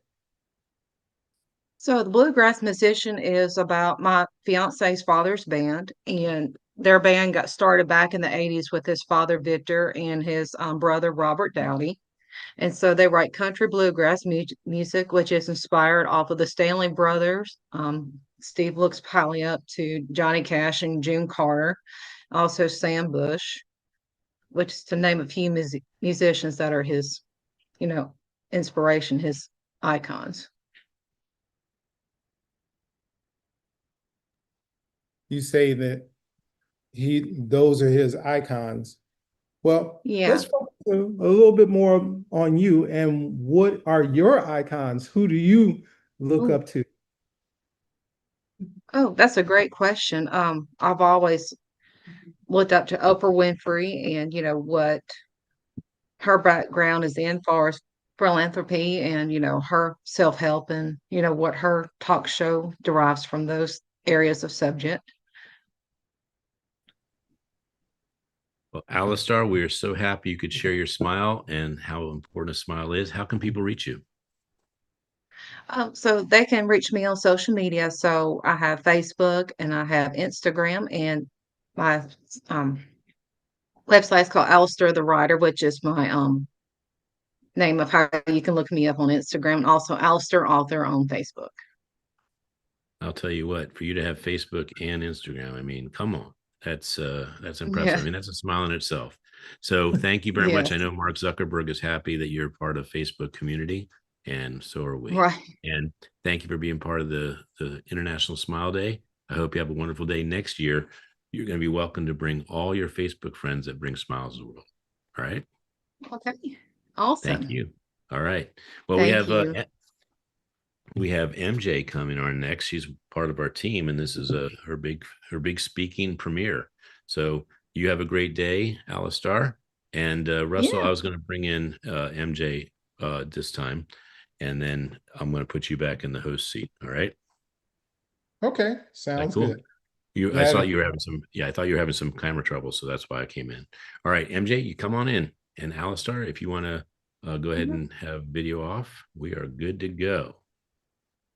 Okay, we definitely, okay. And Russell, you can go backstage for a second. I'm going to make sure this episode starts with Faison being able to make it right. And all right, MJ, Hi, how are you doing, partner? I'm great. How are you? I'm great. So I know you're excited and you have a phenomenal presentation to share about the power of a smile. And you certainly have a wonderful smile. I met you in Las Vegas about a day after I met Russell Thomas. So he's going to be the one who comes back and thanks you. I just wanted to introduce you to the International Smile platform. You are on stage. Share your smile. Thanks so much. All right. People always ask me, how do you smile so much? How do you do so much and still smile? And I tell them, this smile, it's not just for show. It's survival, it's strategy, it's sacred. I smiled through systems that weren't built for us. I smiled through stares and silence and the sound of judgment. I smile because I'm the mother of a boy named Kaizen, and in the autism community, my smile moves mountains. My name is Marjana Wright, and my smile is both a shield and a seed. I plant it in rooms where our voices have been ignored, and I water it in faith, advocacy, and relentless love. Kaizen is the name of my son and also the name of a Japanese philosophy that means continuous improvement. And that's exactly what our journey has been. One step at a time towards a world that sees him as whole, not broken. When Kaizen was first diagnosed with autism, I didn't know what to expect. I just knew I would fight for him with everything in me. I started learning terms I had never heard before: IEP, sensory processing, meltdowns, ABA. But through it all, Kaizen smiled at me, and I realized I didn't need to fix him. I needed to fix the world around him. And that's what I've been doing ever since.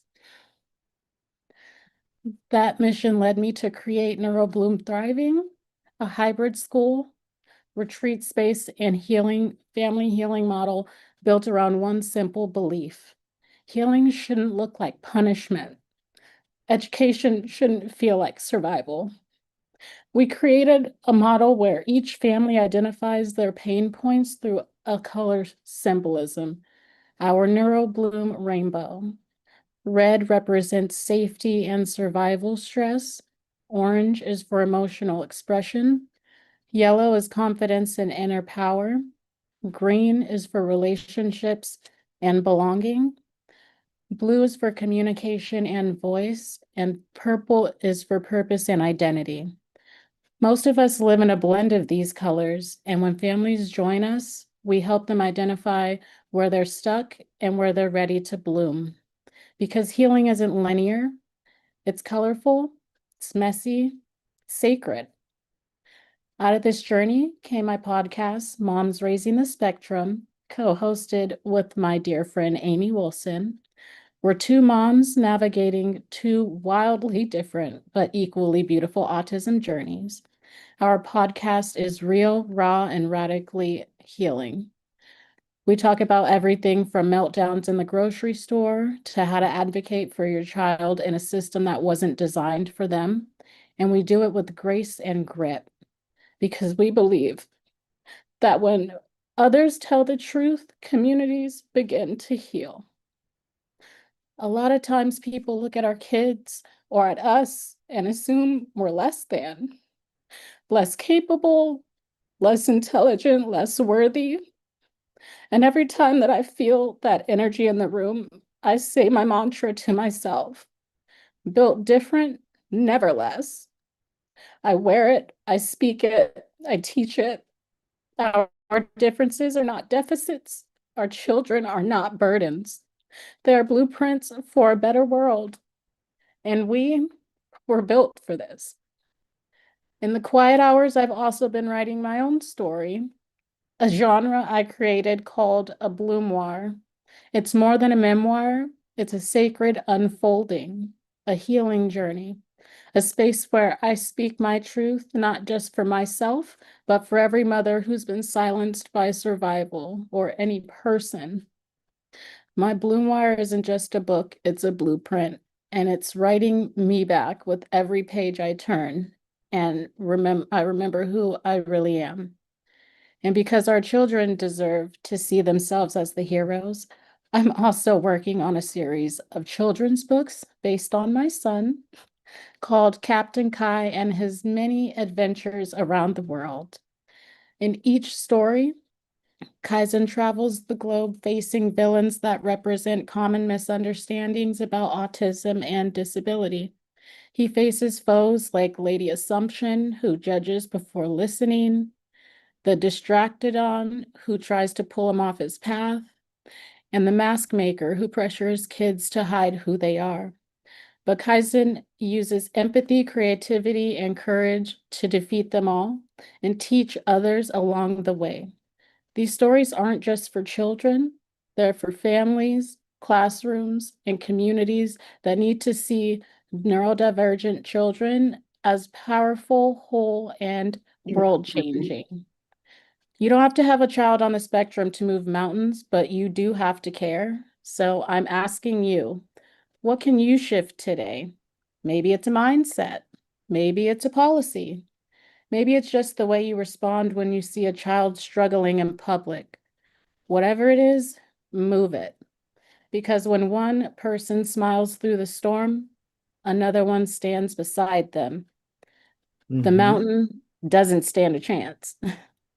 The smile you see, it's not a mask, it's a message. It says, we are still here, we are still rising, and we are still blooming. And I believe with all my heart that if you're willing to join me, if you're willing to use your light, your voice, your power, then this mountain we've been climbing, it won't just move. It'll crumble beneath the weight of our love. And that's absolutely right. And Marjan, I appreciate you telling us about what you're passionate about, first and foremost. And you are here in Las Vegas, correct? I think I might have met you. I'm in Arizona. You're in Arizona. Did you come out to GW3? I did. I was Yeah, the one running the DJ booth. yeah. Because I came up to you and I thought you were somebody else, and that was pretty funny. But yeah, we definitely appreciate your story, your journey, um, and your passion about children. And just to let you know, we need to talk offline because I believe that I have a couple of people that can help you with what you're trying to accomplish. And Definitely truly, appreciate that. of course, this is what we're supposed to do, and we're supposed to smile through it. What's up? Right. Smile through the tears. Right. That is absolutely right. So once again, um, how can you be reached? You can find me on social media at my name, Marjana Wright, and also you can look up my podcast, Moms Raising the Spectrum, on all streaming platforms. Okay, and thank you very much. And we appreciate the moments that you've given us here at the Smile-A-Thon. Thank you. Thank you for having me. All right. Yeah, and just go ahead and mute your camera as well. Thank you. Yep. So, Dr. Dino Klein, how are you today? I'm fantastic. MJ is just absolutely wonderful. She's just amazing, isn't she? And she opened herself up to us, and we have to realize that, because a lot of people they guard themselves because once again, the adversities, the things that go on in their life, and we've all been there where we hid behind our smiles in order to make sure that we continue to move forward. So yes, Marjana, really appreciate you. But Dr. Dino, tell us a little bit about yourself. Doctor, I've been promoted. Yeah, hey, that's what Dr. Smiley said. He said, doctor. I was like, hey, then doctor. Yeah. So Yeah, tell us, that's good stuff, man. tell us what your passion is. My passion is well, there's so many different things. So it's I think the primary thing, when I talk about when I think about the smiling, I think about smile-a-thons, I think about um, just life, you know. I used to have an old consultant, and he is an amazing, amazing guy, and he would say, I have a fatalistic attitude. And he said, I'm not guaranteed tomorrow. I only have today. So, before Grant Cardone was around and this whole idea of a 10X and everything else, it was, he always talked about getting 10 times as much done in any single day as possible. And so, yeah, we had a little adjustment on the screen there. So, but one of my primary goals is whatever situation that I'm in, it doesn't matter what it is, whatever room I'm in, whatever interaction I'm in, that person, that situation, those group of people, they were better for me being there. That's just a primary thing for me, and so it's really about just enjoying life. And there we go. Oh my goodness. Then there I am on full screen. So yeah, this is the Dino show. And so, the Dino show actually, Ken was saying, talk a little bit about the Dino show. So the Dino show actually happened by a multitude of things. If we're ever out and whatever situation, it's about having fun. It's Yeah. all about having fun. And so, wow, this screen just popping all around, but I'm going to just keep talking. I know it says Fi's on, and then there you go. I tell you what, we're both bald and beautiful. I That's just right. don't have the glasses, man. I just don't have the glasses. So I'm going to keep You rolling, even though you're on the screen. right through the screen, And baby. so, it's it was just about having fun and giving, like I used I stole this quote from Brendan Burchard, earlier. He would talk about, do you give in to the situation, or so it's like, you have a situation, are you giving into it? Is it overwhelming you? Is it having an effect on you? Or are you giving in to that situation? And so it's about, how do we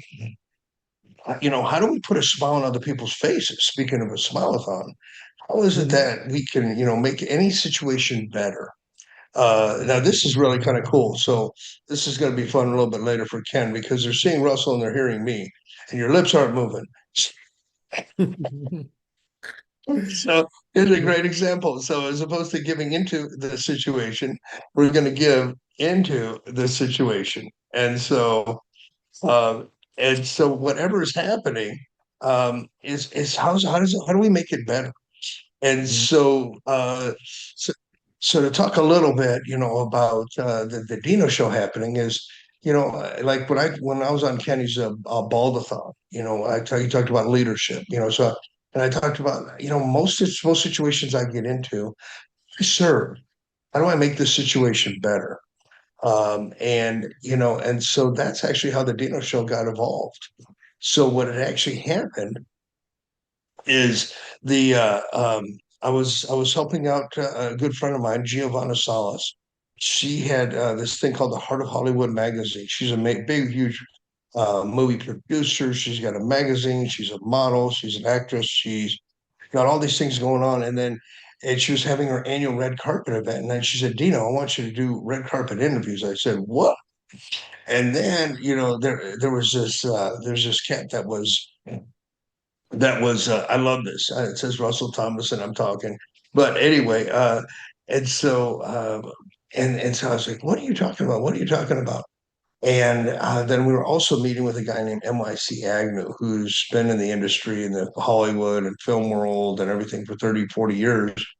And then the situation got altered a little bit based on where we were going to be and everything else, and I just rolled on and ended up starting to do red carpet interviews. And then one thing led to another, then the film market, then the film convention, and then, and they wanted us to be out at con and what have you. So it's about, whatever's happening, how can we make the situation a little bit greater? I remember going back to Ken Rochon.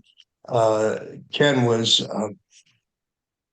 Ken and I were at a mastermind event, and so there was dinners, and so they broke us up into different areas, and it was just so much dang fun because we actually had people from the other groups coming into our room because between Kenny and I, we had everybody laughing so hard.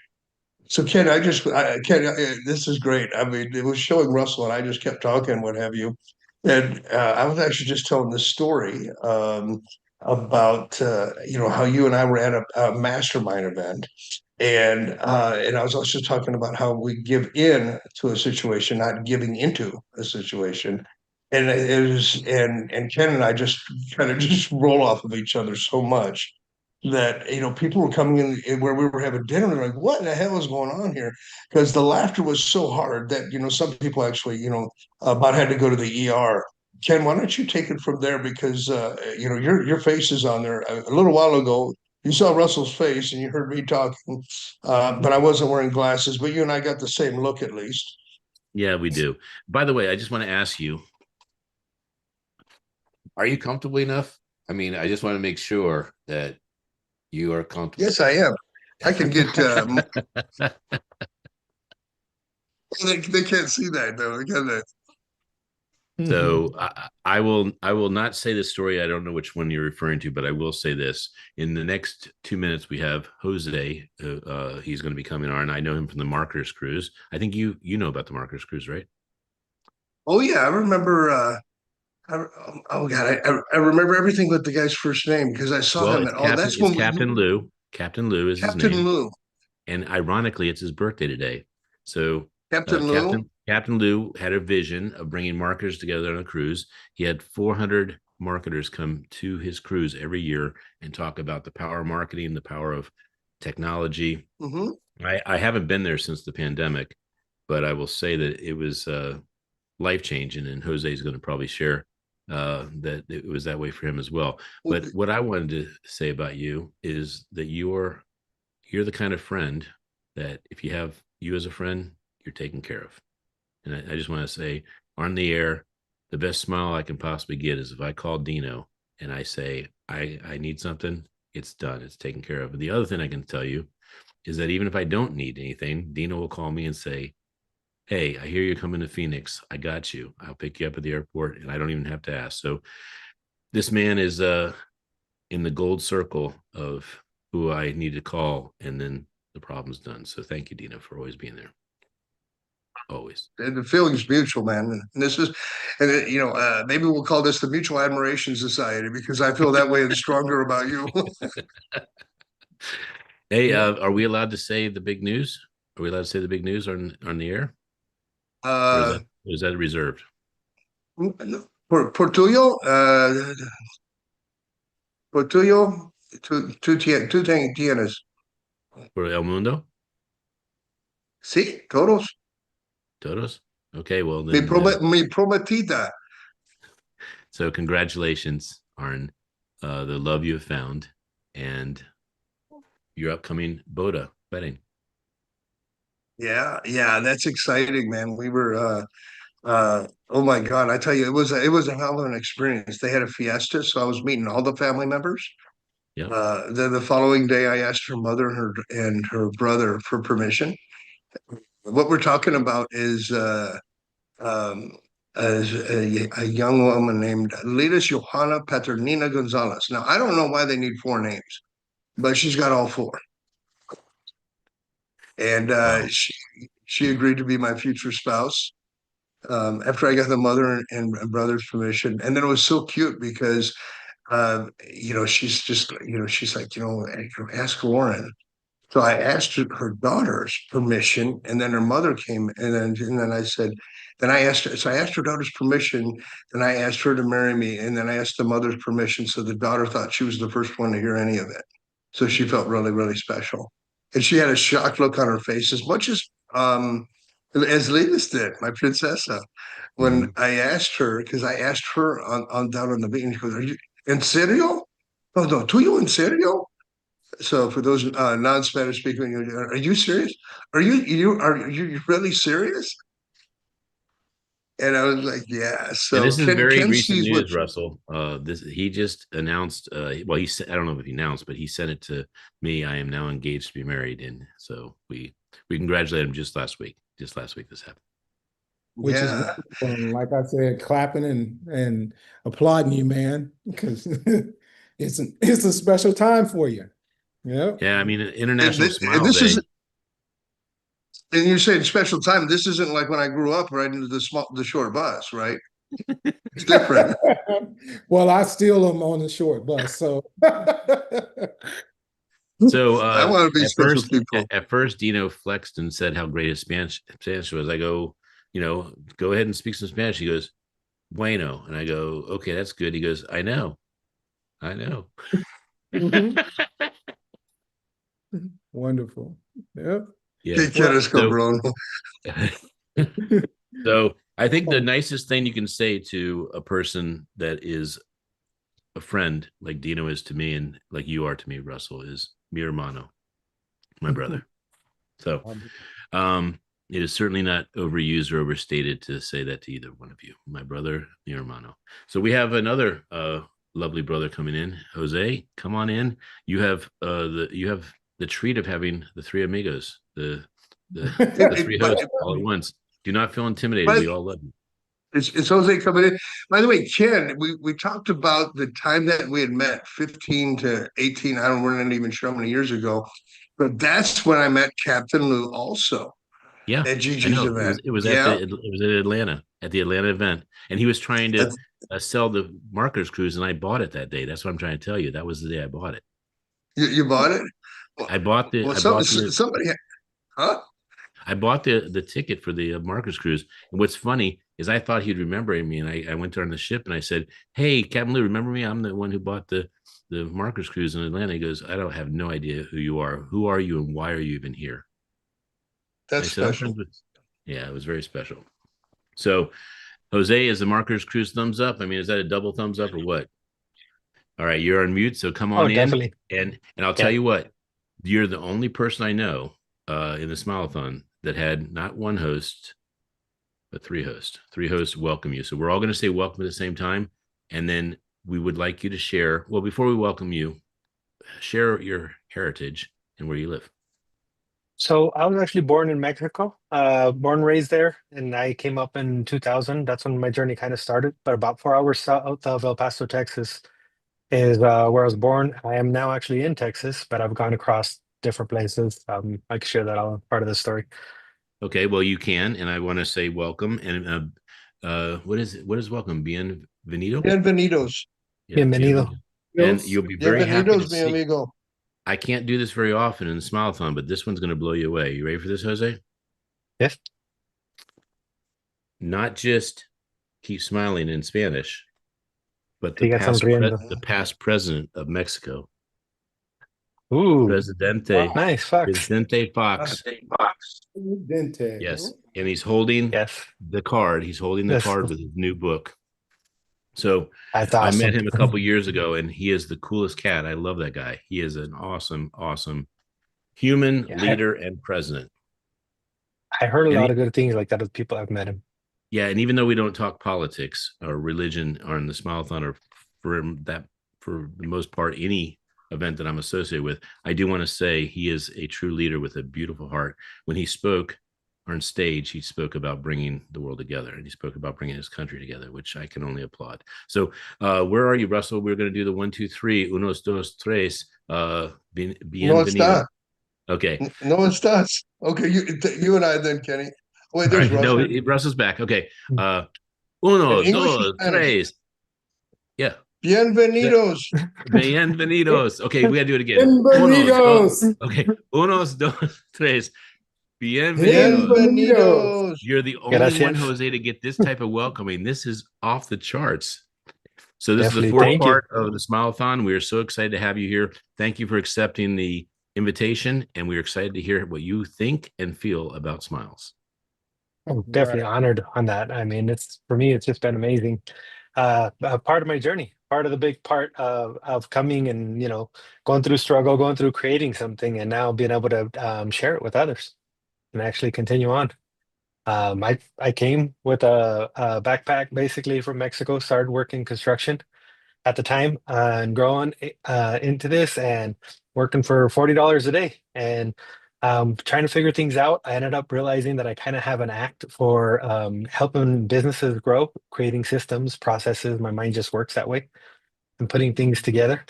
And I started trying to figure, I'm like, hey, this hourly stuff is just not really working so good for me. I need to start trying to make a better life for myself. So I started trying to implement some of my own things that I taught. And in a couple of short years, I was able to actually grow and be the owner of a multi-million-dollar construction business. Growing through that, thought I was at the top of the world, of course, building things up and just growing. I got to meet my beautiful wife, start a family, and I thought I was living the American dream at this point.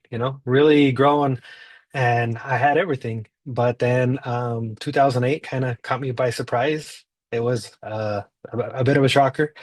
The economy hit. I found myself from one step to the next, losing all my stuff. Actually, ended up causing me to file bankruptcy and pushing through things, growing. I I thought I was at the top of the world, and just a big shock. I ended up having to tell my wife that we had to move back to Mexico. We had to actually figure out what and make ends meet down there as I figured things out. But I kind of knew there was a better way. I had my first daughter and a second one coming on the way, and I found myself really working 70, 80 plus hours a week, just kind of pushing through things. And it ended up, what's his name? I ended up seeing that I needed to do something different. I needed to take this knowledge I've had, the things I've built, and create something better. So I ended up creating a new trucking company to get a second source of income. And as I was working in construction, doing that, doing everything, I hardly ever got to see my kids. My wife ended up going with my in-laws for support and to be in there. And one of the times, I mean, I would work on 2, 3 weeks at a time. I came home and I reached out to my daughter. I was like, Mika, come give daddy a hug. And she she got scared and she ran away. And she ran to my father-in-law, which I was very happy that they built a cool relationship. But at that point, something just crushed in me. It was like I became a stranger to my own daughter. And I'm like, this something's got to change on this. This isn't worth it. All the hours in the world can't make up for, that. And I started saying, I have to figure something out. I called my brother, hey, how can I, do something better? Started creating different things. And I, at that time, realized that I need to get control of my time back. I needed to be able to have an impact on other people and how I could actually help them with this stuff. So I ended up founding Fastlane, and this was a company that helped entrepreneurs get their time back. It focused on putting systems, putting automation, putting things in place that would actually make a difference. How can we be 100% in control of what our time is? And one of the biggest inspirations I had in this was my mom and the way she did it. She was an entrepreneur, and back when I was in Mexico, she would every year we had the Tarahumara's actually come down from the mountains and then knock on the door, would always welcome them in. And at the time I didn't realize what was happening, but she would welcome them in, give them a room at the house. And this was a big thing. She was a single mother of 10. I mean, you could imagine just to be able to bring more on, but she was always so welcoming that way. And they would weave these baskets of yucca, and at night, they'd weave these baskets, and during the day, they'd walk up and down the streets in the town to sell them. And then before they left, we'd always pack um, a little lunch for them to actually go out and back to their house. And so every time she always just trained us, hey, whenever somebody knocks on the door, she would buy these crates of oranges, of apples, of even avocados, anything that she would get like that. And she'd be like, whenever they knock on the door, you pack them a lunch packet and give it. And it was just a habit. Someone knocks, you go over there, you give them something to eat, you give them something, you help them however you can. And that was one of the biggest inspirations that I had, and doing the random act of kindness. I've got to contribute into some amazing books, The Dose of Hope being one of the primaries that I got to dedicate to my daughters based, on this story that you guys just heard. The one habit for entrepreneurial success with Stephen Sambusis, we got 150 amazing entrepreneurs and that. And we all shared one habit that's made us successful and one unhabit that's affected us in our life. And my habit that's made me successful in this and a way that I've been able to create smiles for everybody is the random act of kindness, whether it be, giving a compliment. Sometimes, the resources can be scarce, or, paying for a Starbucks, paying for groceries, a meal, gifting trips, gifting. I've been blessed to be able to gift a house. I've been able to gift cars. I've been able to gift different things. And so I always look for that inspiration. I like to carry Starbucks cards in my wallet just to, whenever I see somebody having a challenging day, you could make it one difference by just a little tweak, something, you could acknowledge that day that they're having, that pressure they're feeling, and just bring a smile at them, bring something better, a different outcome, a different look than all that pressure that they're creating. And so for me, I'm very blessed to be able to contribute in all these different ways, and I continue to do so with our brand. We've been able to actually help a lot of different businesses. We recently started even working with the Chamber of Commerce. They're actually using us and creating an impact, and so that's the big milestone. But always love contributing into to different places, sharing different stories, sharing different things, and always willing to help. And I think that that's what makes one of the biggest differences in this is just showing up. Show up in your best self that day. Look at what you're grateful for. We have an abundance. I have an abundance of books. I have abundance of moments, of feelings, of things. You can look at this in any side of the picture. Whether you're looking at your bills, you have an abundance amount of dollars you're paying for the bill. It's abundance because it gives you the life. It gives you everything. And so always look at life like that on the positive side. And for me, there is no better way. You just got to continue to show up for this. So always happy to contribute, and happy to be here. And thank you so much for this opportunity. And I think us showing up in our best selves, our unique aspect of this is what makes the biggest difference when it comes to life. You showing up and having that impact as you hear some of the other stories and how people share some of their challenges, they share some of their successes. It's always from a unique perspective. That was the unhabit, is always be willing to listen and understand other people so you could see why they think the way they do, what makes that difference in their life, and from what vantage point, what has been that compound effect that got them to that position. Sometimes we're quick to judge and we don't allow them to actually express that, and we rob ourselves from such an amazing story or perspective that we don't get to see. And so I invite you guys to always listen first, see how you can make a difference. Sometimes it's one simple thing, it's one simple compliment, it's one simple smile that would make that all that difference in that day. One simple "you matter" to this world. Those things are the ones that make the impact. And so for me, when they say, "Hey, you could show up to an amazing place to speak amongst friends," that's just a big honor there. And thank you. Hey, Dr. Nicole, welcome. Think you're on mute. Hello, thank you. Thank you. Good morning. I'm Of here course, good waiting to morning. see what I'm supposed to do next. So let me see what's Oh, happening. I got you. No, Here comes you're Ken. you're good, Nicole. I think they put you in the wrong room. It's okay. So, Oh, Jose, thank you so much for your message. I hope you enjoyed yourself. no, definitely, always. So, Jose, there's 4 parts to this Smile-A-Thon, and we have 8 people or 9 people working around the clock for the last 24 hours. We're in Mhm. the culminating last couple hours. We're glad that you could be part of the Smile-A-Thon. Please share the 4 parts because all of them have an amazing degree of positive heart-centered leaders that are powerful like you. Um, Give me 1 second. Actually, I need to actually gather my things. Sorry, and this is Okay. my mistake. No worries. I wanted to make sure that you shared how people could connect with you.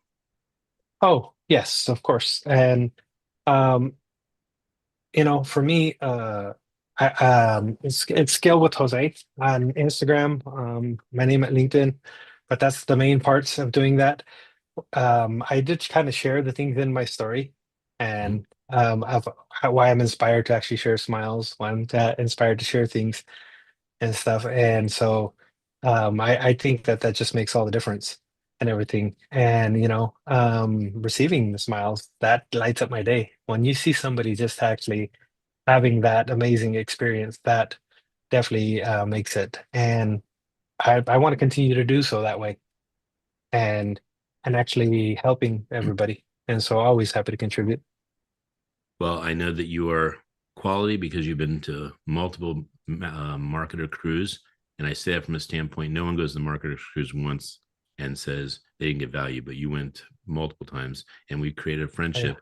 And of all the people I've met on the marketer cruise, I will say that you are one of the friendliest and easiest people to not only speak with, but you always were just so accommodating. You said, "Hey, anything I can do to help you." So you have a very generous Yeah. spirit, and I want to thank you for that. Thank you. Appreciate it. So And did you always hear? happy to help.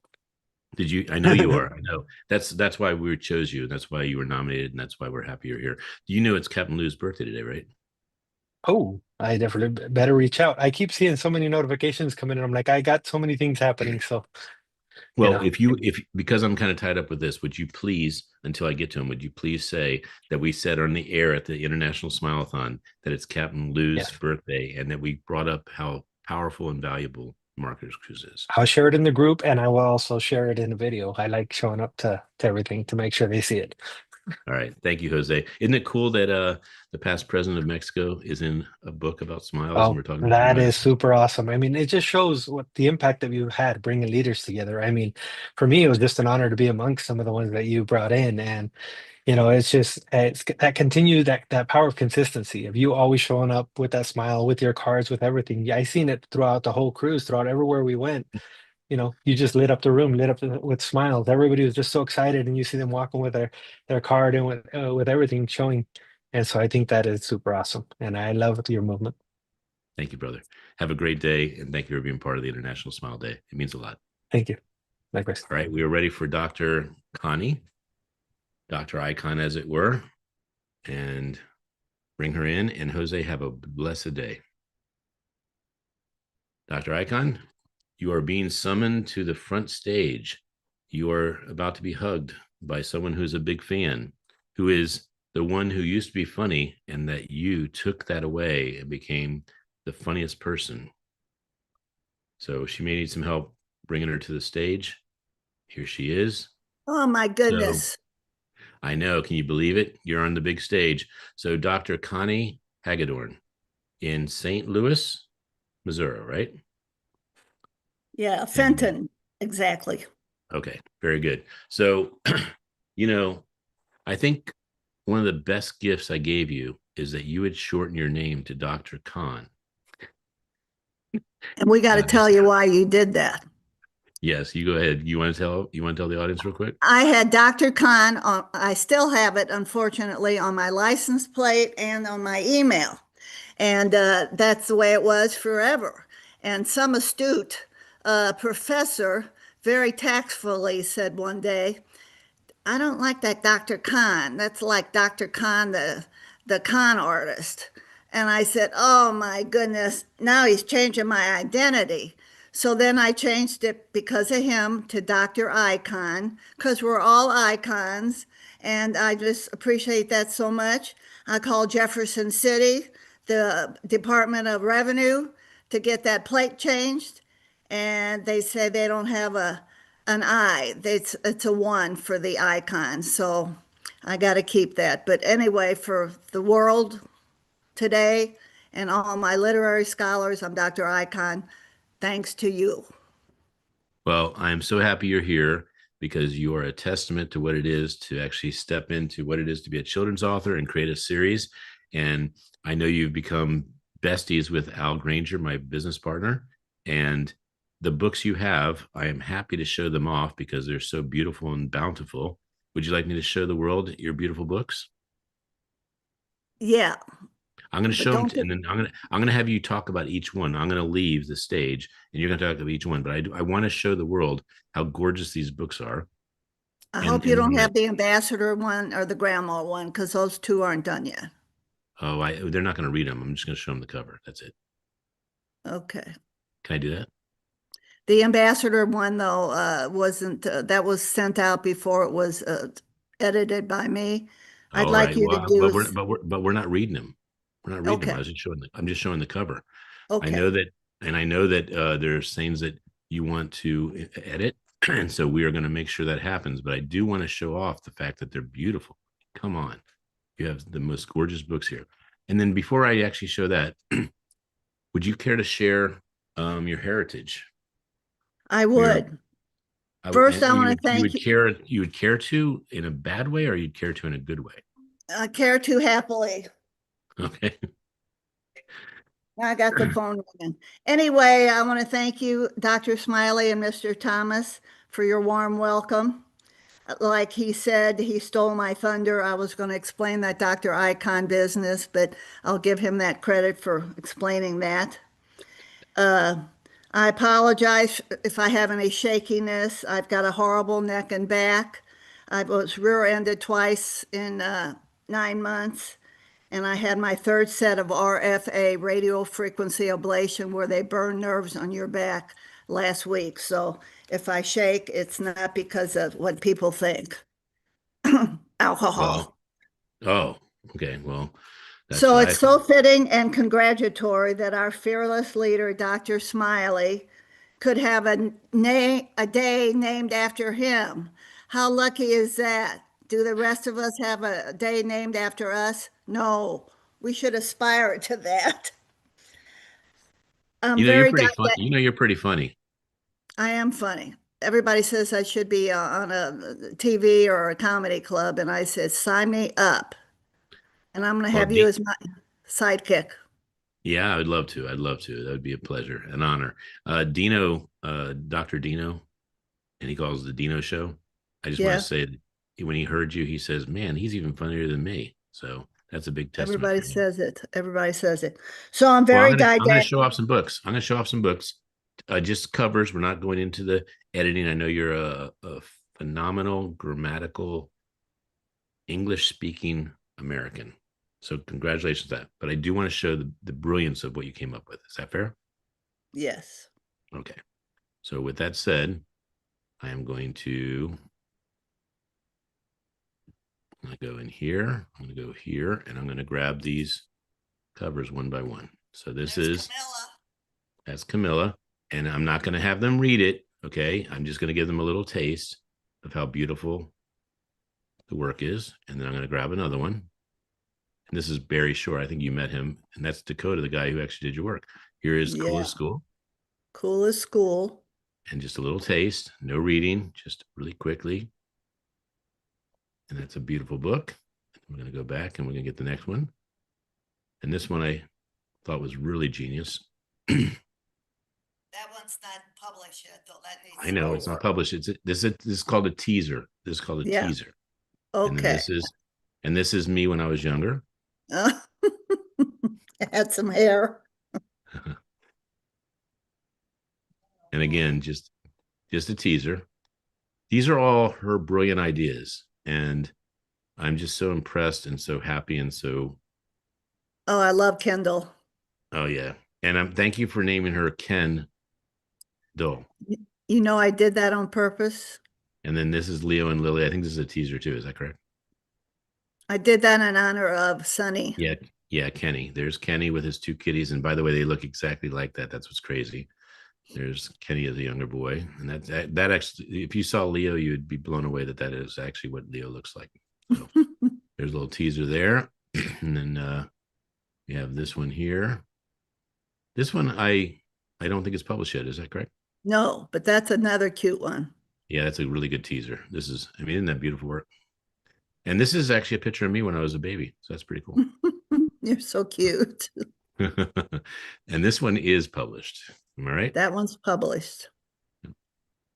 What animal is that? Dakota put him on there, which I didn't know about, but I love him. Is he a red fox or a panda bear? Does anybody know? Gosh, I was thinking it was more of a badger or a raccoon, but this is Smile-A-Thon. I don't know how to recognize smiles. And then this is what started off. This is what started off. Seymour the Lemur loves Yeah, that was the wieners at first the book. cleaners with no misdemeanors. This is just absolutely beautiful work. Dakota and your work together. And then this is my favorite, of course. Well, that's not that one's gonna not go. I look too much like I know. I look too much like the real Wonder Woman, and I'm really not.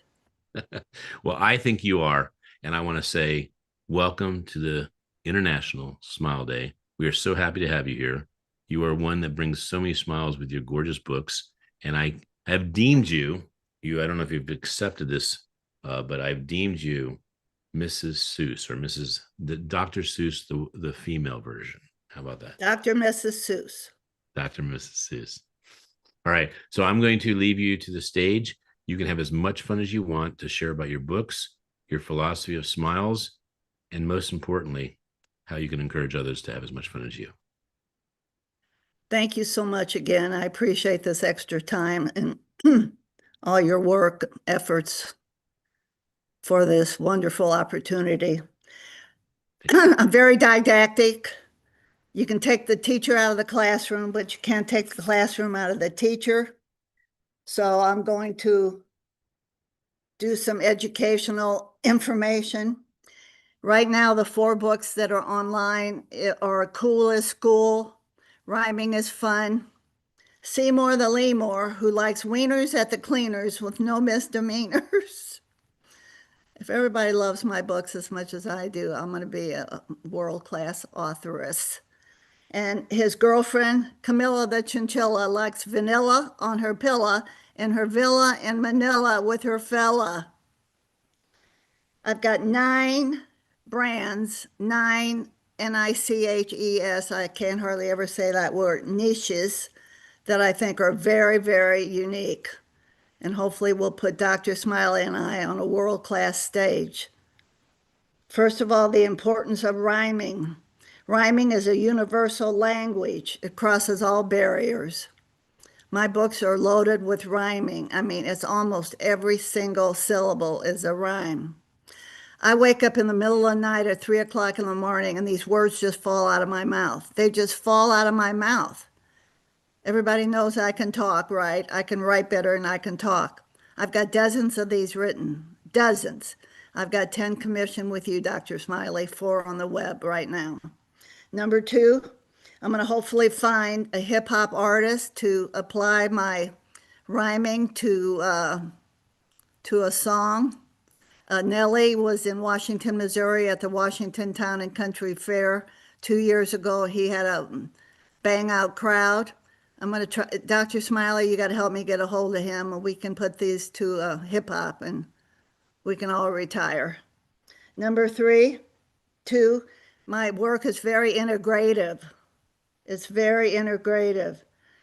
Unlike any other children's book that I know, I've got a place for journaling and a workbook to reinforce the thoughts in the book. So it's a storybook, it's a spiritual book, and it's a workbook. It's very integrative. Number 3, I've got very unique again in a storybook. I've got places for drawing and coloring and writing. I'll show you in a minute. And yes, that lost art of cursive writing.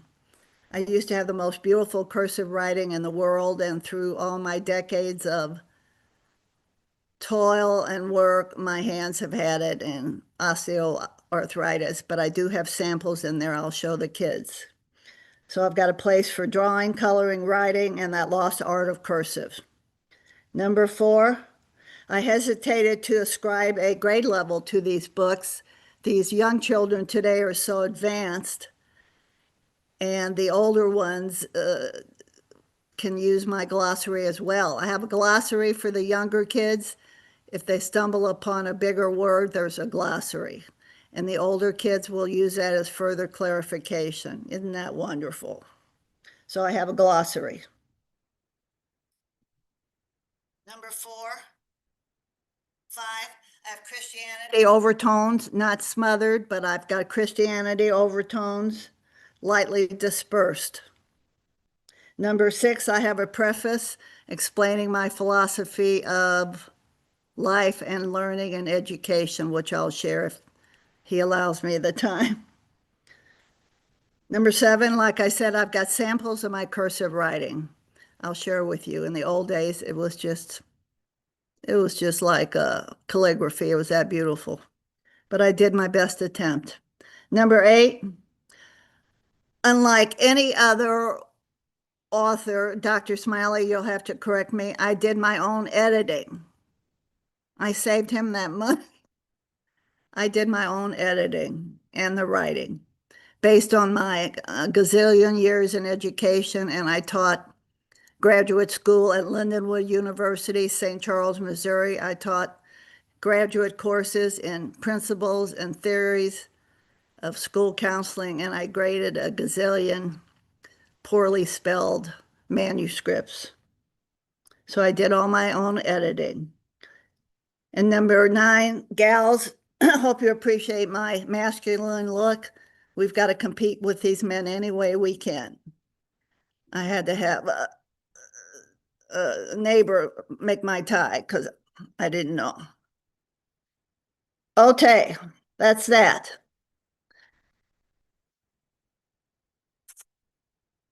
He told me about before, when I only had 8 minutes, to highlight a book, and I'll do Coolest School right now. And then later on, I'll get to the other ones. Coolest School.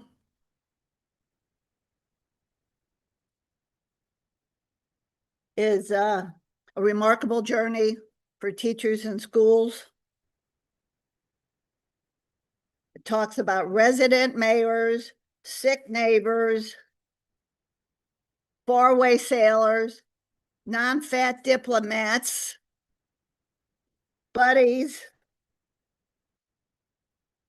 that are fuddy-duddy and nutty, and about never being a fool or bringing a mule to school unless it has shiny jewels. Or never being late or slam the gate. That could make a baked cake flake. Or about sharing our towels with our vowels. And I did include the Y because I think that's acceptable today and promoted. Okay. I've got 5 decades of experience in all aspects of education, elementary, middle, and high school counseling, teaching, 4th grade, special projects for school districts on summer camps. I was a former adjunct graduate school professor at Lindenwood, like I said, teaching techniques and principles of school counseling. I am an LPC, a licensed professional counselor with the state of Missouri. Postdoctoral, I have 40 hours in what's called ACS, Advanced Certification Studies, which is a licensure in superintendency and principalship in the state of Missouri. And I have that Master of Science in Counseling, K through 12, and I have a Bachelor of Science in Education, K through 6. Okay, I guess I'll share some books now since he's given me some more time. Dr. Smiley, I bet you wish you had this paper clip. I can't live without my paper clips. And if you want this one, I'll send it to you, SOS. Look at that paper clip. It's too funny. Okay. Which one did I talk about? I talked about coolest school. Let's look at that real quick since I've got time. Here's a dedication, of course, to my founding father. Here's my dedication, speaking about the literacy and the rhyming and the importance of reintroducing cursive in our curriculum. Here we are. You ready? This is my attempt at cursive writing. Like I said, with all my issues with tissues. And of course, what am I saying about these? I'm bragging. It's about time. I never got to brag my whole life. I had very humble German parents and precious blood nuns in my 2-room schoolhouse, grammar school. Could never brag. Well, I'm bragging now. So in my cursive, I'm stating things that I think I am. Connie's cursive. Cursive handwriting is so inviting. It can't be gone. That would be wrong. What say you? I thought you knew. In my own words, from my hands to yours. Then I've got my titles, honestly, legitimately. Rhyme Queen, Word Whisperer, Grammar Guru, Dashing Dancer. I used to be a semi-professional dancer and an ambassador teaching country, western, imperial, swing, and ballroom. So I was a dashing dancer. Awesome author, eloquent editor, exciting, entertaining editor, educator, classy comedian, cosmic counselor, barely bashful, and thoroughly thoughtful with a kind mind. I don't know if I got time to read all these. I'll take a chance. Consummate consultant, inquisitive inquirer, learned listener, lecturer, captivating crusader, spectacular storyteller, brilliant beacon, shining symbol, flamboyant fashion fashionista, avid ambassador of all things rhyming, astonishing ankle bracelet wearing of schoolgirl socks. I love to wear those schoolgirl socks with my dresses. And I've still got good looking calves, believe it or not, and thighs. Uncommon phenomenon. I'm a lifelong learner. Tenacious trailblazer, yes. Creative crafter. I do a lot of crafts in the arts and crafts, wreaths and flower department, and I sell them. I'm an animal advocate. One of the themes of my book, I love animals, and I am an animal advocate. Used to have German shepherds, so loyal. Creative, curated maximalist. People shop in my house because they know if I got one things in my cabinet, I got two more under the bed, and if I like them, I let them buy them. Cheap. Charismatic Christian. I'm a doting doctor, professing professor. And Connie comes from the Latin word constans, Constans, which means steadfast, unwavering, loyal, dependable, and resilience. Boy, that's me on a hammerhead or whatever. Just real quick, I'll read a little bit of each. Teachers are cool, especially in school. They are not cruel. Even I knew. How about you? This writing will kill you. School has its rules. It has shiny jewels on mile-high stools. Don't be a fool and bring a mule. Study, read, study. Find a buddy to share a cubby. They might be quite a fuddy-duddy or even a little nutty, but friends are fun for everyone. Okay, I better quit with this and move on. I don't want to. Oh, here's my Christianity. Art, music, PE.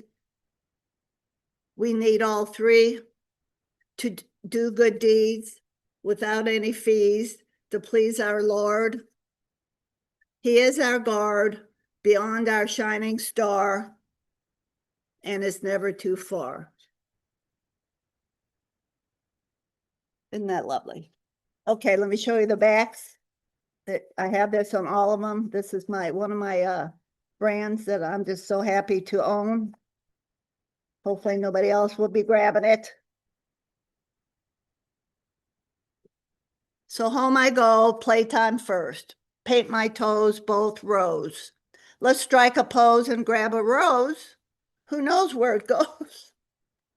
Like I said, if the world likes these as much as I do, Smiley and I, look out. Okay, then at the back I have Dr. Icon would like you to write about what you liked best about the story. So there's writing practice. And Dr. Icon loved your words. They were fantastic. Now can you draw a school, your favorite school? So writing and drawing. You're quite the writer-drawer, by the way. Well, I'm the writer, not the drawer. Write some more. Get to practice writing some more. Wow, your words were fantastic. What else can you draw in color? I love that. So listen to me, Dr. Icon. Yes. We have a surprise for you. You had Russell that gave up time and wanted you to shine. We have Dr. Dino from the Dino Show. He said, give her my time.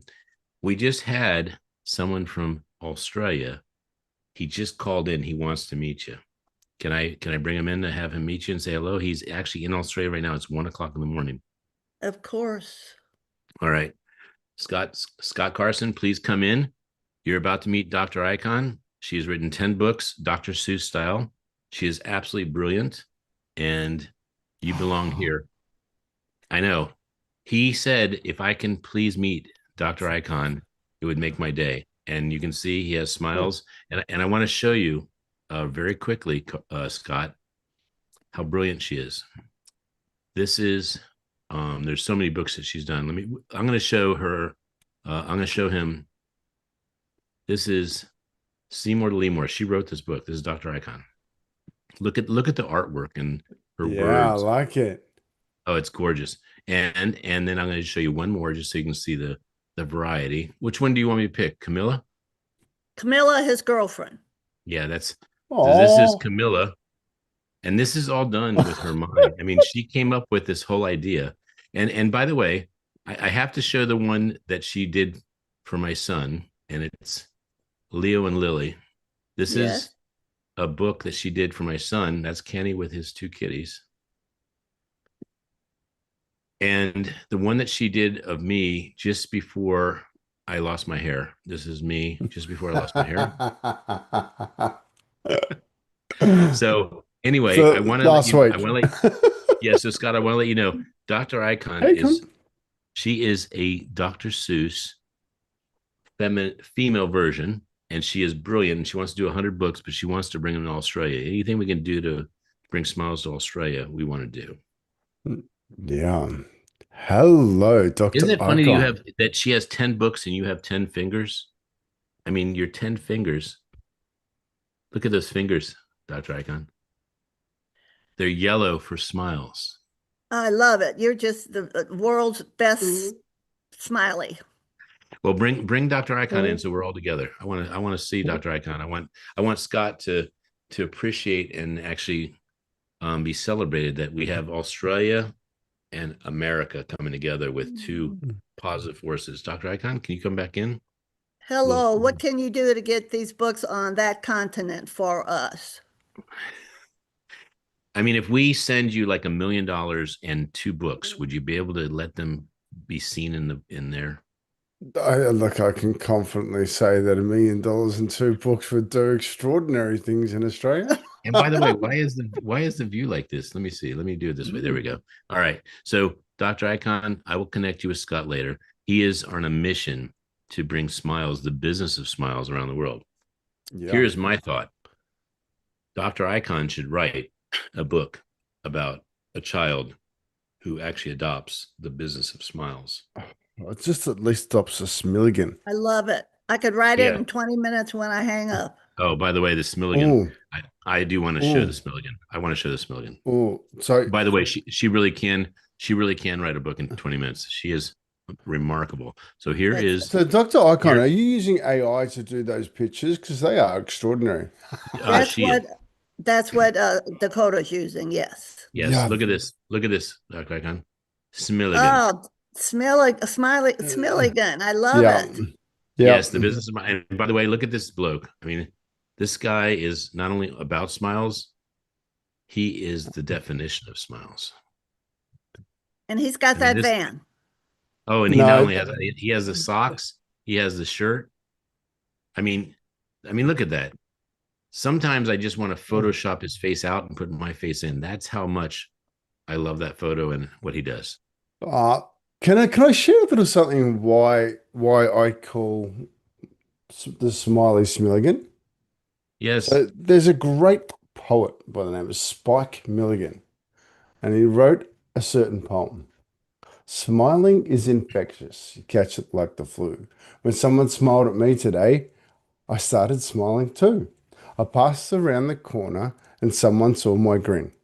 When he smiled, I'd realized I'd passed it on to him. I thought about that smile, then I realized its worth. A single smile just like mine could travel around the earth. So if you feel a smile begin, don't leave it undetected. Let's start an epidemic. Quick. And let's get the world infected. That is why I call it Smilligan, after Spike Milligan and his beautiful poem, Smiling is Infectious. Because, I'd love to infect the world with smiles. I think that'd be amazing. Beautiful. I mean, I can't top that, and who would want to? But I do want to say, I thought I had the best one with my grandpa giving me this one. I'm going to give it to you, and it has nothing to do with smiles, but it makes you smile when you hear it. Are you ready for it? Yeah. I eat my peas with honey. I've done it all my life. It makes my peas taste funny, but I've done it. No, let me see. I've done it. I eat my peas with honey. I've done it all my life. It makes my peas taste funny. I can't remember. Shoot, that's the worst thing when you're on a Smile-A-Thon and you can't remember the punch. Oh my goodness, I'm so sad about that part, but I'm going to get it before the end. You know why I'm So going to get it before the end? I'm what's going to that? ask somebody like my dad. That's a good idea. Hey, can I ask a question? What, Connie, she wants to ask you a question. like, why do you take a mushroom to a party?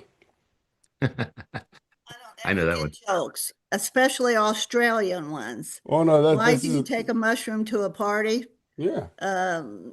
Please. Now you're testing my IQ and you're fired. Mm. Well, it's because he's a fun guy. Okay. Oh, he's a Do you know- fun guy. That's he's very a fun good. guy. Do you know who he All right, I takes got to it. the I got party? it. I eat my peas with honey. I've done it all my life. It makes my peas taste funny, but it keeps them on my knife. I love it. There we go. That's the best. And a big smile. That's another story for me. The peas on your knife. I know. So God bless you, Dr. Icon. I know that you are a superhero that is going to show the world how big you can play. And we are here to make you soar because we believe in you. We believe in you. Thank you. I loved what you generated. The caricatures in your books, like there's life and love in them. Thank you for that. So hurry up, chop chop. Get to promoting and publishing and everything in Australia. So hurry up, chop chop. Chop, chop. Scott, by the way, 1 year in a row of her calling me at 5 a.m. and I have to answer the phone. And I hear chop, chop, chop, chop. And I'm like, okay, Dr. Icon, I'm chopping. So but next she doesn't time know I'm chop. No, but she doesn't know I'm chopping fun guy for the breakfast. I do love it. So next time I meet Dr. Icon, I'm gonna have to have a big chopping block and butcher's knife and chop, chop, chop, chop. So how many governors and mayors and city councilmen and Chamber of Commerce people do you know to get these books started? Always say 50. Always say 57. She loves hearing that number. I say it every day, and she says, "Okay, I'll call you tomorrow." You have 57? That's good. I reckon I might have actually 57. But Well, we don't have we're going to Congress send over you there. we're going to send you the digital books. You tell me which ones you want me to send you physical, and we'll send you some physical books. Yeah, and giddy then up. you can disperse them as you wish. And by the way, Dr. Icon, it will become an international bestseller then. All right. Washington Missourian is a local newspaper that goes all over Franklin County. It goes to St. Clair, Union, Pacific, and Washington. I talked to the editor, the head chief last week, and guess what? He's going to feature our 4 books in the Missourian. So we will be known Congratulations. all over Franklin County. Well, we're going to have Scott come to the United States, and maybe he can meet you. But we are bringing you to the United States. I'm going to figure it out somehow, Scott. And by the way, everyone has voted. We need to launch the International Smile-A-Thon on October 3rd next year, midnight. Yeah, well, look, how do I say this politely? We're like a day ahead of you over here. Well, no, that's why we're going to go there, so we can enjoy. We're going to enjoy one more day. So we're gonna whole day. We're gonna get ahead of the system. We could do even better and start in New Zealand. Connie, you have received way more than 20 minutes because we love you so much. So you can actually enjoy your smile day and know that you are loved. We now would like to bring in Dr. Nicole Davis. So thank you very much, Connie. I hope you had a great time. So Scott, the reason I want you here is because Nicole Davis, Dr. Nicole Davis, has the Christian Chamber of Commerce here in Maryland, and I want her to have an extra treat that you are here to greet. Notice ever since we've been talking about poetry, I've been throwing in a little bit of poetry. I've noticed you've gone with a bit of rhyming. Like it's almost becoming a bit of a rap. It's like exactly. So, Dr. Nicole Davis, you are welcome to the stage. We'd like to welcome you internationally. So, this is Scott Carson. He has the Business of Smiles in Australia. And when he heard that you had not signed up for the International Chamber of Commerce, he almost made a faux pas like I did and said, "When are you going to sign up?" But I warned him. I said, "Don't accuse her of not signing up because she will." Now, Uh, uh, well, so I am already a member. I know you are. I know you are. So, Scott, is this a brilliant smile? I mean, I think she's showing off with that smile. that is a cracking smile. That is Thank you. that that's a Now let me compliment. ask, is I mate, is that correct? Would I say that to you? Go again? I mate? I No, no, mate? no. G'day, mate. Get G'day, on, mate. mate. G'day, mate. No, Really, g'day, really mate. drive in the g'day, mate. Okay, Give I'll it, work on give it. it a crack. Just give a bit of elbow. Just Get g'day. on, mate. That is fantastic. Oh, I got one All more right. for you, So right? Just we sorry. would like to welcome you, Nicole. And because you are here in the guise of the Maryland Chamber of Christian Mhm. Chamber of Commerce, I want to ask the first question because it's international and we have an international spokesperson from Australia that would like to Yes. welcome you as well. Tell us about your heritage. Tell us about you live in the Maryland area, obviously, because you are actually the president of it. And so anyone that is in the Maryland area, you can become a member of the Christian Chamber of Commerce of Maryland. Yes. Well, thank you so much for asking about that. Of course, the Maryland Christian Chamber of Commerce, we are in our pre-launch phase. So we are actually not going to launch until March 2026, but we are galvanizing our forces now for those who want to be founding members and advisory board members like Dr. Ken, who is a part of the Maryland Christian Chamber. So we are in affiliation with the U.S. Christian Chamber as well as the International Christian Chamber, all for the purposes of intentionally being knowledgeable about where are our Christian business owners so we can support them, and then coming together for advocacy around things that matter to show we do serve and love, not just in word, but in deed as well. Well, the stage is going to be yours. I just wanted Scott to be able to say welcome from Australia. He got up at 1 o'clock in the morning to say hello to you and to Wow. bring the show to conclusion and closure with a smile. And this beautiful man, I had the pleasure of ironically virtually meeting about 5 years ago, and we have Huh. been talking about this idea forever. And now we're going to partner and create an International Smile Day, which actually includes, Wow.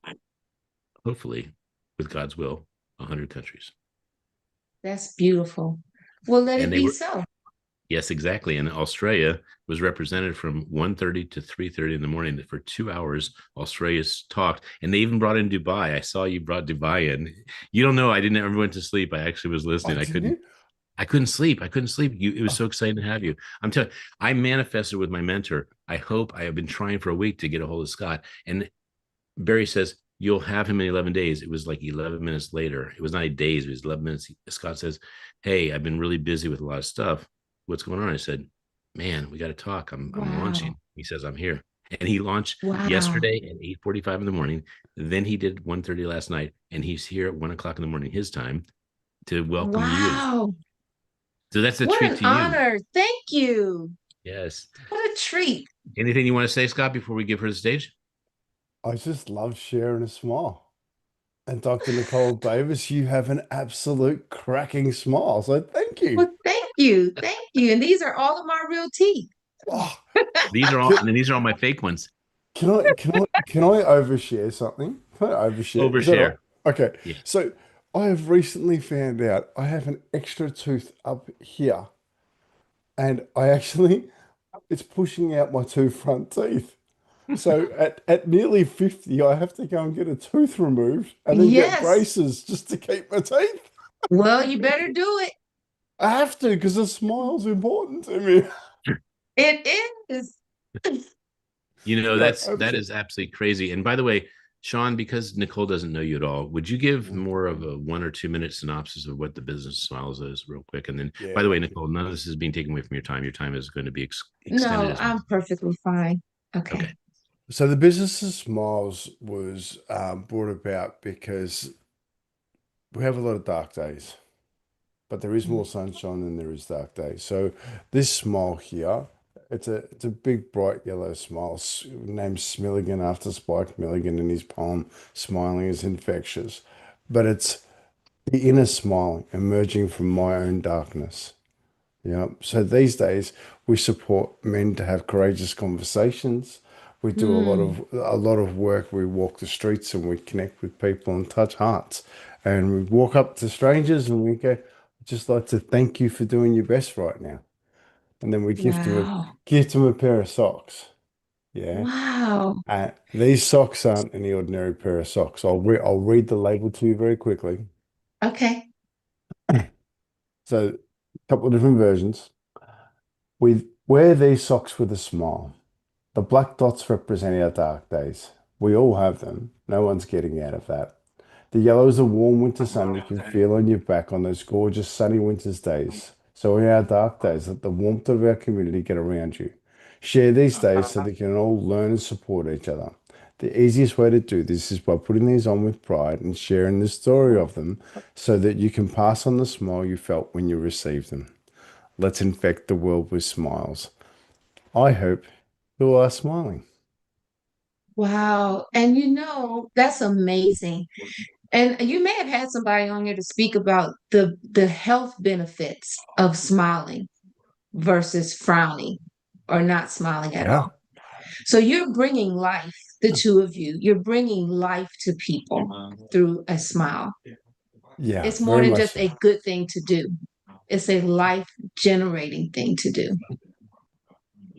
I am lucky enough to have experienced lots of difficult Mm, situations in life to educate me that a smile is the only way forward.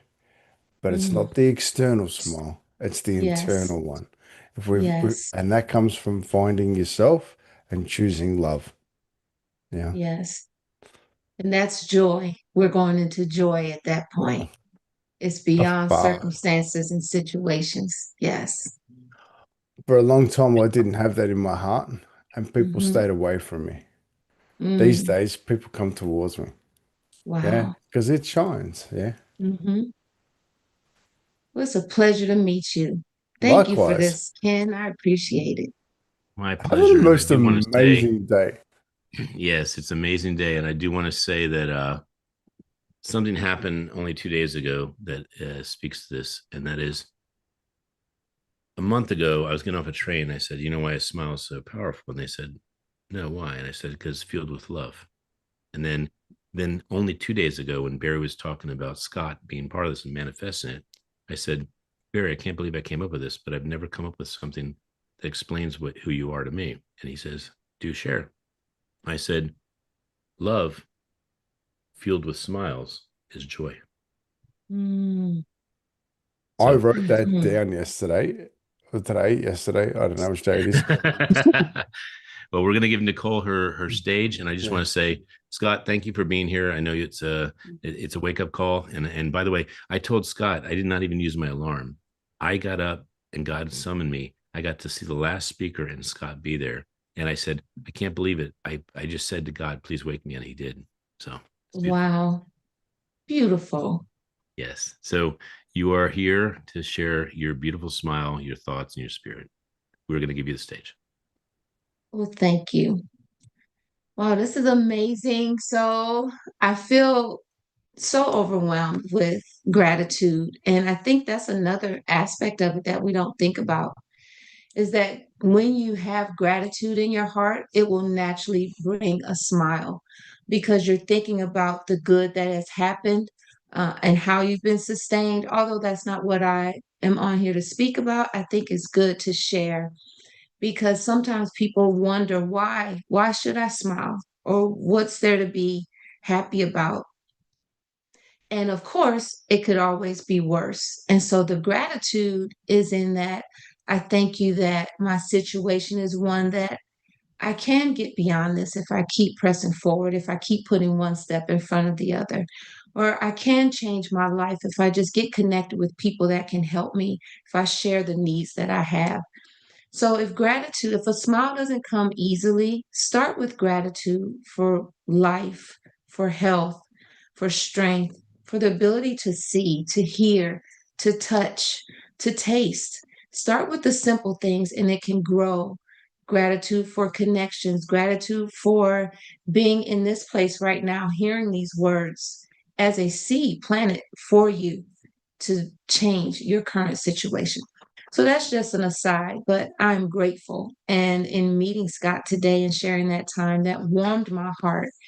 And I feel privileged to be a part of this. So my name is Dr. Nicole Davis, and I am the president and founder of the Maryland Christian Chamber of Commerce. And I think, as I'm been contemplating this whole thing, and I think it's amazing that Dr. Smiley is putting this on. I know that one of the ways that I bring happiness and joy to the world is simply by listening. Sometimes when you just ask a person, how are they doing? They won't even answer because they really don't think a person cares. And I am that one person that I will either ask the question again or say, I'm still waiting for your answer because I really do want to know how you're doing. And that is very refreshing to people when they learn that somebody really does care about how they're doing, or they really do want to hear about their day or their situation. So that's one of the ways that I bring happiness to the world. In addition to being the president and founder of the Maryland Christian Chamber of Commerce, I also have a mediation coaching and consulting firm.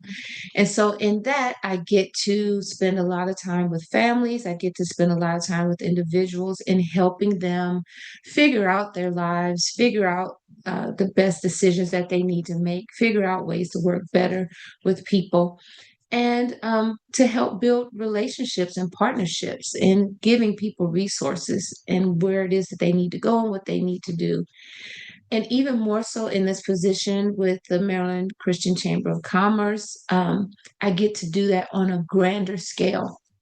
So I didn't realize just in my willingness to listen to people would then become what we are starting now here in Maryland are these listening sessions across the state of Maryland.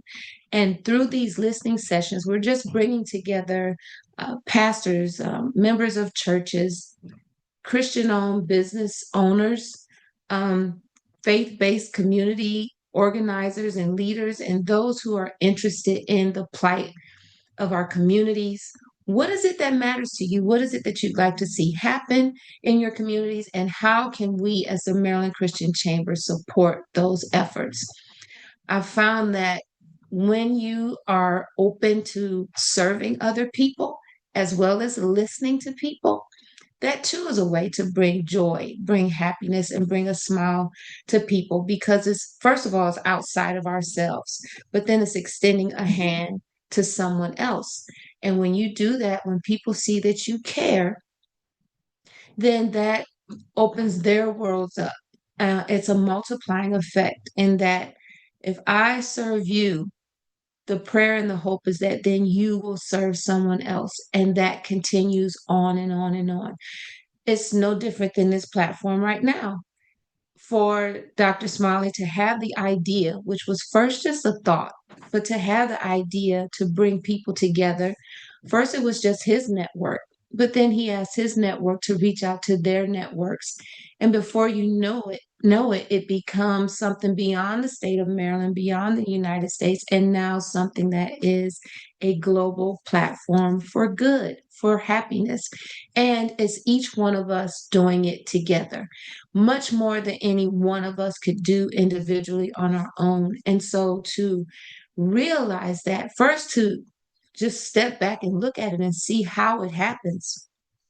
It is one person at a time sharing their dreams, their visions, their ideas, and someone else is being ignited by that. And it goes on and continues on to the next person, the next person. And here we are now globally talking about joy and smiles. Something so simple, but so profound. And that too, seeing how by listening to people and by serving people, we will be bringing joy and happiness. And it's coming at a time when the world is in much need of that. Wouldn't you say? Um, there is truly a battle going on between good and evil, and what that means and what it looks like. And for those of us who really want the best for other people, you think about the things that you value the most. First of all, taking care of yourself, which is at the core of everything, because if you aren't doing well, then you absolutely can't help anybody else, not for any sustained length of time. But first, taking care of yourself. And then what's important to you is your family and your community and what's around you. And if you're able to do better in those areas, then you can start looking outside of yourself and seeing how you can support others. The reality is, it's hard to support other people if things aren't going well in your own life. But if we are able to take care of what's important to us, then we have, and that's beyond going beyond, Maslow's hierarchy of what is it? Maslow's hierarchy. Now you can start thinking about what is going on around you. And that is so powerful because those of us that have it, let's give it. And this is what this whole platform is allowing us to do, to give what we have in hopes that others will get it and then multiply it as well. So I'm grateful that the Maryland Christian Chamber of Commerce is happening. And I didn't see this coming for the work that I was already doing, but it's a natural, nice first next step because now I get to work with more people, more organizations to figure out how do we expand what we know is good to do.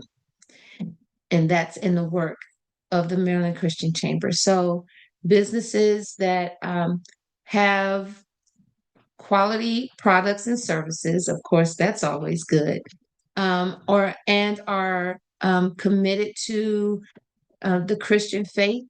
Those are the organizations that we want to have come alongside of us.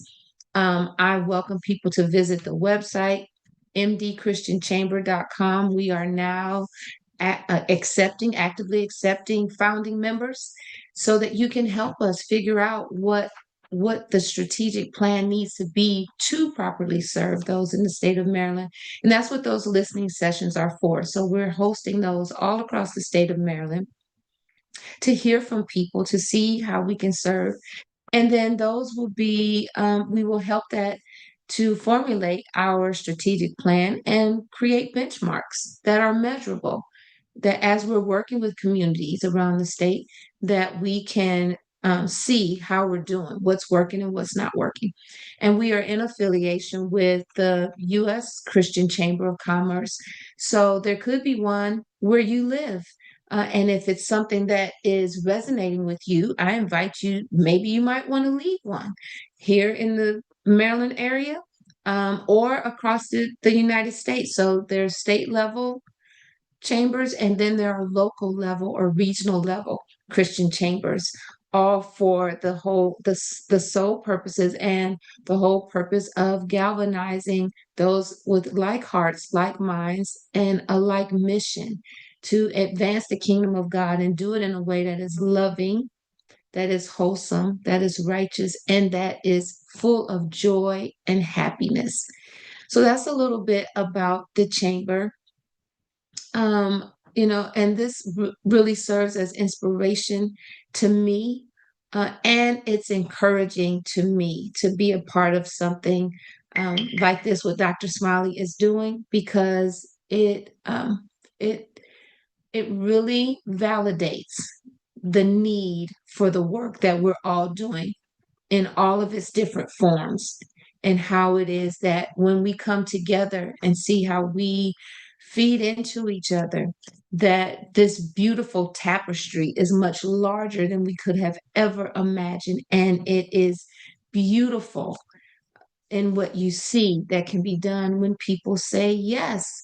So that's another thing. I was actually thinking about that this morning. The difference between saying yes and no. And when you say yes, because you can come from a position of yes, or you can come from a position of no. And I found that the more I come from a position of yes, that's where the excitement is, that's where the adventure is, that's where the being exposed to new things are. And that's where I have found a lot of happiness. Now, of course, you have to temper that and balance that, with your well-being and your schedule and time management, all the things that matter. But had I not said yes to going on my first hike, trail walk, then I wouldn't have known all the beautiful places there are to see throughout the state of Maryland because I was willing to try something different. Think about food. If you're only eating the things that you grew up with, or things that are easy to prepare, then you don't learn the beautiful flavors and the different dishes that are out there without a willingness to say yes. So that was just something I was thinking about this morning. What comes with the yes? The benefits of a yes. Tempered, of course, with sometimes you must say no. But all of that has brought me so much joy in these years of my life as, of course, I have lived more. There's more behind me than before me. But I plan to live these next 30, 40 years with as much joy and happiness that my heart can hold, because I want to live a full and happy life. So that's a little bit about the chamber and about me and the work that we're doing, and in our serving other people. I think another piece that is important that I found is also family. Family and our relationships with our family members is something else. I did a workshop yesterday where I was speaking to a group of women at a retreat, and the number of people that are struggling with their families. And of course, that's a lot of the source of our contention, and our discontent and our unhappiness, depending on the types of families that we have. But there was one thing that I shared with a young lady that I think may be appropriate for now to think about is if the family you come from doesn't bring you joy, doesn't bring you happiness, do you know you can create your own family? Think about that. I have friends that have been in my life for 20, 30 years. These are people that I chose to be a part of my life, and they have blessed me beyond what I can even explain. They have been there for me and my family in ways that I can't even explain. And so those are the gifts that come from God when you say yes.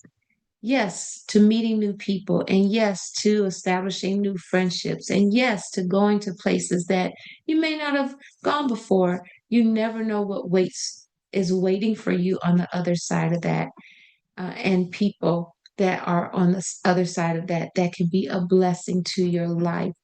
So if it's as beautiful and sunny where you live as it is for where I am today, it's just a God wink that this is right in line with where God is wanting to move us so that we're not controlled by the culture of today, whatever the headlines are today, but that internally, that joy that we have, that we create for ourselves, and those that are around us that help us to deal with the issues of life, that we can navigate successfully, joyfully, and happily through whatever may come our way. And we don't have to be moved by what's happening around us. So take control of your lives, take the authority back in your lives, and make the decision to create the life and the joy and the happiness that can bring you fulfillment and can allow you to experience the goodness that God has for us, based on how it is that we choose to live. So that's all that I have, unless if there are any questions on the other end, I'm happy to answer any questions.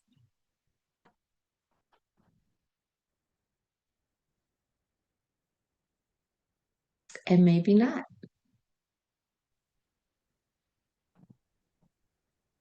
I think Dino's meant to be in, but that's okay. I'm always happy to share a smile, Nicole. Thank you, Scott. You're awesome. We now have 3 hosts telling you thank you. So we actually Okay. have we have 13 minutes till the show is up, 12 minutes till the show's over, because we are finished at 12 o'clock and we have 3 more speakers. So we're going to fit them in as quick as possible. So, Dino, you have 8 minutes with Kenny. I'm going to turn this over to you. Nicole, thank you so much for being part of the International Smile Day. Dino, you here? Yeah, I'm here, brother. Okay, I'm looking here's for Kenny. Kenny. Yeah, the new and improved Ken Rochon. Kenny Rochon the third. I am so excited to be able to talk to you.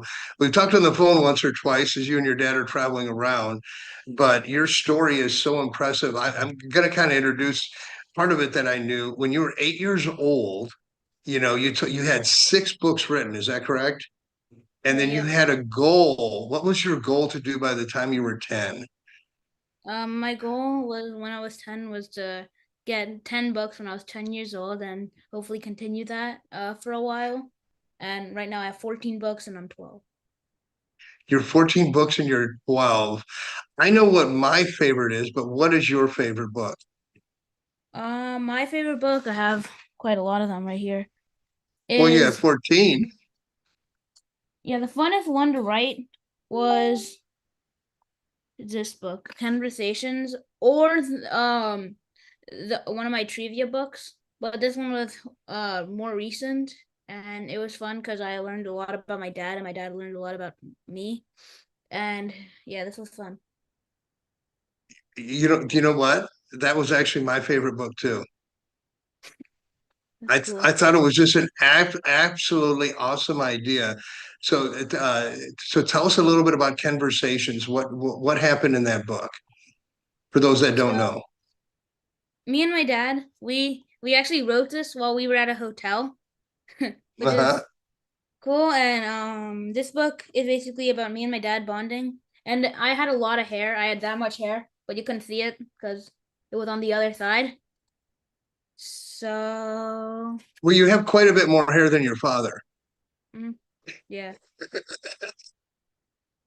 So one So of the my book is just all these great questions that you're responding to and that your father's responding to.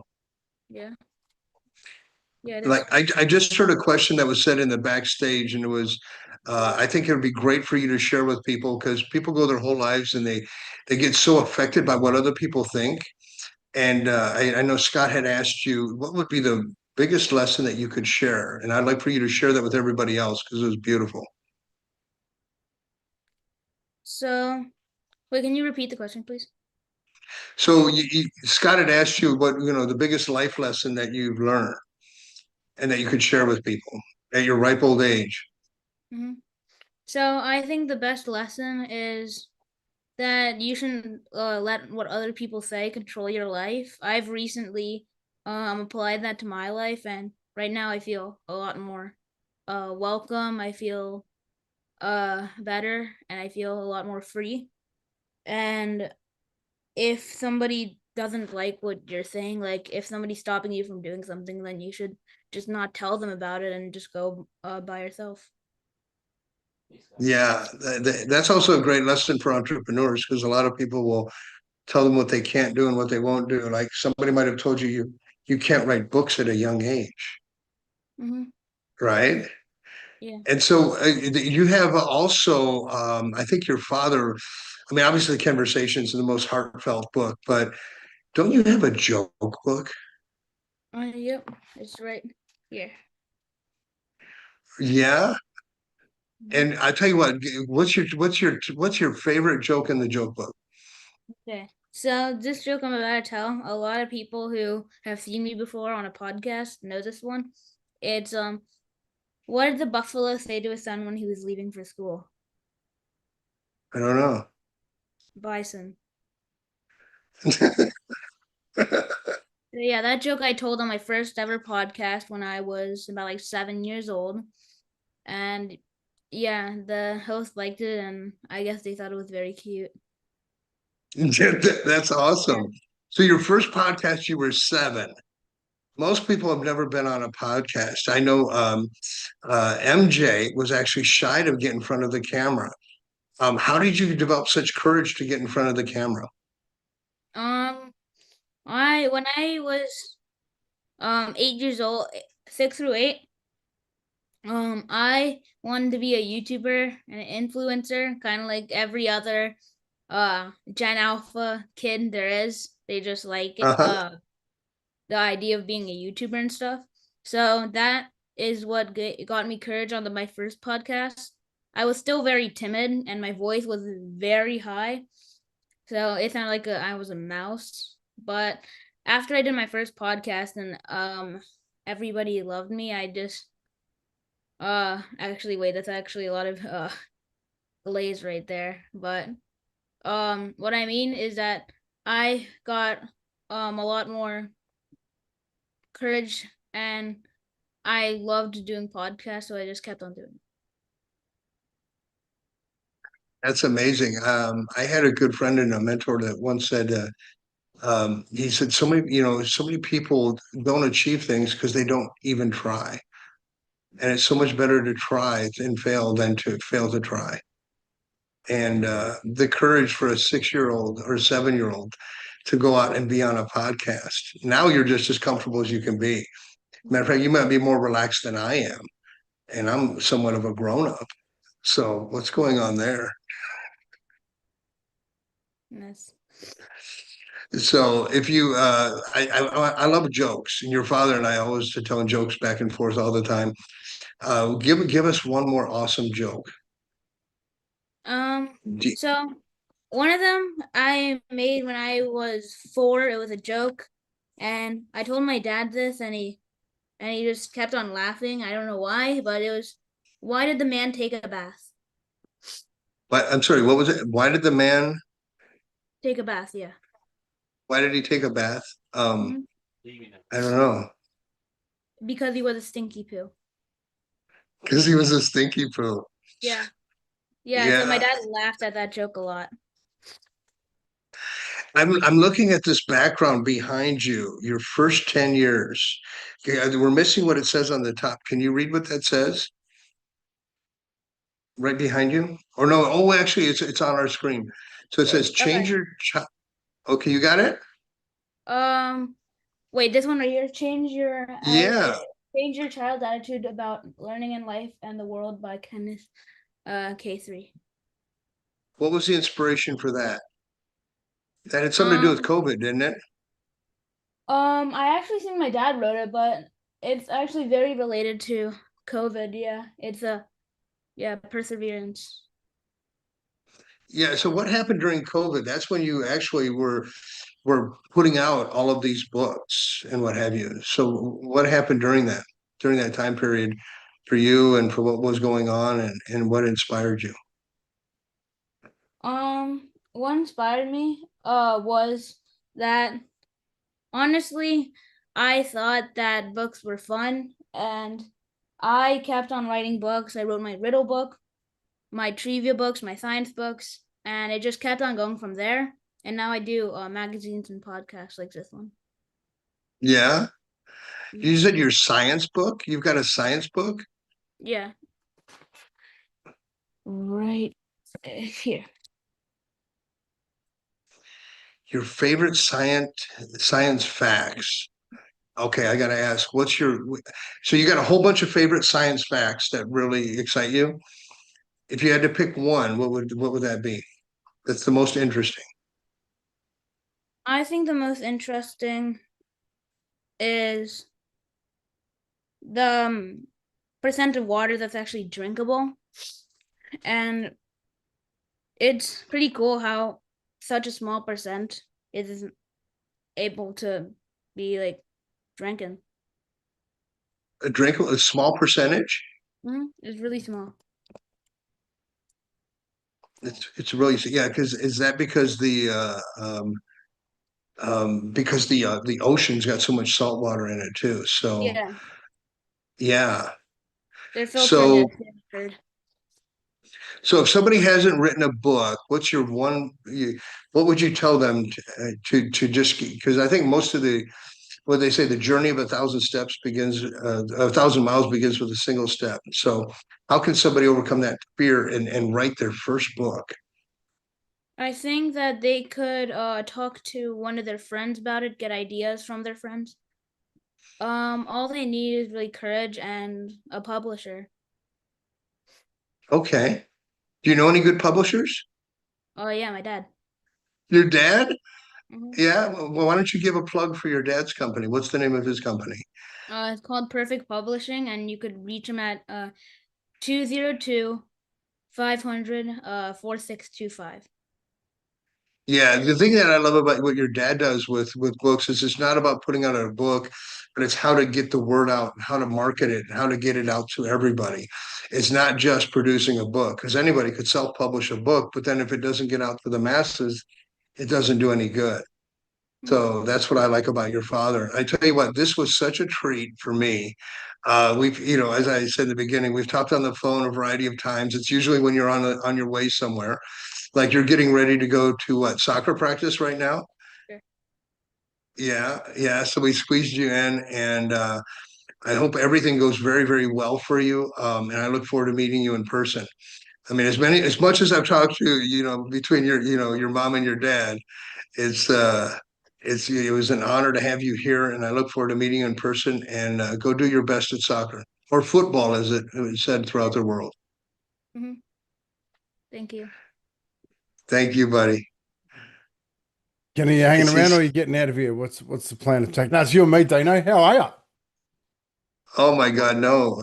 Yeah, hopefully we're going to be bringing Did and you see then that? I had chocolate on my head.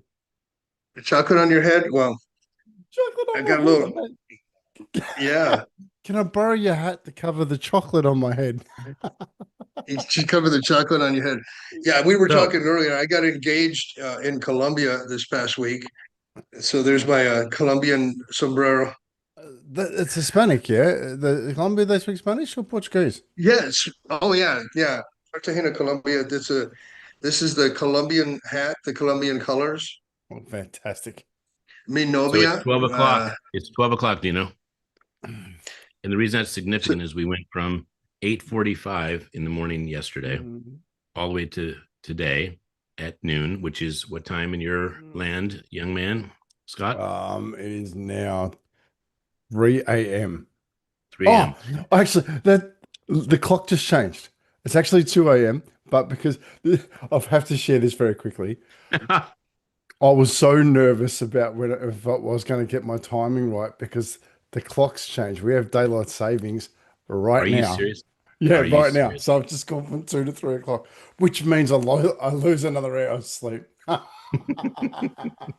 Well, it is. I hope. What day is it going into? Sunday or Monday? I am in Sunday at the moment. All right. So, Tracy, please come forth. I want you to be introduced with international flavor. And I want to say thank you to my brother in Phoenix, the Dino Show, who is going to be creating a book. I want to say thank you to Scott for waking up in the middle of the morning and declaring that daylight savings has happened. And I want to thank you, Tracy, for being a pure message of what a smile should be, guided by God.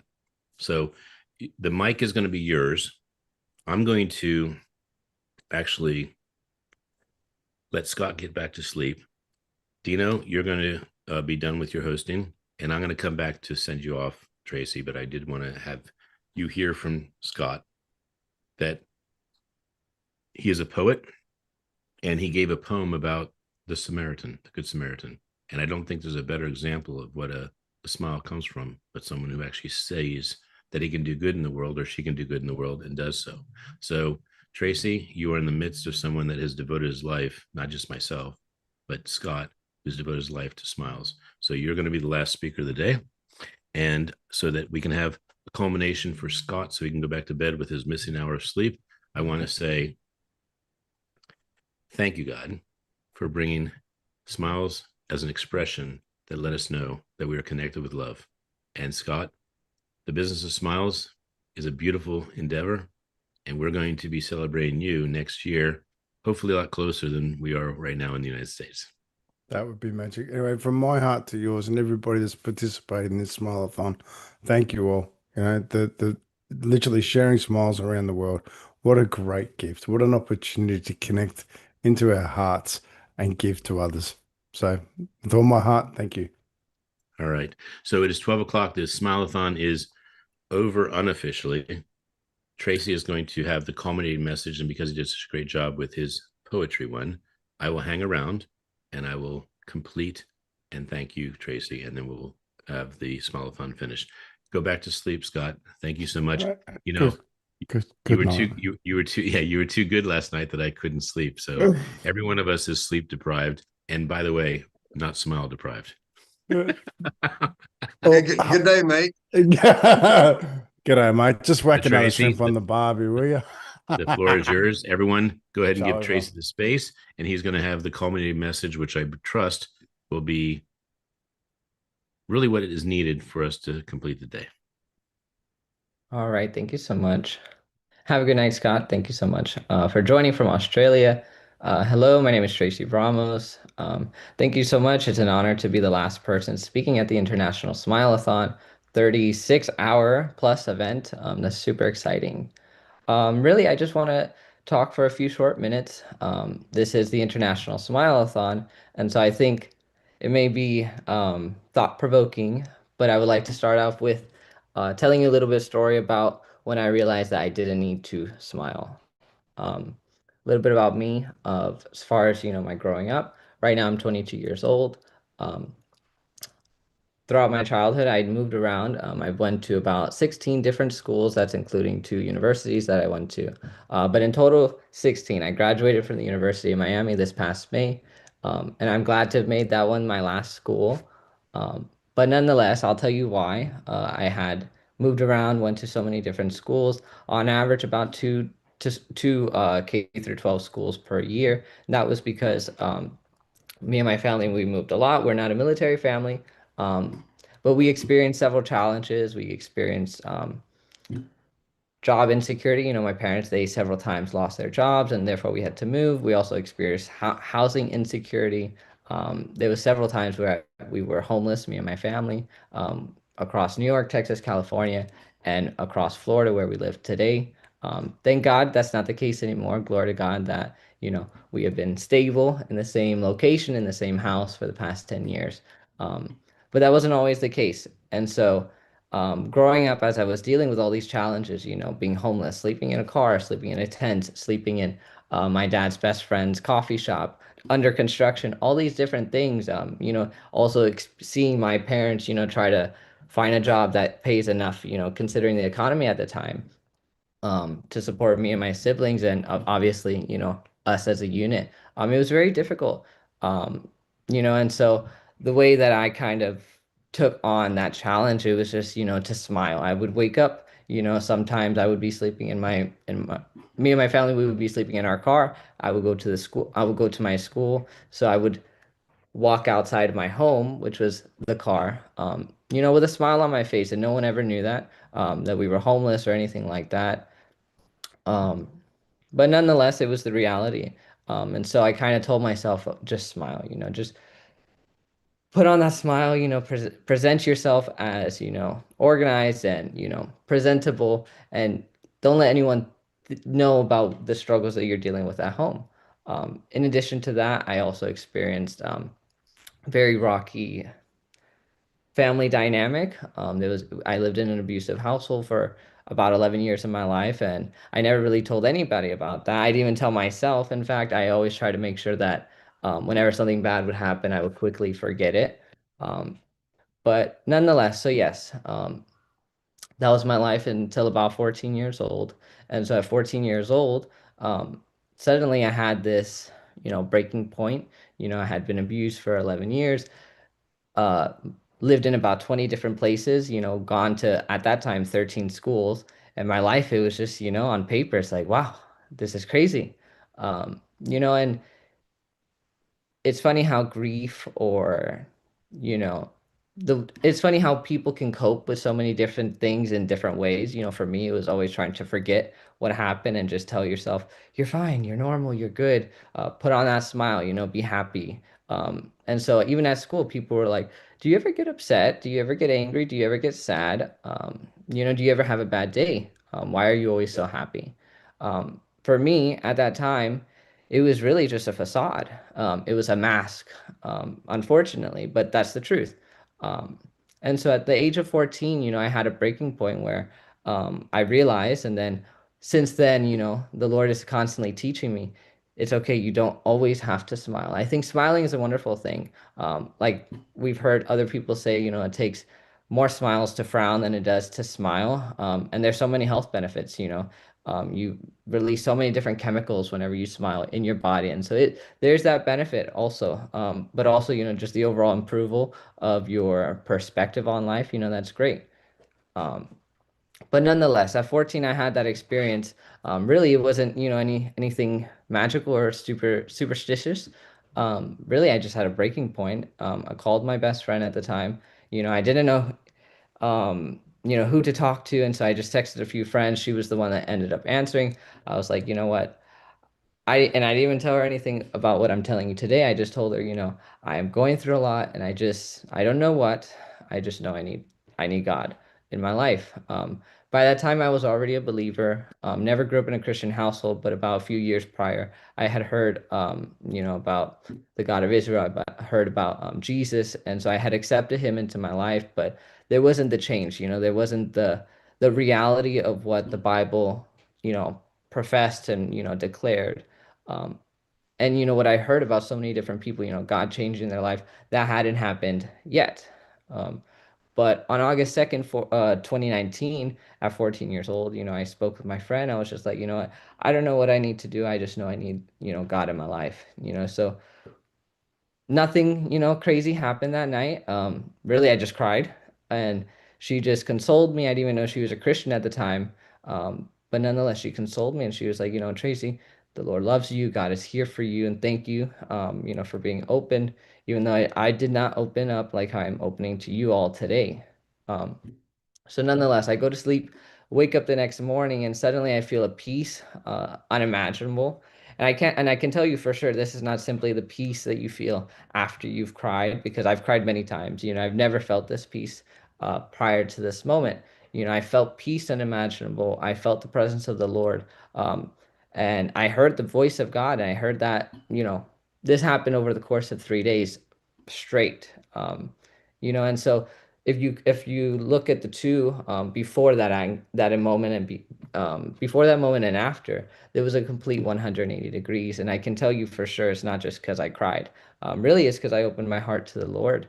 And so even in that moment where I didn't, put to words, everything I was going through, I didn't tell anyone that I was, abused and homeless and, all these different things, dealing with food insecurity in the past and things like that. I opened up my heart to the Lord, and the Lord entered in. The word of God, it says in Revelation, "Behold, I stand at the door and knock. Whoever hears, may they open the door. May they open the door so that I may come in and eat with them and they with me." And so that is putting to words or putting an image behind what happened that night.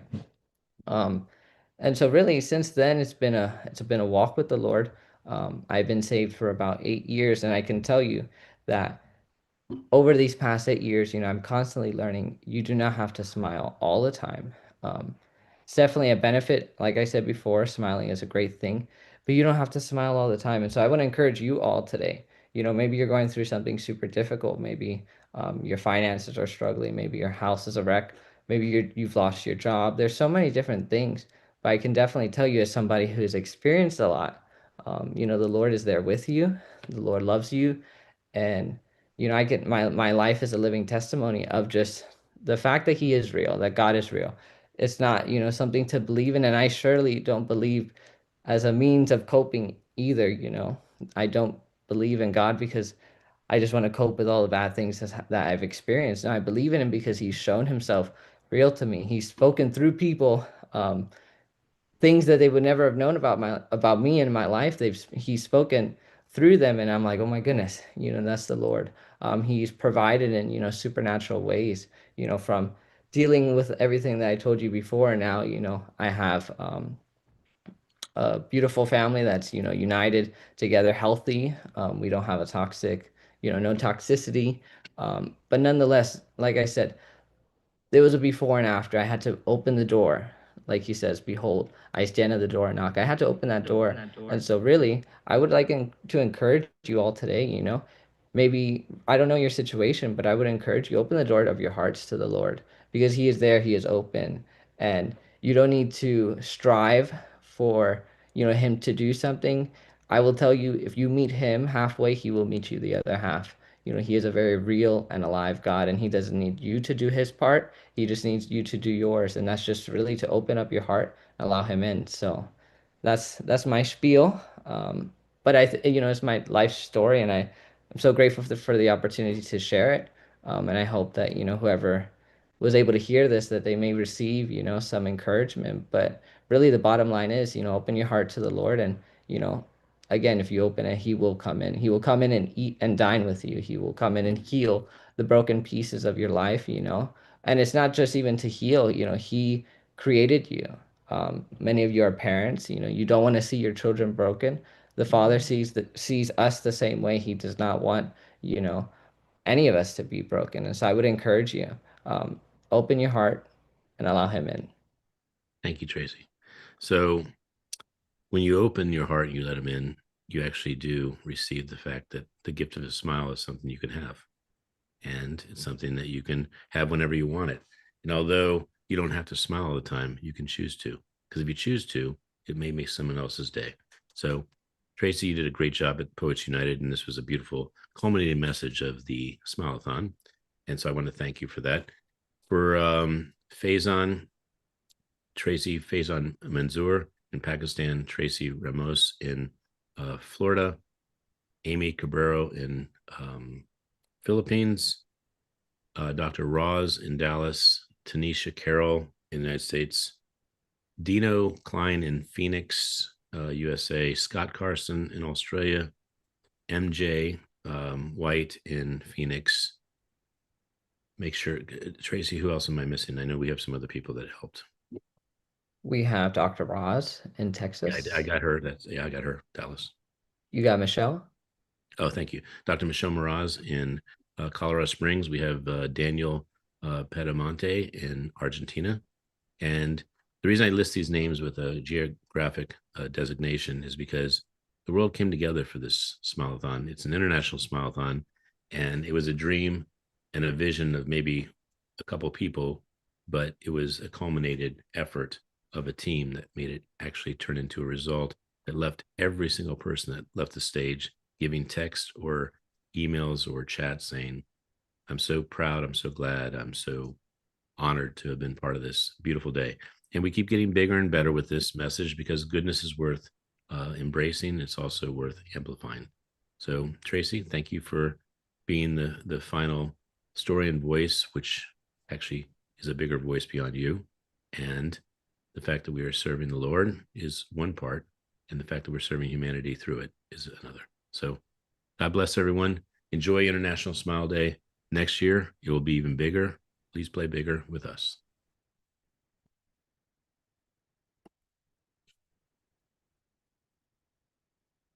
Can I stop recording, Faison?